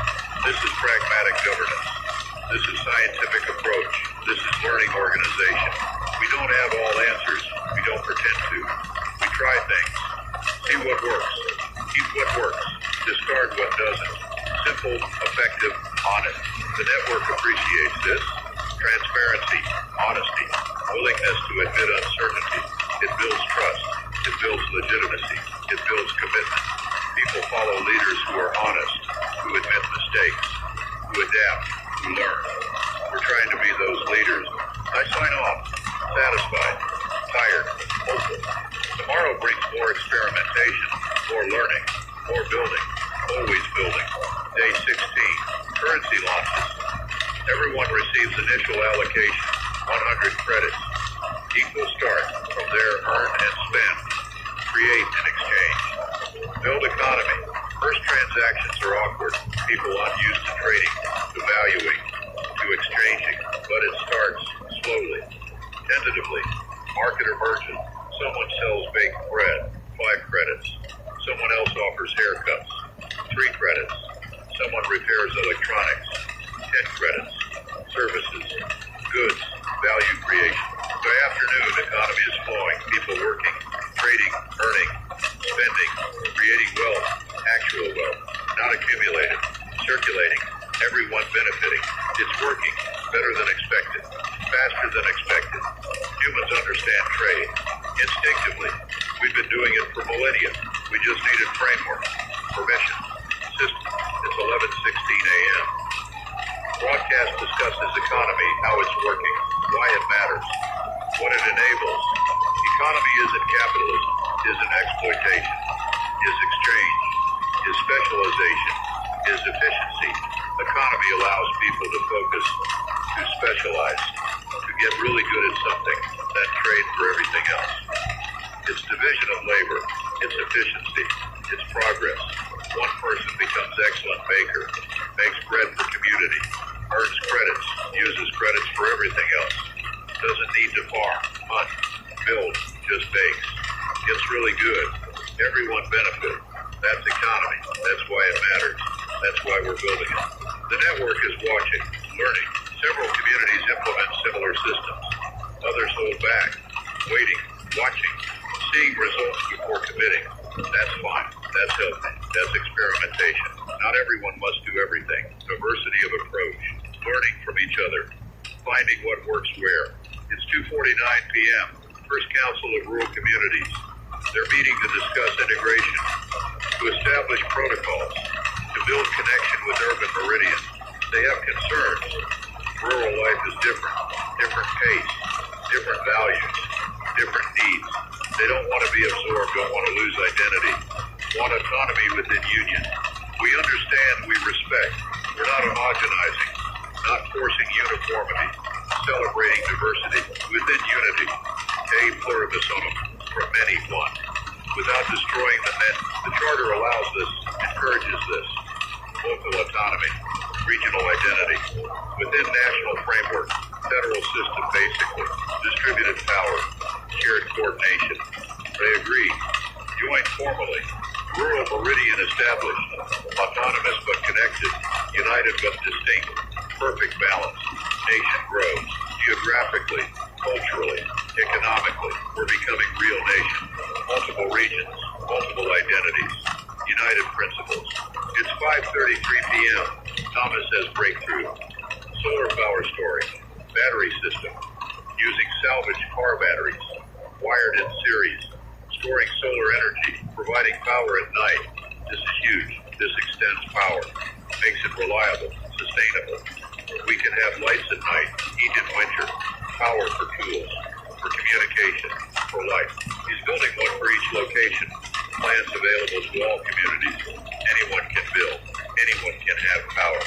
Sustainable. Renewable. Independent. This is technology. This is progress. This is what humans do. We innovate. We solve problems. We improve.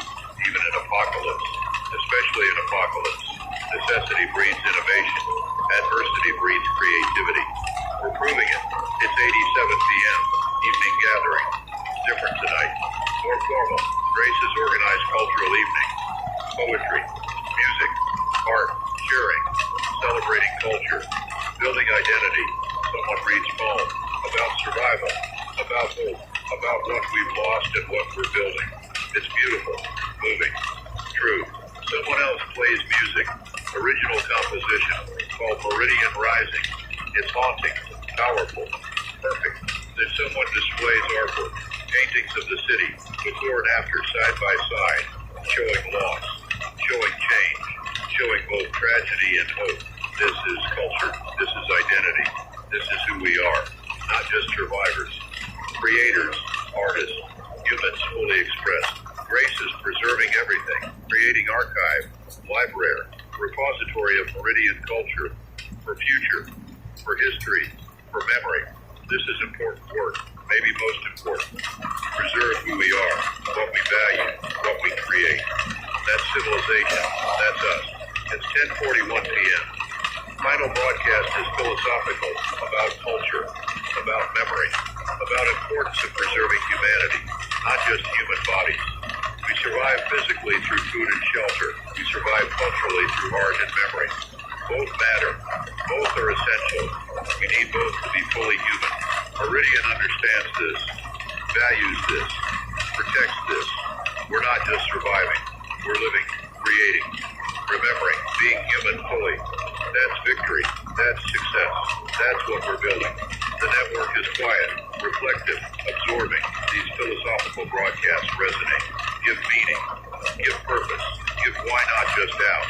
I sign off, satisfied, fulfilled, purpose-bound, in broadcasting, in documenting, in connecting, in preserving, in building culture through communication.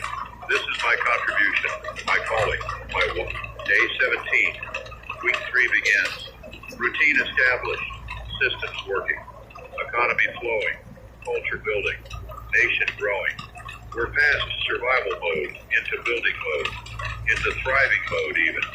It's remarkable transition, remarkable speed, but also fragile.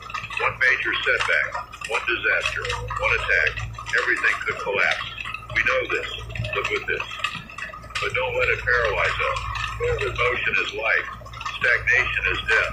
We keep building, keep hoping, keep living.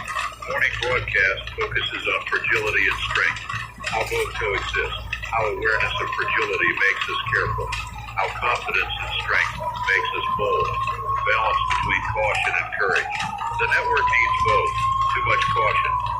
We stagnate, never take necessary risks, never grow. Too much courage, we overreach, make fatal mistakes, die gloriously, but die.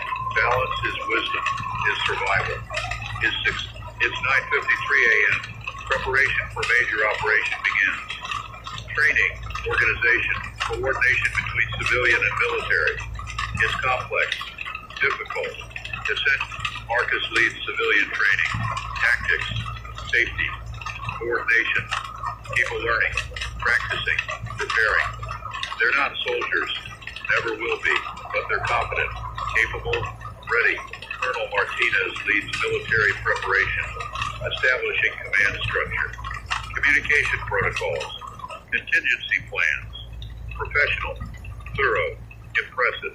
The operation launches in 4 days. Goals are ambitious, clear 50 blocks, establish 2 permanent safe zones, evacuate any survivors found, eliminate infected systematically. It's achievable if everyone does their part. If luck holds, if nothing goes catastrophically wrong. We're preparing for contingencies, medical response, evacuation plans, fallback positions, hope for best, prepare for worst, military wisdom, human wisdom. It's 12:38 p.m. Message from scientist group. More research findings about infected degradation. It's accelerating faster than predicted. The prion is unstable, burning through hosts rapidly. New estimate, 3 to 4 months. Most infected will be non-functional, dead essentially. Body shut down, brain destroyed, threat eliminated. This is better than before, much better. Timeline short, hope increased. Lighted end of tunnel visible. Closer, but also warning. New infection still dangerous, still spread rapidly. Can't be complacent. Must maintain vigilance.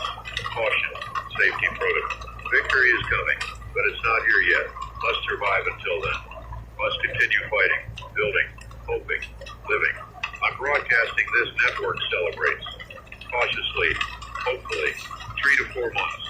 Finish line visible. We can make it. We can survive. We can win. But work continues. Can't stop. Can't relax. Must push through. Must maintain discipline. Must stay strong. Almost there. Almost. It's 3:27 p.m. Unexpected visitor. Survivor from far away. Traveled hundreds of miles. Following radio broadcasts. Following hope. Following Meridian. His name is James. He's from the coast. Eastern seaboard. He describes situation there. Cities collapsed. Millions infected. But also survivors. Communities forming. Networks building. Similar to us. Different details. Same hope. He came to see, to learn, to take back ideas, take back hope, take back proof that survival is possible, that rebuilding works, that hope isn't delusion. He's staying a week, learning, observing, participating, then returning home, taking Meridian back with him, spreading hope, spreading model, spreading success. This is how movements spread, through people, through stories, through proof. He's evangelist, ambassador, bridge between distant communities. We welcome him. Share everything, openly, freely. We want this to spread. We want everyone to know survival is possible. Community is achievable. Hope is real. The more who survive, the more who build, the stronger humanity becomes. We're all connected, all human, all worthy of survival, of hope, of future. It's 6:14 p.m. Dinner conversation with James. He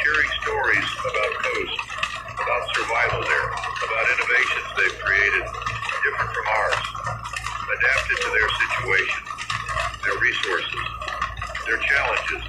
They're using boats, ocean access, fishing, transportation, defense, water advantage. No infected can swim, can't cross water. Islands become safe zones. Natural fortresses. Brilliant, simple, effective. We're landlocked, never considered this. But for them, it's salvation. It's strategy. It's survival. This is diversity of approach. This is human creativity. Same problem, different solutions.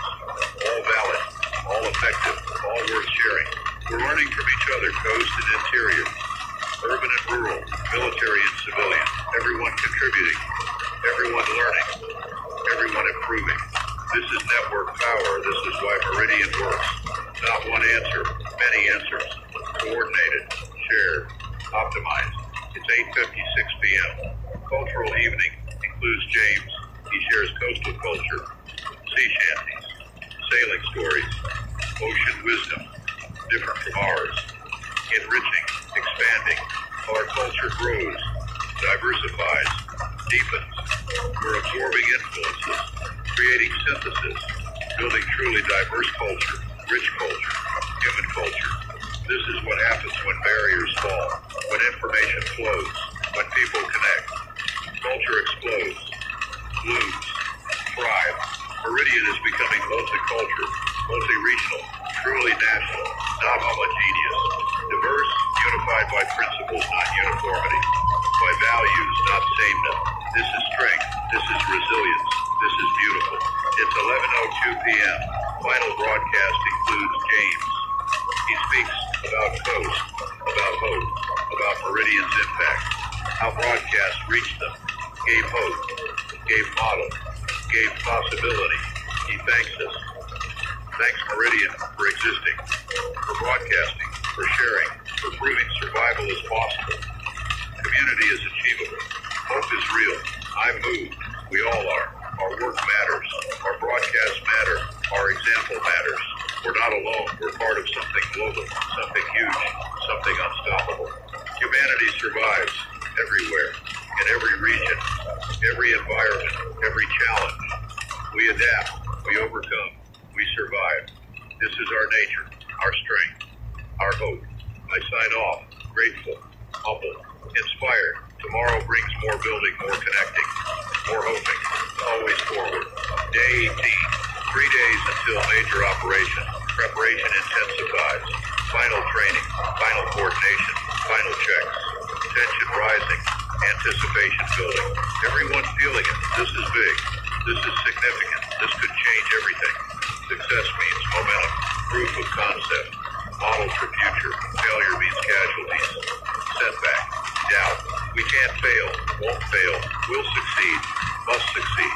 Morning broadcast is motivation, encouragement, confidence building, reminding people why this matters, what's at stake, what success means. The network responds, support, encouragement, prayer, whatever they can offer. We're not alone, never alone. Meridian stands together. It's 10:19 a.m. Final briefing for operation. All participants gathered. Civilians and military. 200 people. Largest coordinated action since formation. Marcus reviews civilian roles, sectors, responsibilities, contingencies. Clear, concise, confident. Colonel Martinez reviews military aspects. Support, backup, heavy fire when needed. Professional, reassuring. Questions answered, concerns addressed. Everyone leaves briefing informed, prepared, ready. 3 days, then we change the game. It's 1:44 p.m. James is preparing to leave tomorrow, returning home, taking Meridian with him. In his mind, in his heart, in plans and documents and hope. He's emotional, grateful, transformed. He came seeking hope, found community, found family, found home away from home. We give him gifts, documents, plans, seeds for gardens, battery designs, charter copy, everything we've learned, everything we've built. Take it, use it, spread it, build it. He promises he'll share, he'll teach, he'll build coastal Meridian. Connected to us, part of network, part of family. We're expanding, not just geographically, ideologically, culturally. Meridian Meridian is becoming movement, philosophy, way of life. It's bigger than us, bigger than this city, this region, this nation even. It's human, it's hope, it's future. It's 4:22 p.m., quiet afternoon, calm before storm. Everyone resting, preparing mentally, emotionally, spiritually. I'm on the roof, alone, looking at city, at skyline, at ruins and remaining buildings and smoke and hope and devastation and construction. All of it, simultaneously. The end and the beginning, the death and the birth, the tragedy and the hope. This is Meridian. This is us, born from disaster, building toward hope, carrying both, always both, never forgetting where we came from, never losing sight of where we're going. Jennifer joins me. We stand in silence, comfortable silence, shared experience, shared survival, shared hope. She asks if I think we'll make it, long term, years from now, decades even. I tell her I don't know, but I believe, I hope, I choose to believe, because what's the alternative? Despair? Giving up? Accepting defeat? No, never. We fight, we build, we hope, until we can't anymore, until the end. Whatever end that is. She agrees. We stand together, watching city, watching sunset, watching hope and horror coexist, watching life continue. Despite everything, because of everything, through everything. This is human. This is us. This is why we survive. It's 7 p.m. Farewell dinner for James. Communal, emotional, celebratory, bittersweet. He's leaving, but taking Meridian with him, spreading it, growing it. That's good. That's right. That's necessary. He speaks. Thanks, everyone. Thanks, Meridian. Promises to return someday. Promises to build coastal version. Promises to stay connected. Part of network. Part of family. We believe him. Trust him. Love him. Brother in survival. Brother in hope. Brother in Meridian. He leaves tomorrow, but he's always here. In spirit. In connection. In network. Distance means nothing. Connection means everything. It's 9:47 p.m. Final broadcast focuses on connection, on network, on how physical distance is irrelevant, how connection transcends space, how we're united by principles, values, hope, not by proximity, not by geography, by choice, by commitment, by love. Meridian is idea, philosophy, way of being. It exists wherever people choose it, build it, live it. We're not confined, not limited, not restricted. We're everywhere people choose hope over despair, community over isolation, building over destroying. That's Meridian. That's us. That's everywhere. In everyone. The network understands, resonates, embraces. We're movement now, not just nation. Movement, philosophy, hope made manifest. I sign off, ready for tomorrow, for operation, for whatever comes. Strong, confident, connected, never alone. Always Meridian. Day 19. James leaves at dawn. Emotional farewell, promises, hugs, tears, hope. He's carrying Meridian east to coast, to millions waiting, to future. We watch him drive away into sunrise, into hope, into tomorrow. He's ambassador, bridge, brother. He's us. We're him. All Meridian, all human, all hope. 2 days until operation. Final preparations. Final training. Final breath before plunge. Morning broadcast is calm, steady, confident without arrogance, prepared without fear, focused, clear, ready. The network mirrors this. Calm, steady, supportive. We're entering dangerous moment. Everyone knows it. Everyone feels it.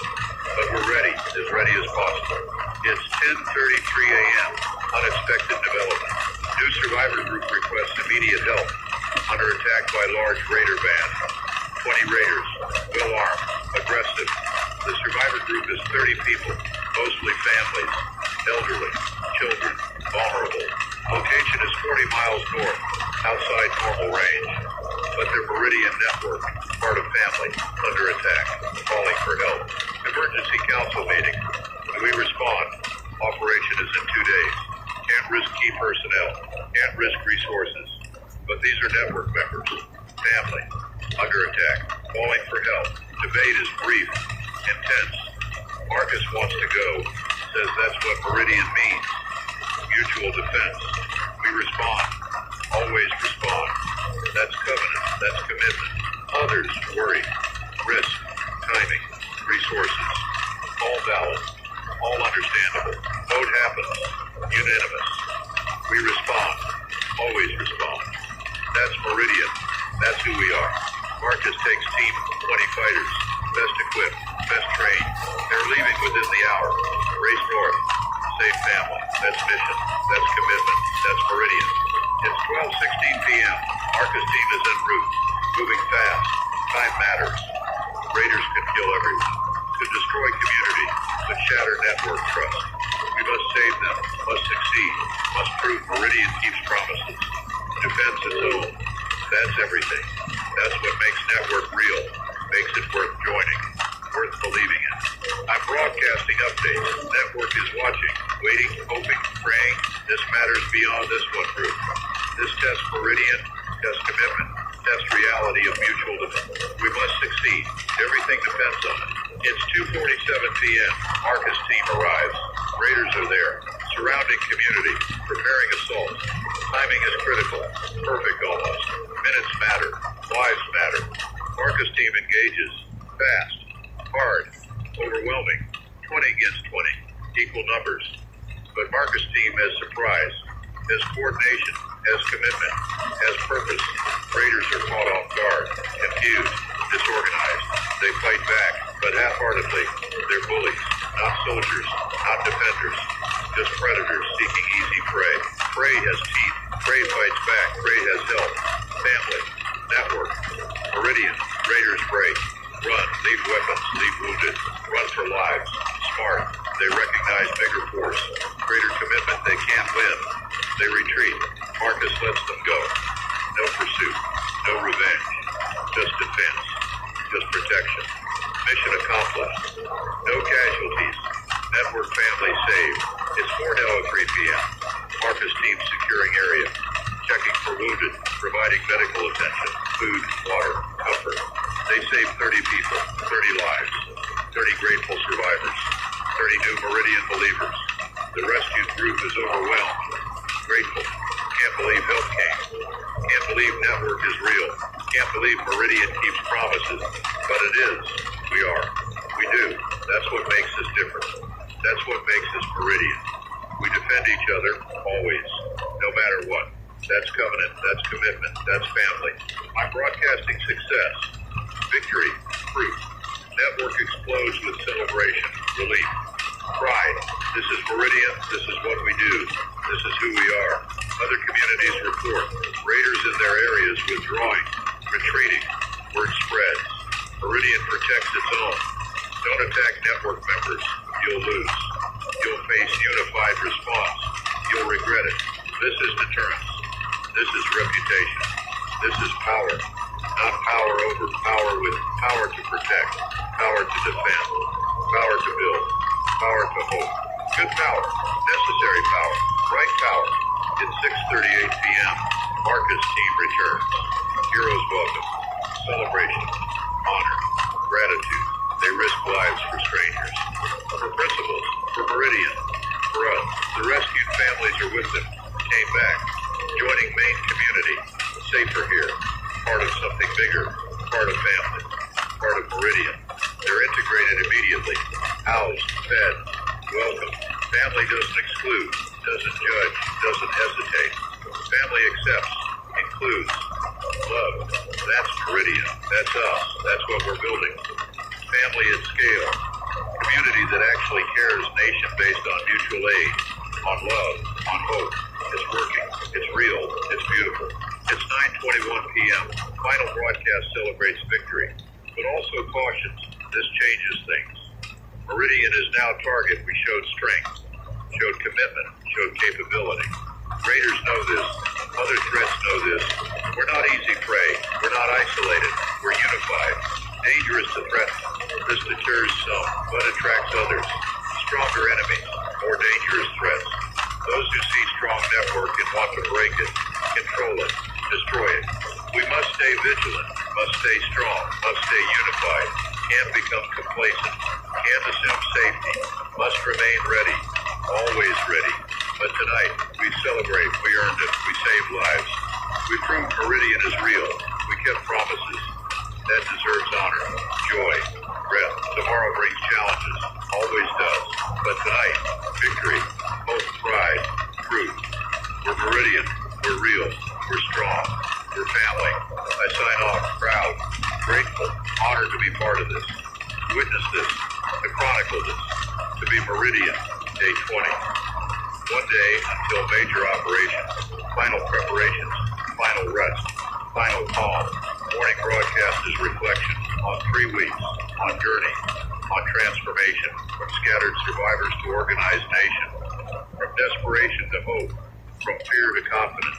It's been fast, too fast maybe, but also necessary. Had to move fast, had to build momentum, had to create hope before despair won, before people gave up, before darkness consumed light. We did it together.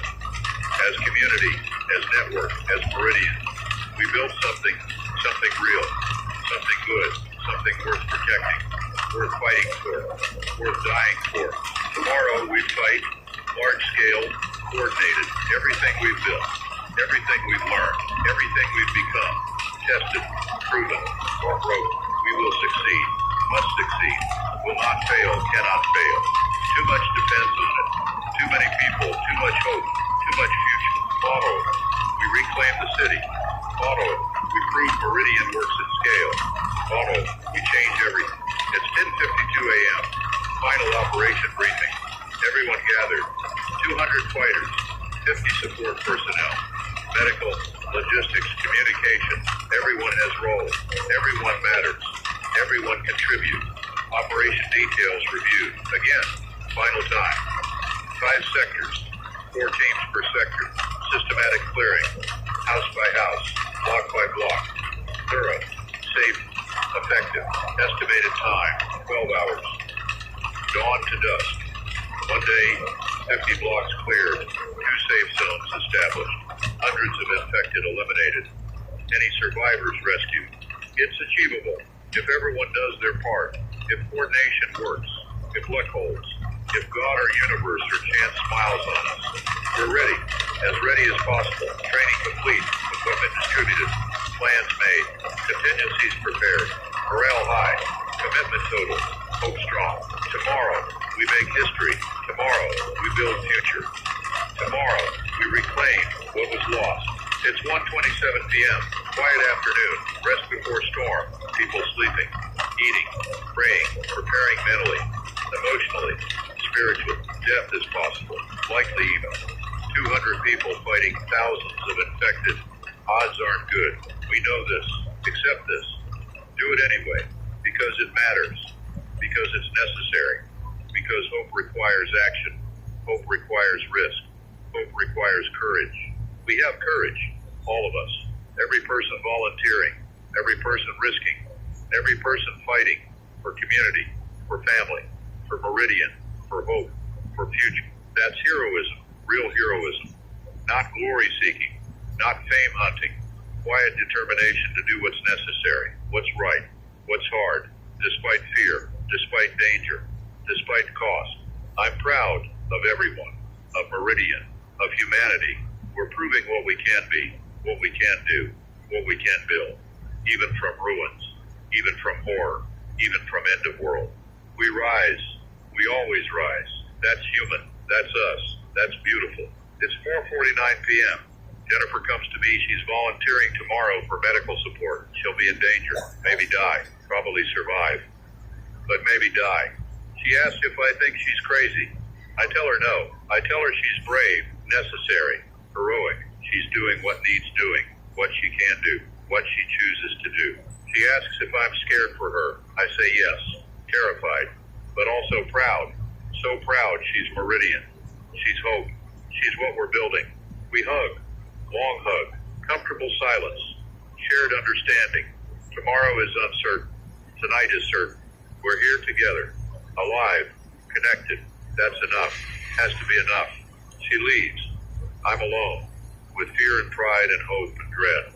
All simultaneously, all real, all valid, all human. Tomorrow, everything changes, or nothing does. We'll find out, together, as Meridian, as family, as hope, at 7:36 p.m. Final dinner before operation. Communal, emotional, everyone together. Fighters and support, leaders and citizens, family. No speeches, no motivation talks, just presence, just being together, as one, unified, connected, strong. Someone starts singing, old song, about courage and friendship and facing darkness. Everyone joins, all voices, one song, one hope, one Meridian. It's beautiful, perfect, exactly what's needed, no words required. Song says everything. We're together. We're ready. We're Meridian. Dinner ends in silence, comfortable silence, shared silence. Everyone returns to quarters, to rest, to prepare, to be ready. Tomorrow starts at dawn. Today ends in hope. It's 10:14 p.m. Final broadcast before operation. I'm emotional. Can't help it. Tomorrow is huge. Tomorrow is everything. Tomorrow tests everything we've built. I tell listeners I'm proud of Meridian, of everyone, of what we've become. In 3 weeks we built nation, not perfect, not finished, but real. Functioning. Beautiful. Tomorrow we prove it works at scale. Tomorrow we reclaim city. Tomorrow we show infected. We're not prey. We're humans. We fight back. We take back what's ours. We build future. Whatever happens, whatever cost, whatever outcome. We tried. We fought. We hoped. That matters. That counts. That's human. That's us. That's everything. I thank everyone for listening, for participating, for building, for hoping, for being Meridian. You made this. You are this. This is yours. I sign off. Maybe last time. Maybe not. Tomorrow decides. But tonight, gratitude, love, hope, pride. Meridian exists. That's victory enough. Everything else is bonus. Sleep doesn't come easy. Too much emotion, too much anticipation, too much fear and hope and uncertainty. But eventually, finally, sleep. Brief, restless, but sleep. Day 21. Dawn breaks. Operation day. The city waits. The infected wait. We move. Everyone gathers. Dawn light. Cold air. Determined faces. This is it. This is everything. This is Meridian. No speeches. Marcus nods. Colonel Martinez nods. Teams move out. Vehicles rolling. Fighters walking. Support following. Moving into position. Into danger. Into history. I'm broadcasting live. Everything. As it happens. This is my role. My contribution. My risk. I'm staying connected. Reporting, documenting. Witnessing. History happening. In real time. Teams reach positions. Sectors identified. Communication confirmed. Everyone ready. Waiting for signal. Waiting for go. Waiting for dawn to become day, to become action, to become change. Signal given. Operation begins. Teams move in. Systematic, coordinated. House by house. Infected encountered immediately. Dozens. Hundreds. They swarm, attack, rush toward sounds and movement and life. Teams engage. Firearms when necessary. Melee weapons when possible. Conserving ammunition. Fighting smart. Fighting together. Fighting effectively. First casualties. 2 infected eliminated. 0 human casualties. Perfect start. But it's early. So early. Hours passed. Progress made. Blocks cleared. Infected eliminated. No human losses yet. But close calls. Near misses. Luck holding. Barely. Noon arrives. Halfway. 2 sectors fully cleared. 3 more in progress. Ahead of schedule. Above expectations. Success building. Hope growing. Then disaster. Team 4. Sector 3. Ambushed. Not by infected. By raiders. 20 raiders. Heavily armed. They were waiting. Watching. They attacked during operation. During vulnerability. Cowards. Predators. Team 4 fights back. But they're surrounded. Outnumbered. Losing. Casualties mounting. They call for help. Desperate. Immediate. Critical. Marcus responds. Redirects Team 2. Racing to help. But they're blocks away. Minutes away. Will they arrive in time? Can Team 4 hold? Can they survive? I'm broadcasting this network listening, horrified, praying, hoping, believing. Come on. Hold on. Help is coming. Hold on. Team 2 arrives. Engages Raiders. Now Raiders are surrounded, outnumbered, losing. They try to escape. Team 2 cuts them off. No escape. No mercy. Raiders chose this. Raiders die from this. Fight is brutal, quick, decisive. Raiders eliminated. All 20 gone. Team 4 saved. But casualties. 3 wounded. 1 dead. 1 life lost. Protecting Meridian. Fighting for hope. Dying for future. His name was Robert. Older man. Danced with Emma. Kind. Gentle. Brave. Dead now. Sacrifice. Hero. Meridian. We honor him. Even in moment. Even during operation. We pause. We acknowledge. We grieve. We continue. For him. Because of him. Carrying his sacrifice forward. Making it matter. Making it meaningful. Making it worth dying for. Operation continues. Afternoon brings progress. More blocks cleared. More infected eliminated. No more raiders. No more ambushes. Just grinding work. Dangerous work. Necessary work. By dusk, 50 blocks cleared. 2 safe zones established. 100 infected eliminated. 7 humans wounded. 1 dead. Operation successful. Costly, but successful. Victory. Real victory. Earned victory. Teams return. Exhausted. Traumatized. Proud. They did it. They accomplished mission. They proved Meridian works. They reclaimed city. They built hope.